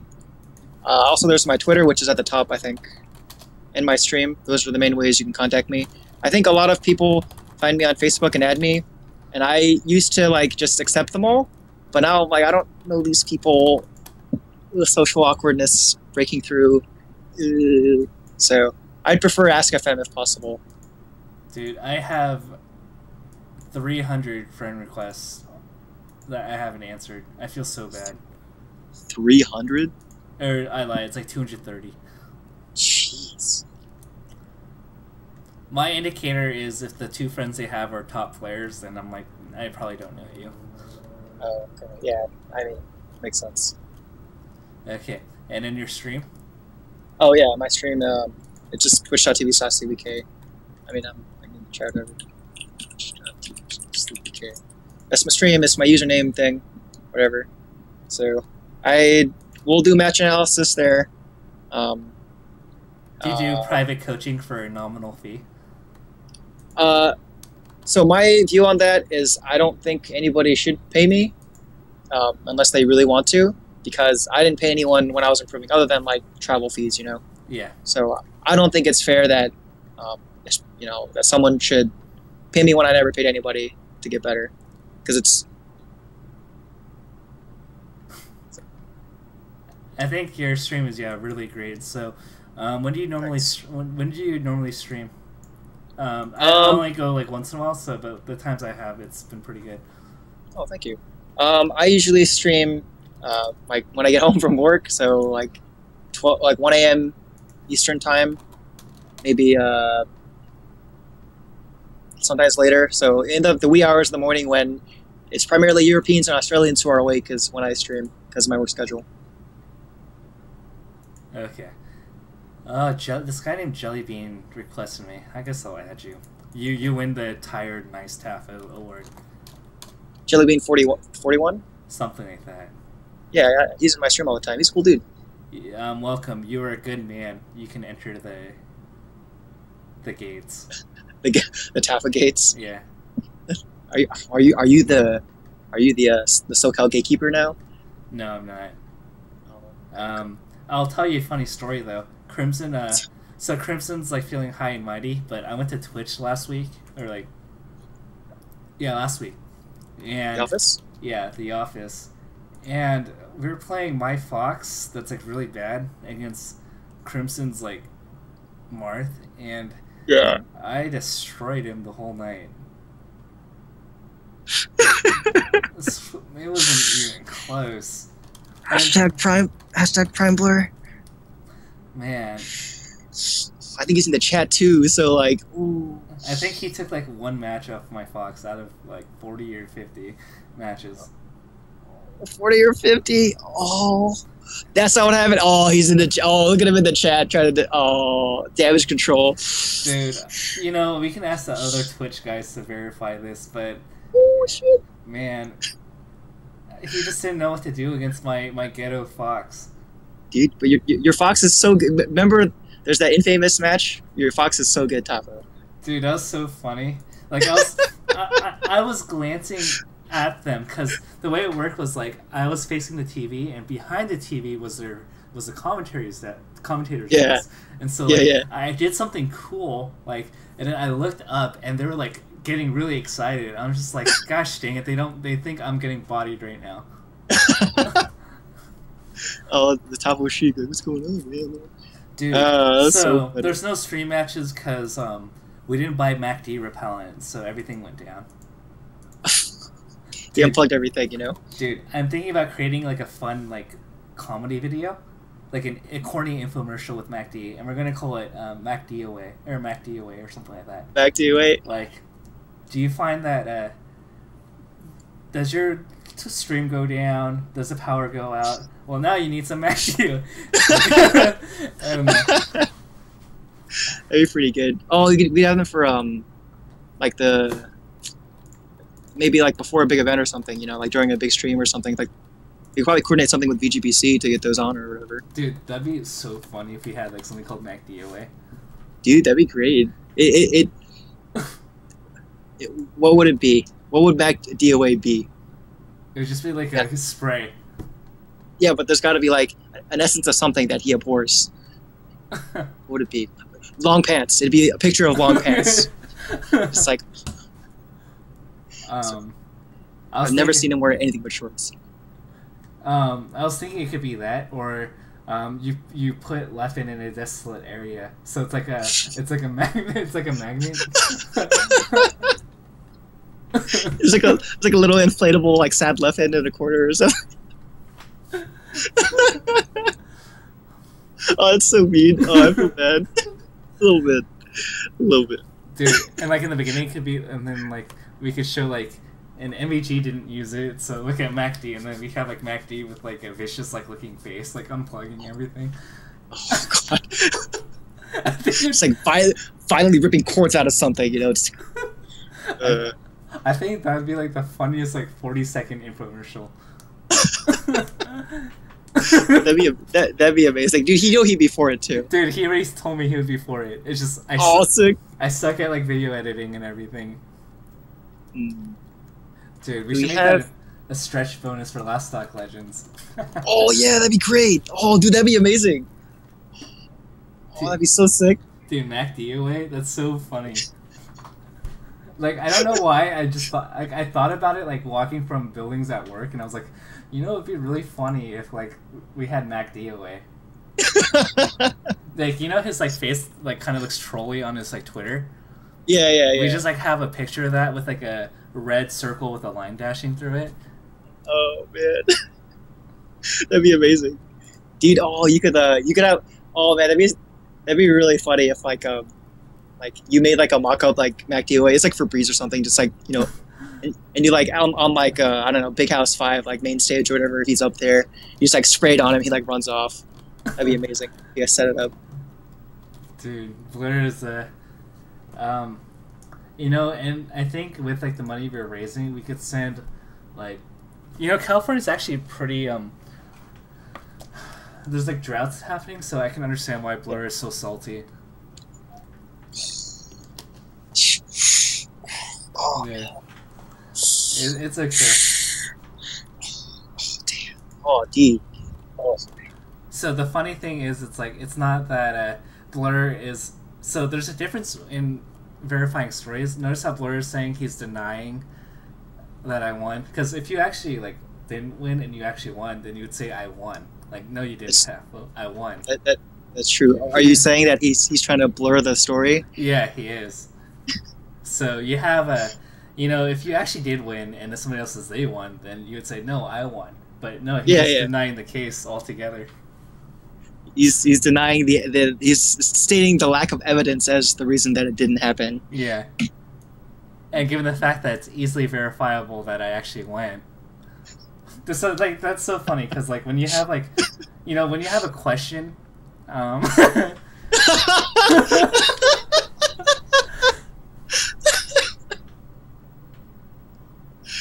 Shout out to Arian. Shout out to Arian, we love him.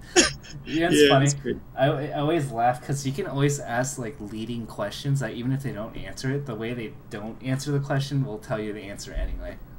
Yeah. Like, sorry, go ahead. Like if you say like, "Oh, are you going out with somebody?" If you phrase it in a certain way, the way they answer it will tell you exactly the answer that you're looking for. Those are so unfair, dude. Those are so unfair. How do you? It's like an OS in a question, you know. Like no matter what you say, the answer that the person wants is gonna get extracted from you. Like if you said like, "Did you do this with this person?" It's like, I'm not gonna answer that question means yes, and no means no. Means yeah. So. And if you say no like in the wrong way, then it also means yes. Yeah. So. You'd be like no. It means yes. We have 10 minutes left, so just a reminder, we're getting Cosmonaut to Evo. If you really enjoyed the stream and you have some spare money, use the link tinyurl.com, MIO, donate. Money will go to Cosmonaut, our graphics designer who has done production for us for a good couple of years. So yeah, greatly appreciated. And we're almost there. 10 more minutes left. I'm like, I don't know how people do 24 hours, man. I don't think I could ever. Because, like, we're halfway there. Imagine, like, driving to some place for a tournament that takes really long, and then realizing it's the equivalent of driving all the way back. Oh.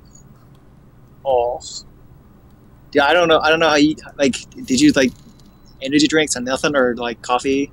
I had a bunch of water, and I went to the bathroom, and actually did a bunch of this. I can't see it. Oh yeah, you can't see it. Honey Jack. I think it kept me calm. Okay, that's fair. Yeah. Honey Jack's pretty good. Like, imagine doing this for another 12 hours. Like, my body does not recover. Ooh. Crimson's trying to find anything to... You know what I do usually? I just change the subject.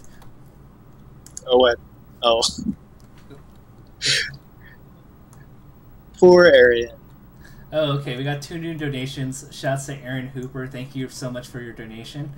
And Nicholas Neves, thank you for your donation as well. From Renoki. Greatly appreciated.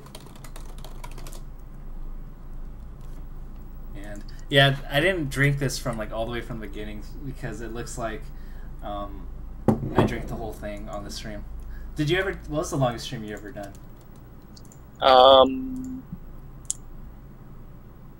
Probably like 18 or 20 hours, something like that. There was one Sunday where I played like Broken Age and Knights of the Republic, and I just like kept playing video games, and like as a gamer, you know, you can just kind of sit and play video games, but I just streamed it the whole time, and that was like 18 hours of a Sunday or something like that. Ridiculous. I don't know. Dang, that's. And, go ahead. Oh, I was saying I took breaks and stuff, but you know, I was still on the whole time pretty much. Dude, I took, I think like 1 10-minute break, and I took like 2 bathroom breaks. Dang, dude, 2 bathroom breaks. Dude, my back hurts actually. Oh. dude, that my back's been like bad lately too. I think our years of leaning forward playing melee have negatively affected our backs. I need to see a chiropractor. Dude, my girlfriend knows if she's in the stream. Shout out to Vicky Quinto. She graduated. But anyway, like she like You're so cute. She touched my back and she was like, "Wow, your back sucks."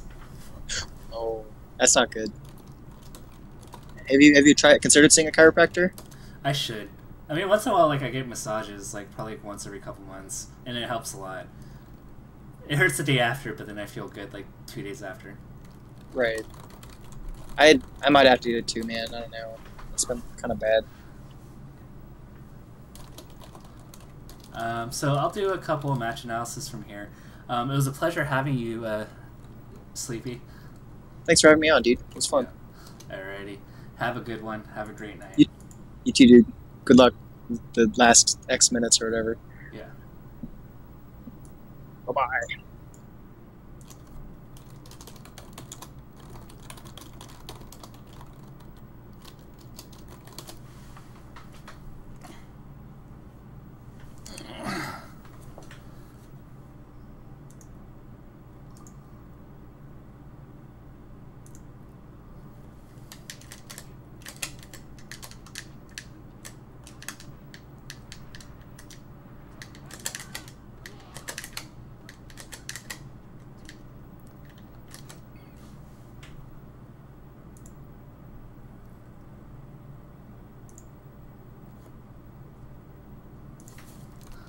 What's up?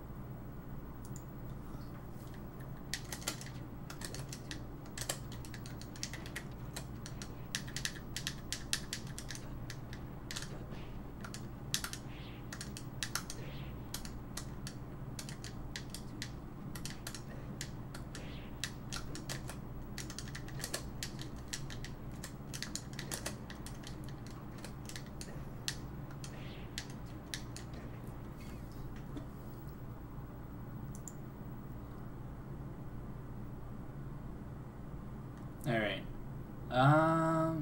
I can handle some questions right now.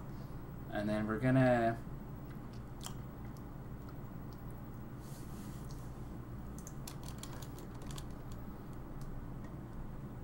Jack McDonald, thank you for the $5 donation. Gosh,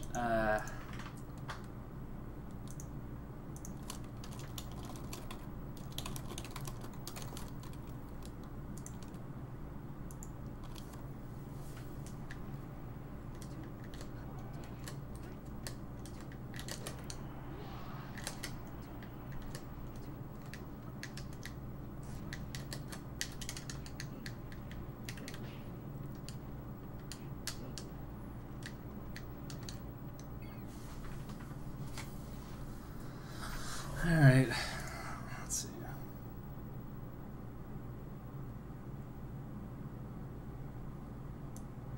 Thank you very much. Mango, Armada, Hungry Bucks. Maybe PP in third.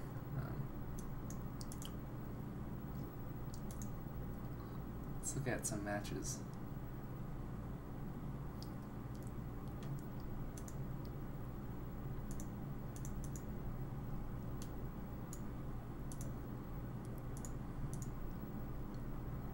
Where did my chat go? Alright, there you go.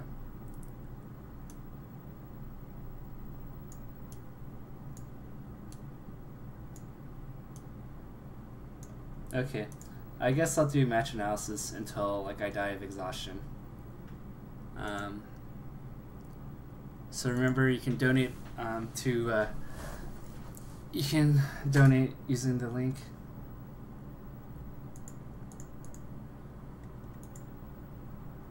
See, good players don't have to mention their wins because it happens so often that we don't need to really brag about it. Only when it's an anomaly that the other player will really, really boast and acclaim. But when it's normal to beat someone else, you just don't really. It's kind of like breathing. You don't really talk about breathing.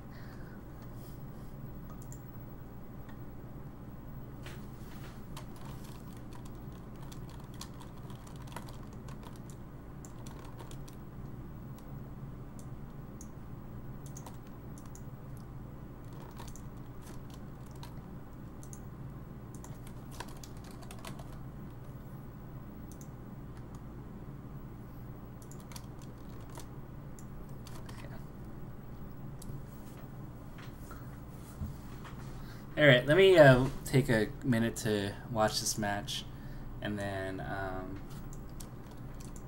we'll go. Actually, before we go, we have one more guest that we're gonna put on.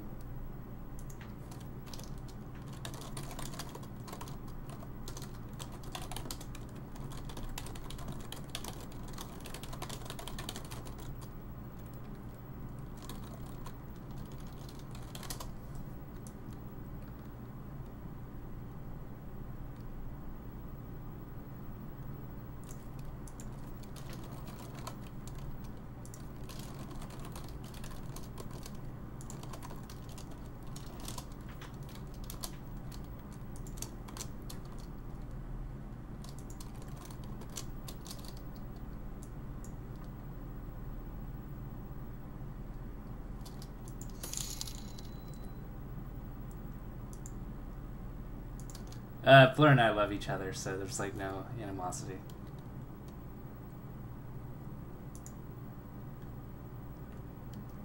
Alright, we're gonna have one more guest actually.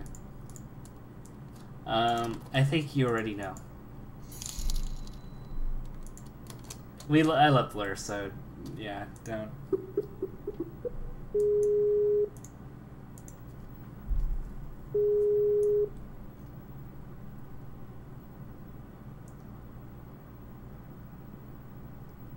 What's up?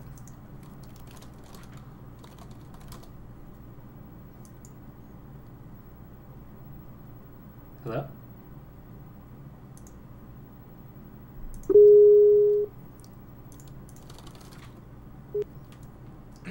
Hey, you already know. How are you? Hello? Hey, Dave. Hello, hello, hello, hello. Hello? Can you hear me? Can you hear me, Dave?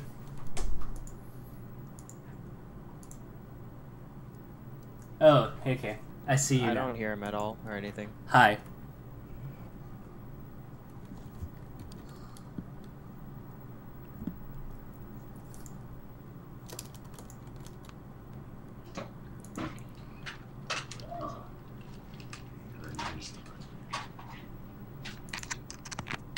Thank you. I think this is sleepyk. Thank you for the $15 donation. Hello? Hey, Dave. You can hear me now? I already know. Alright, cool. Good to know. Good to know. So what is up? Not much. I just finished streaming. There's other smashes. Holy moly, that thing is so bright. Yeah, we're here. Who's there? It's Kellen, Psycho Midget. Do you remember Maple? Oh, from SD. Yeah. Do you remember DJ Mirror or J-Kun, the one who won a $200 money match? Yeah. And we have Squid. Okay, very cool. So what do you do? What do I do?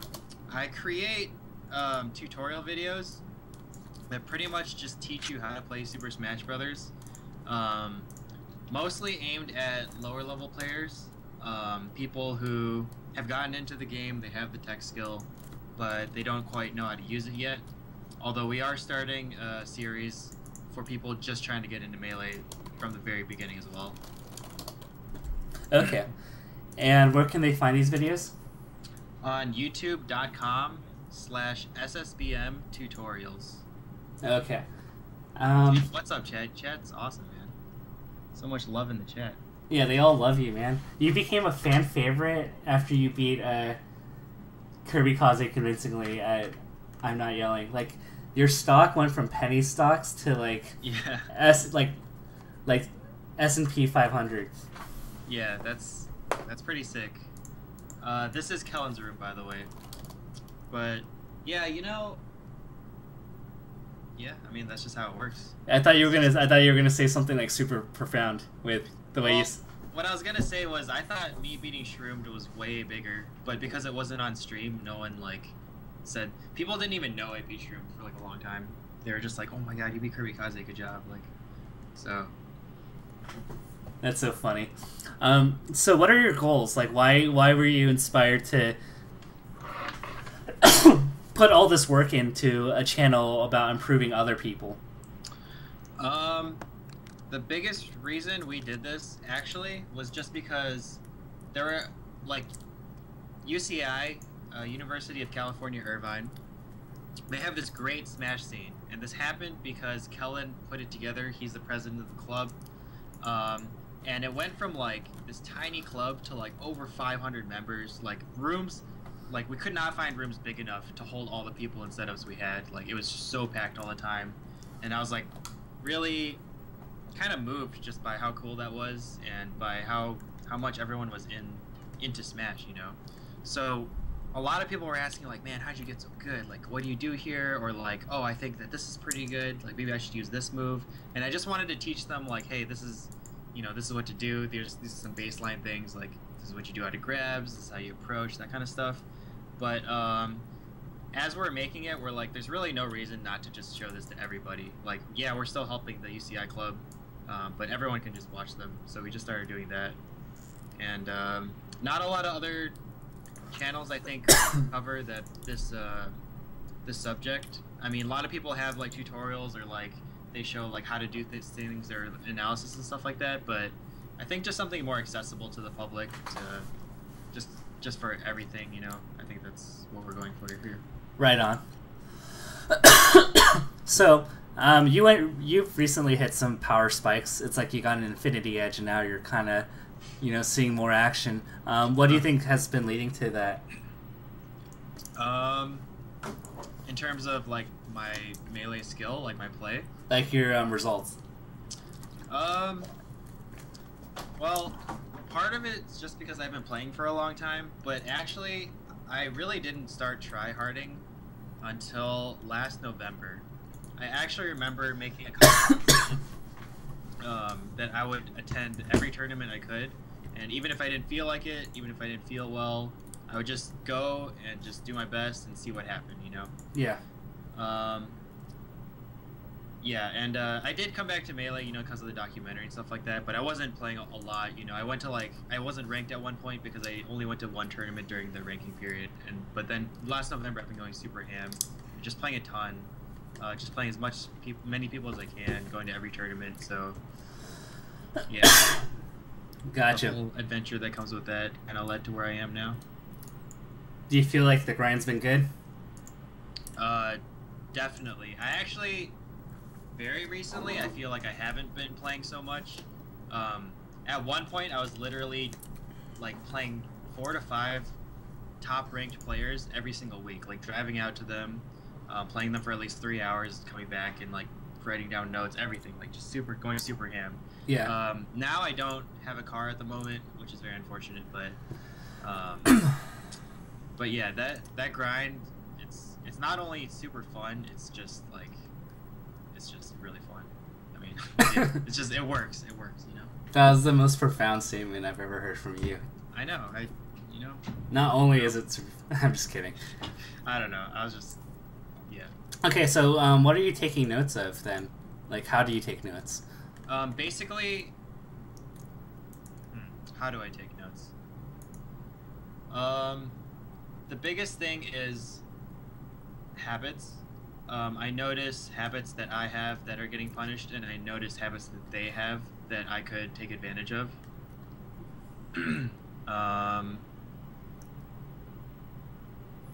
That's the biggest thing that I look for, because my style is heavily based on reads more than anything else. I also just kind of think about what I could use, like what different moves would work. For example, like in combos, I just think of like, oh, could I continue the combo if I did this move instead, or whatever, stuff like that. So mostly habits. Oh, they're complaining that it sounds a bit low. Is it? I got it. Okay. Right. So, okay. Do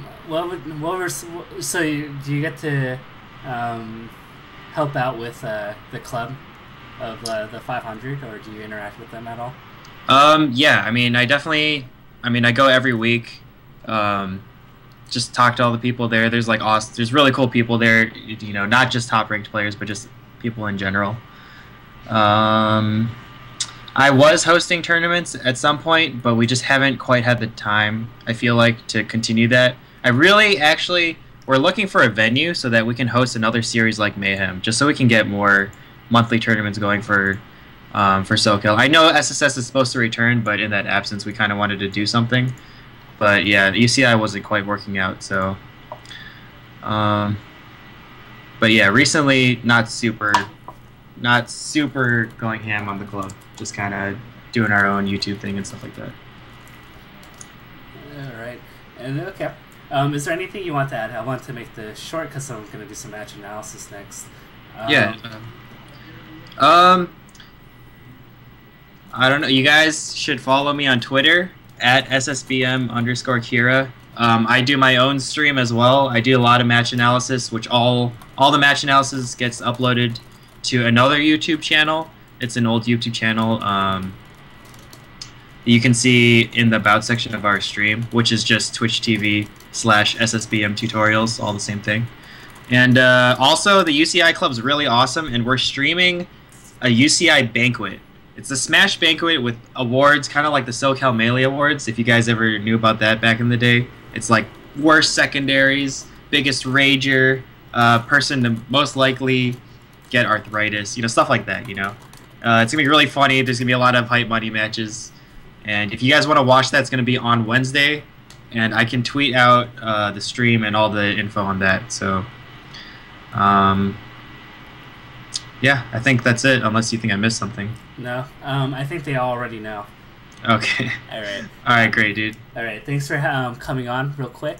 So follow them, SSBM Tutorials on YouTube and Twitch, SSBM_Kira on Twitter. And also, what's Kellen's information again? Kellen is at Kellen_Ho on Twitter.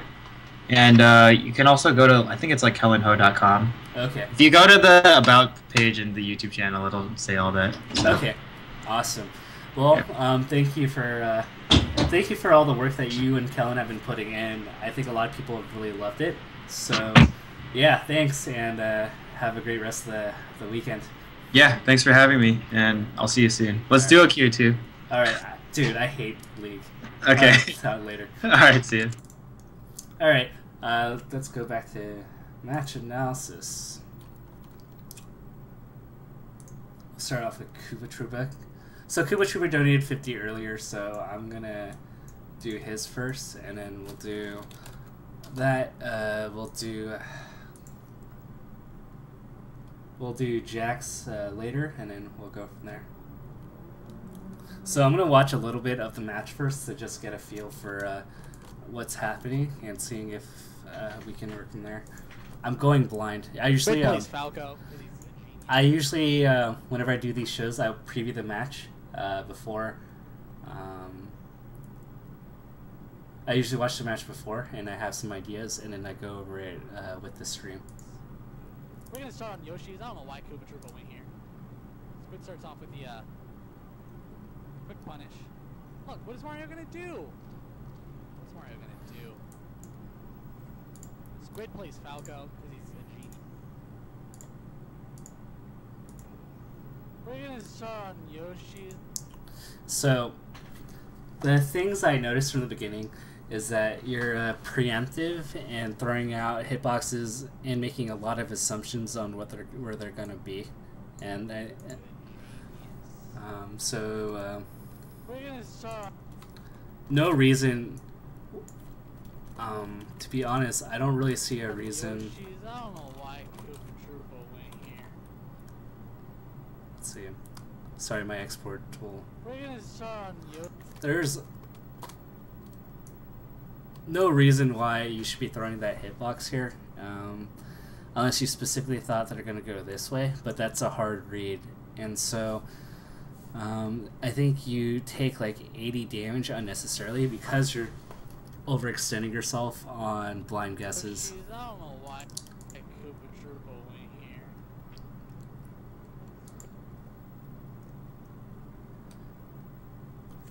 So here, you exhausted your double jump really early.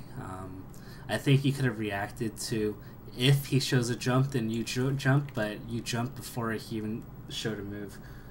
It starts off with the And so you get caught there. Really tough position for you because you exhausted your double jump, and it's really easy to punish, so Squid gets the correct play here. yeah. Alright, in this situation, you have to use movement as opposed to trying to fight this space. So you need to have reaction windows here where you see the full hop jump.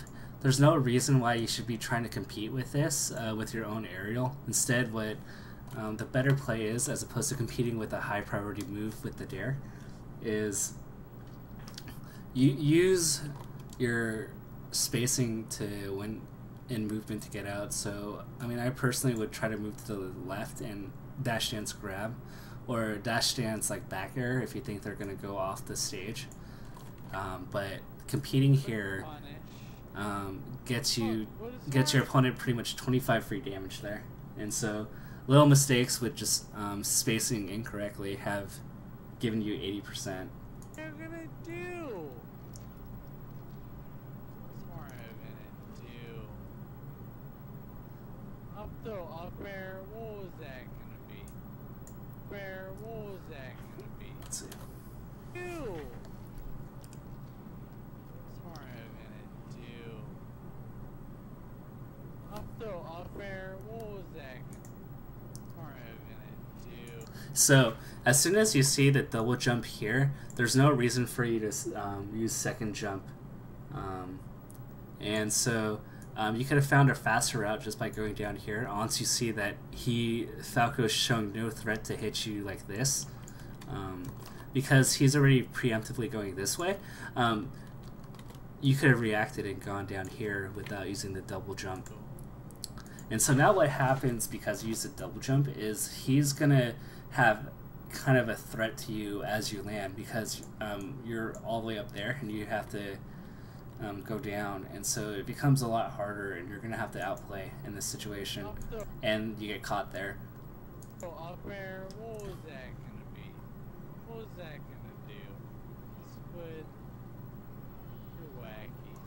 And so pretty much that whole entire stock was either you were competing in very bad places, or you preemptively did something mainly because you were scared, and you threw out your tools and you exhausted them, and then Squid just waited and capitalized on it. So that's pretty much how you lost that stock, pretty much uncontested at this point.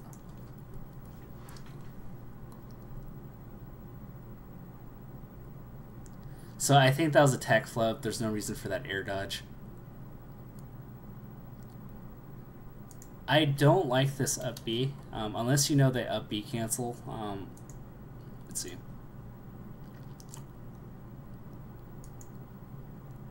Squid already ran away, and I feel like this is a blind guess. And even then, this up B doesn't accomplish much for you at best, given the percentages. It just resets the situation for 5 damage. But if you miss, you're taking a lot, so it's a big risk, little reward.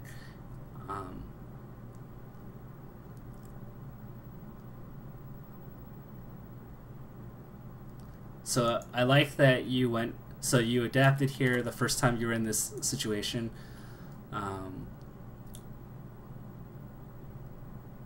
you land here. I like that this time because he has a path down here that you just outmaneuver him and you back here, and so really good play there, and you get a minor hit.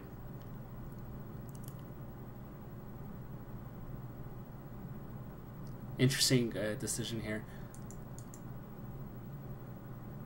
I like how you try to control center stage, but once again, probably just a misstep in timing here. So I like the idea, but I think you just mistimed. It would have been nicer if you used one jump here, and then you threaten, and as he comes down, you wait for the jump, and then you use your second jump.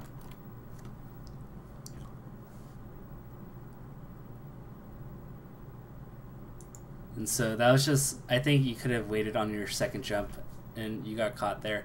And so that's another 45 to 50 damage of just you slightly misspacing on things that, wow, that was really nice.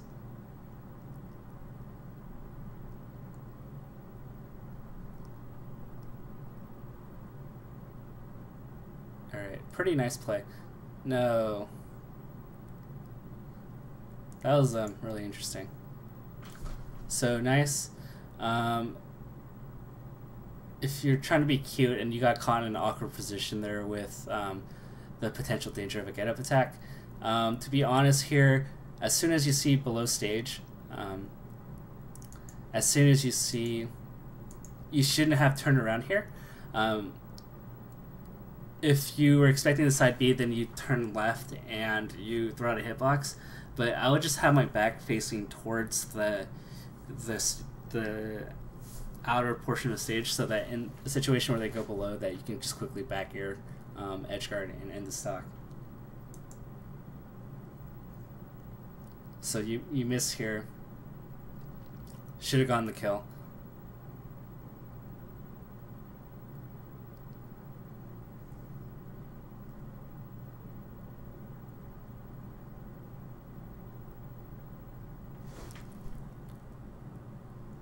Let's see. Good stuff there, but it was a little risky. So you want to be careful here. I guess if you're invincible, that's a really good up smash, but they don't squid. That was a really risky back air there.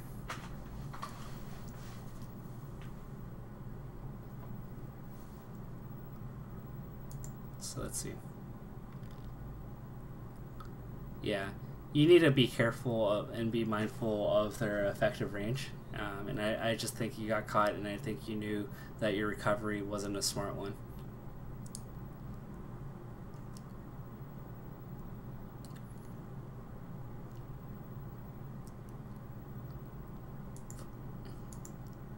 Alright. Really bad pathing here. I think you should know better.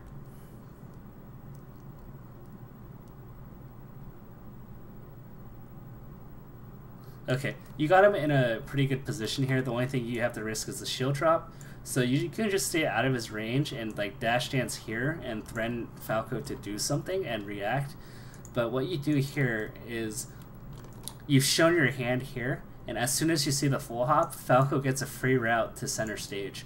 And so I really don't like this play unless you had a specific read, which I don't think you've ever had the situation with Squid show up yet, so this is just a blind guess of you assuming that he's gonna full hop back air, full hop jump. And look, you get caught, and you flip the stage position where now he has center stage, and now you're outside looking in.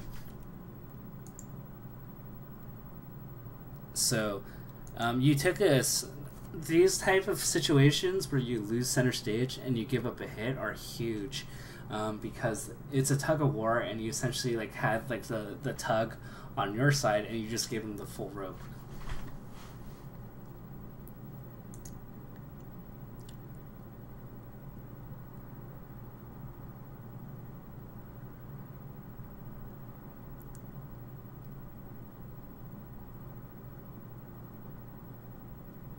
Good cover there. Okay, I like that you avoid the potential risk of a down air there, so good stuff. Good crouch cancel. And good edge guard.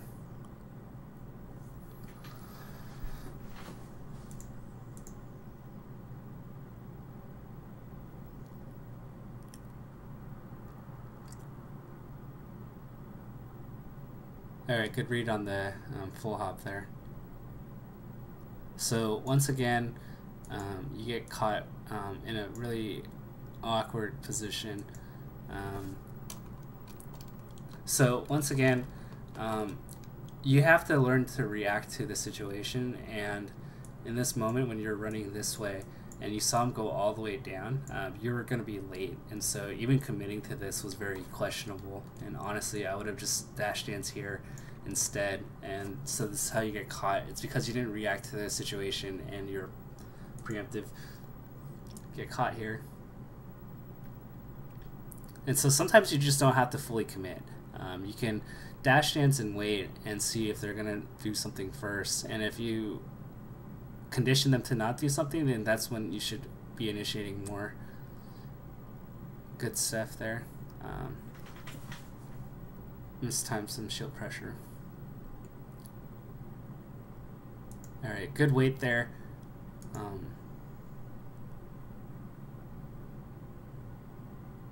Unfortunate. It's a tough position, but you have to stay mobile and always, threaten. Let's go back 8 seconds and see where it was all lost.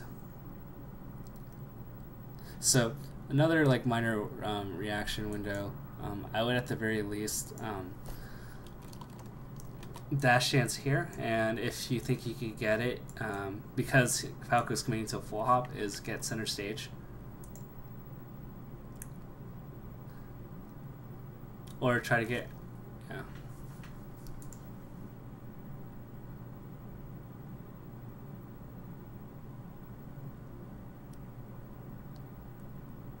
So good stuff there.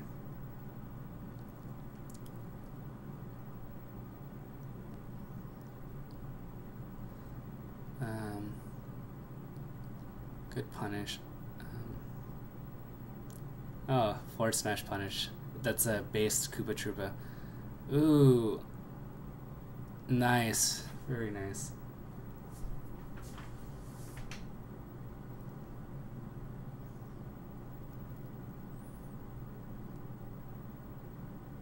Alright. So pretty solid read. I saw the concept. You were predicting a full hop and you almost got it. So you're starting to pick up some habits. Okay, I really like this because you threatened a lot in his space. So let's go back. So previously you had a similar situation where it didn't really work out, where you went like this, and in this situation it's slightly different because you're always threatening a hitbox that can hurt him at like almost the whole timing window. So like at any given moment you actually have like a hitbox ready if he doesn't shield. And so that's why this time this position really works in your favor, and eventually you get him scared and you get the forward smash here, so or the forward air. So that was really good spacing and positioning there.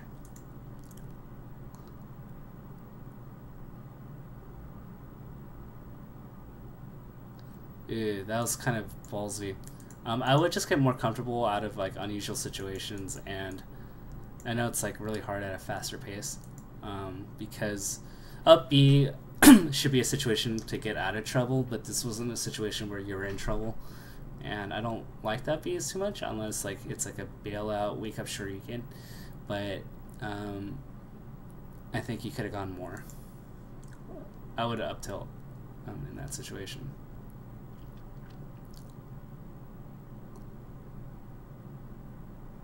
Okay, so in that situation, up B is a lot more appropriate.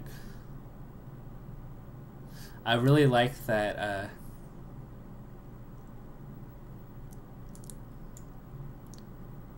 I really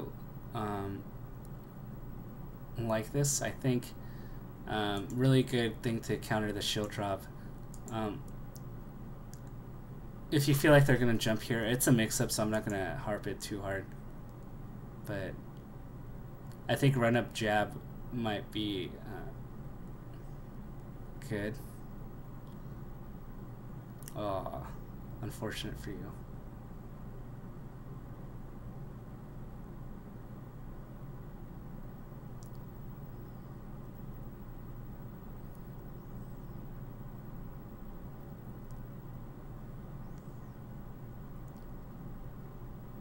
The one thing I just don't like about the jumps here, the committal jumps when they land, I think, honestly, if you can work on your window, I honestly think there's a potential grab in this situation.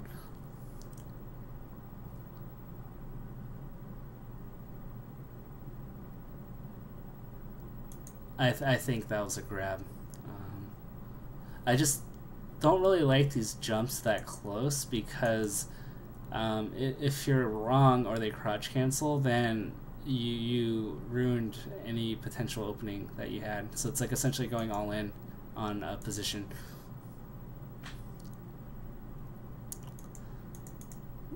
Where you had a position here where he's going to be in lag. It's a really good position for you, but you give it up on this all in. And honestly, even if you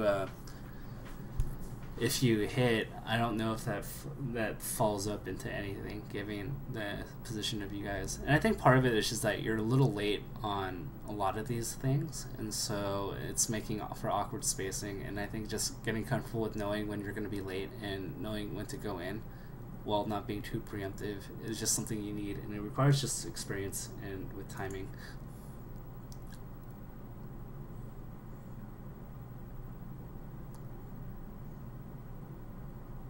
Good nair out of shield.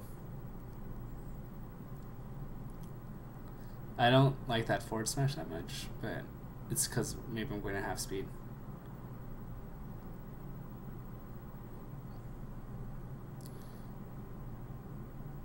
Yeah, don't really like that nair spacing. Get caught. So there are just a lot of situations where your approaches get thrown, back to you. Where I feel like now you're getting just a little bit desperate and putting yourself into very compromising positions. Good down smash.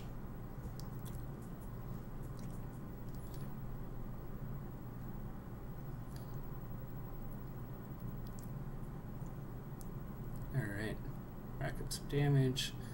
You want to be careful after you hit a shield just to make sure that you're not going to take damage. Third time you get actually caught with laser into grab there, but it's really hard to get out when you're locked.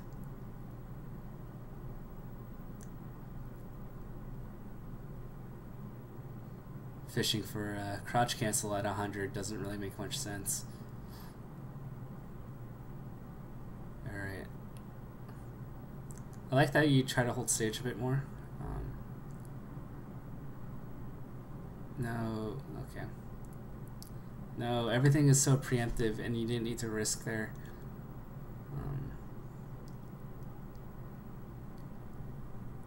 So this whole losing control came from that unneeded up B.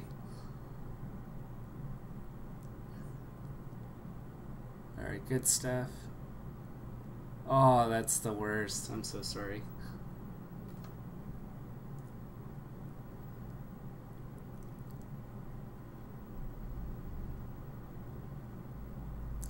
Get a little closer. Squid is definitely reaching here right now. Really questionable approaches.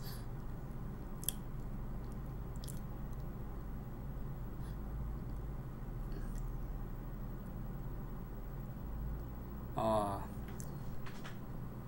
No, that was so punishable by back air. Yeah. No reason why you should have gone and hit it here. To be honest, that should have been you dead if that were Mango. And then that ballsy forward smash. So you're risking on rock, paper, scissors, where I feel like you didn't need to risk there. The forward smashes work once in a while, but it's not a justified thing all the time. You need to think of a reason why you do it other than, oh, I think it'll work. Overall, just I mean, you have a lot of good concepts, and it was a close game, and your spacing and your idea of controlling is a lot better than a few months ago, but also you were late, and sometimes you're preemptive when you didn't need to be, and you're late on some other situations that got you into awkward situations. I'll look at your other matches on another day. I'm starting to get a little bit exhausted, so I'm gonna do one more match analysis for the other guy that donated, and then I'm probably gonna call it a night because I did Kizip's match. I've been doing analysis, or I've been on stream for almost 13 hours now.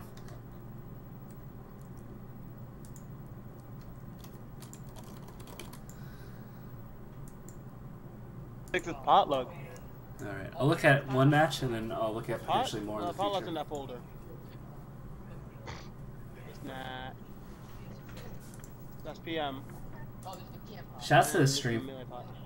So I'll do one match, but if you want privately, we can do more on another day.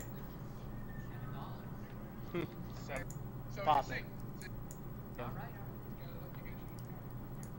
Grand finals underway. Have to win. If you're that, I can get a ride. All right, let me slow down the pace. All right. So one of the big things, you see the DI away should be it should be an immediately dash into a regrab. Finals underway. Huh? All right, that was another dash attack. So, a few things. I just think a combo sense of knowing how to follow up is something that I noticed is kind of lacking just from the first 10 seconds. So missing picking an F tilt instead of a dash attack and not reacting and immediately doing a grab after the DI away.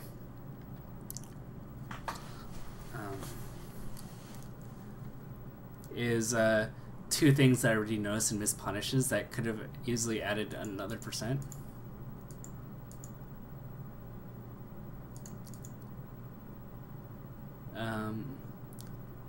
Let's see. Missed a down throw. Good and nair over there.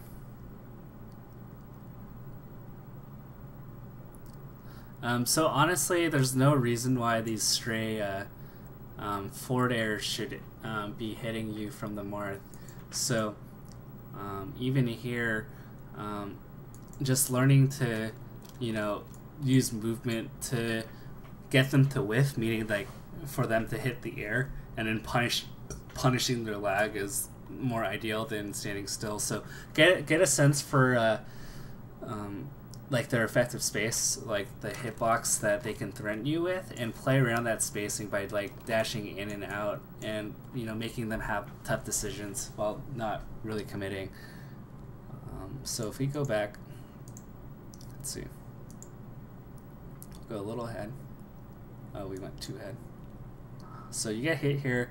You take about like 25 damage that you shouldn't have just on poor spacing. No reason to roll here.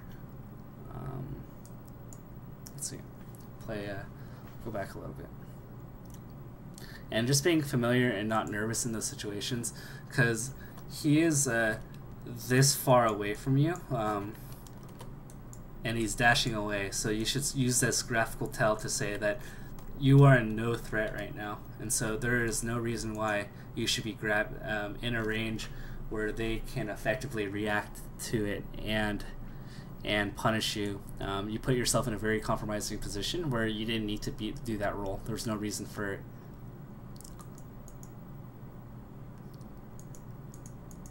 So there's something really important here, and this is really an important concept in all Smash games, is just learning like how to punish a landing. So Marth is really crappy like underneath, and you don't have to be too fancy. You want to understand like the hitboxes they can throw. So anything with fair can cover here, back airs here. So you want to put yourself in a strategic position where you get underneath Marth, and you can simply react to, if they drop, you just hit them. So that's exactly what you do, and very good stuff. You should be doing the... Okay, so very nice for stock. I'm not sure if... Are you the Sheik or are you the Marth? I would feel really bad if you are actually the Marth.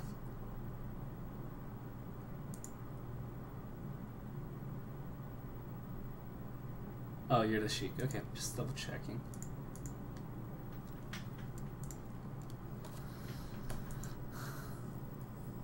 So, good stuff so far. Just game sense here. There's no reason he was still invincible, so just the timing.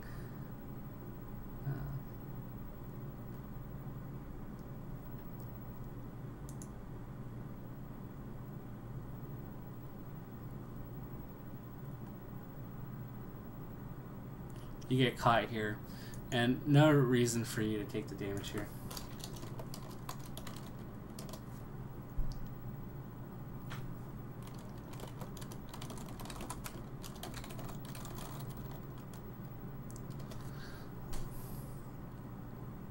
Alright, let's see.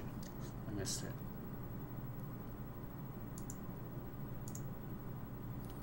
Okay.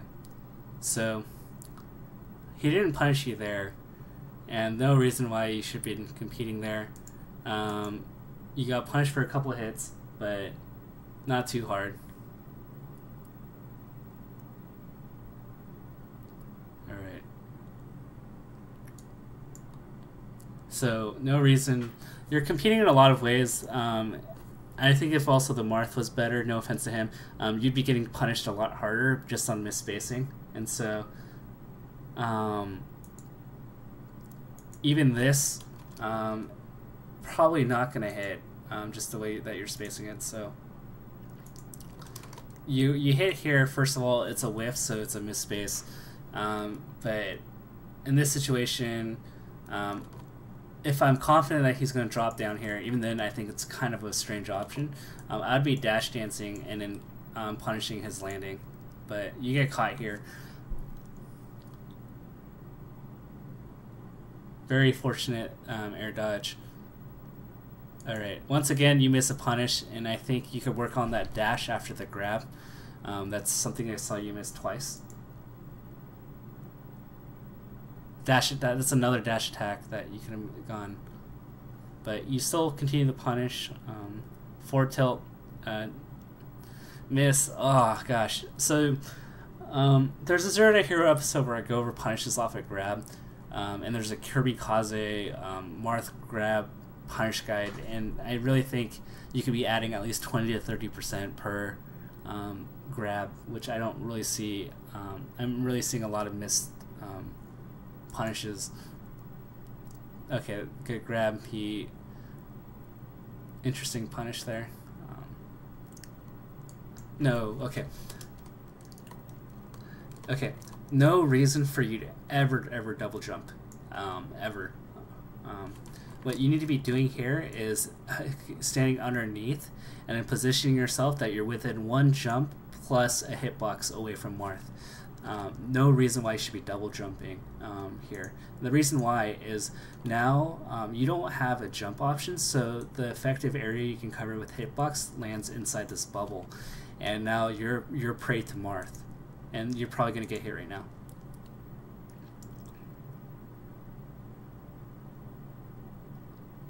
So he could have punished you harder by continually being underneath. He's not hovering as much as he should, but you get center stage again. No, okay. Once again, just hold, stay grounded, and make him work for the space. But even in this position, now you're in a platform, and I assume that if you're not shield dropping, it's going to take work for you to land safely if the Marth is really vigilant about taking center stage. But you get it. No reason for him to be there, to be honest. Alright, you're 2 stocks up, so pretty good.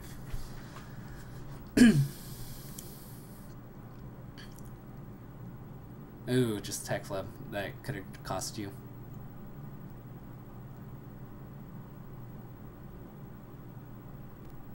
Good punish there for him jumping. Another good back air, I like it. Okay, really good reaction there, just to hold your ground. So against this player Marth like this, if they're willing to jump that much, just dash dance around and entice them to jump, and then just punish them afterwards. No, okay, no reason. They're invulnerable. They can refresh invulnerability instead of.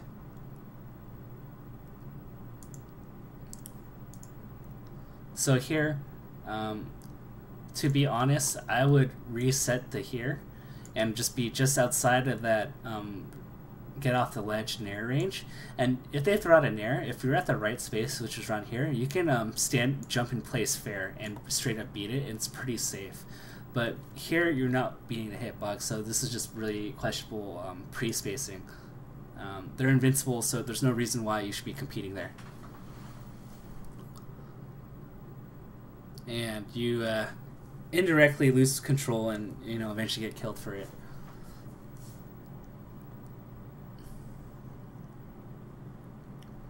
Okay, yeah, so better once again, he's not punishing you as hard as he should. Granted, it's maybe because you're invulnerable, but jumping like that in a normal situation where you're not vulnerable is really risky.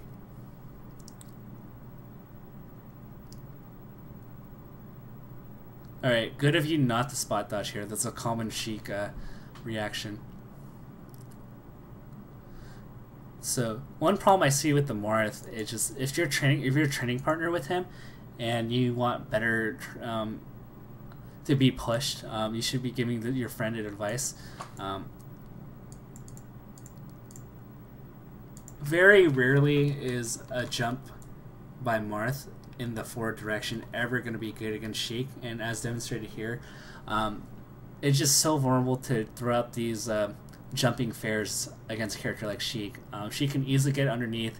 She can just counter poke it with a counter poke fairs and nairs, and it's just a bad spot even if you don't get punched immediately, because when you land, it's like, oh crap, like I'm in a defensive posture if Sheik is anywhere near me.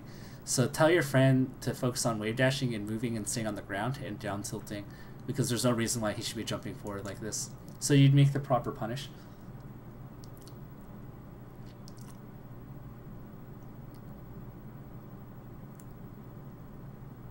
Alright, he's getting caught by a dash attack. Good follow-up. I would personally Marth killer here, but that's just me. I think the Marth killer would have been more a guarantee kill.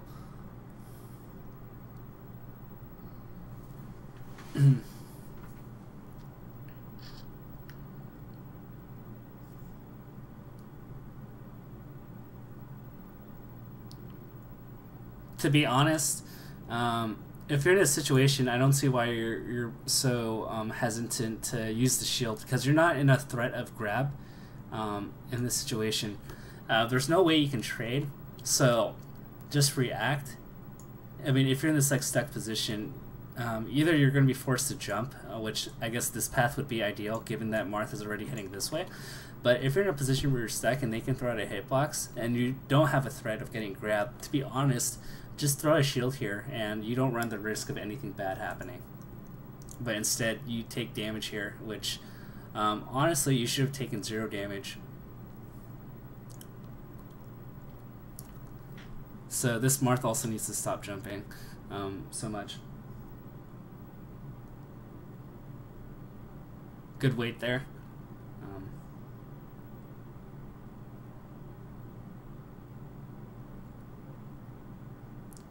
Alright, so no reason for, once again, I really emphasize, you know, center stage and, you know, control. You're in this position.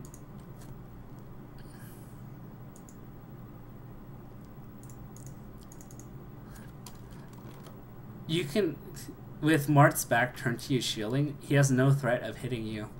And so the roll here to lose all this stage is really bad. And so what I would do actually is, if I get stuck here like this, I would just dash away here and control stage.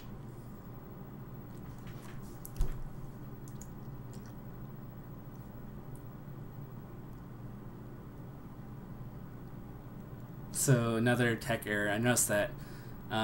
So you need to, I understand that you're trying to avoid getting grabbed, but honestly just good movement with dash dancing and spacing will beat out just dash dancing and potential grabs from them. So try to really move without rolling too much. You're getting away with it because he's not really punishing you, but better Marths, as soon as they see that roll, they're going to dash dance grab you immediately.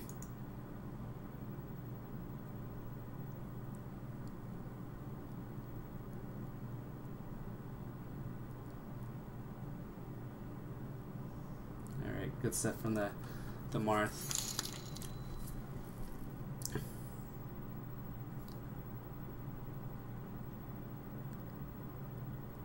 All right. Hold center stage. Punish. Keep him in the air or keep him like, you know, above you, and good things will happen, especially against Marth. All right. Wave dash. Okay. Good reaction there. He's gonna land on the platform. Tech chase. Tech chase. It's okay. Punish. Good stuff. So as soon as you see like a hitbox from them in the air, like it's free. So you see that. So this is something you do really well. So as soon as you see a hitbox and they whiff on you, that's a free punish for you, and that's why Marth really struggles trying to land. All right, Marth kill. You should have Marth killed it there. So underutilized. I don't understand why. All right, good. You controlled space and then made a good decision for yourself. You can throw out needles, grab ledge, and then I guess, yeah, good stuff. I don't really see too much of a problem. The issue I have and the concern I have is you get caught in awkward spacing, and very fortunately he didn't really punish you for it, but better players, if you sacrifice center stage, you put yourself on a platform, or you put yourself in a range where they can hit you for free, they're gonna hit you, and they're gonna hit you hard. If you want to give your Marth some advice so that it refines you, tell him to revolve his neutral game on a lot of down tilts and staying grounded, because I noticed that he's jumping a lot and putting himself out of position so that you can just hit him when he's in the air and trying to land. And so if he can learn like the proper footsies, revolving his game around down tilts and retreating fares, I think that will give you more of an idea of what to do and what not to do, because you're getting a lot of free openings because he's jumping a lot. So yeah, that's pretty much my analysis. I can look at more later, but it's been 13 hours and I'm exhausted. And so just to recap, if you want to donate to the good cause of getting Mr. Cosmo to Evo, there's the link. He's our graphics designer and has done a lot of work for us in the past. So it would be nice to get him to Evo. So greatly appreciate it. I don't know how people did 24 hours. I'm pretty tired, so good night. Oh, in the future, I guess I'll rip this into sections. So yeah, I'll do my best. I can't do it immediately, but what was it? I'll try to eventually get the segments up online. Good night.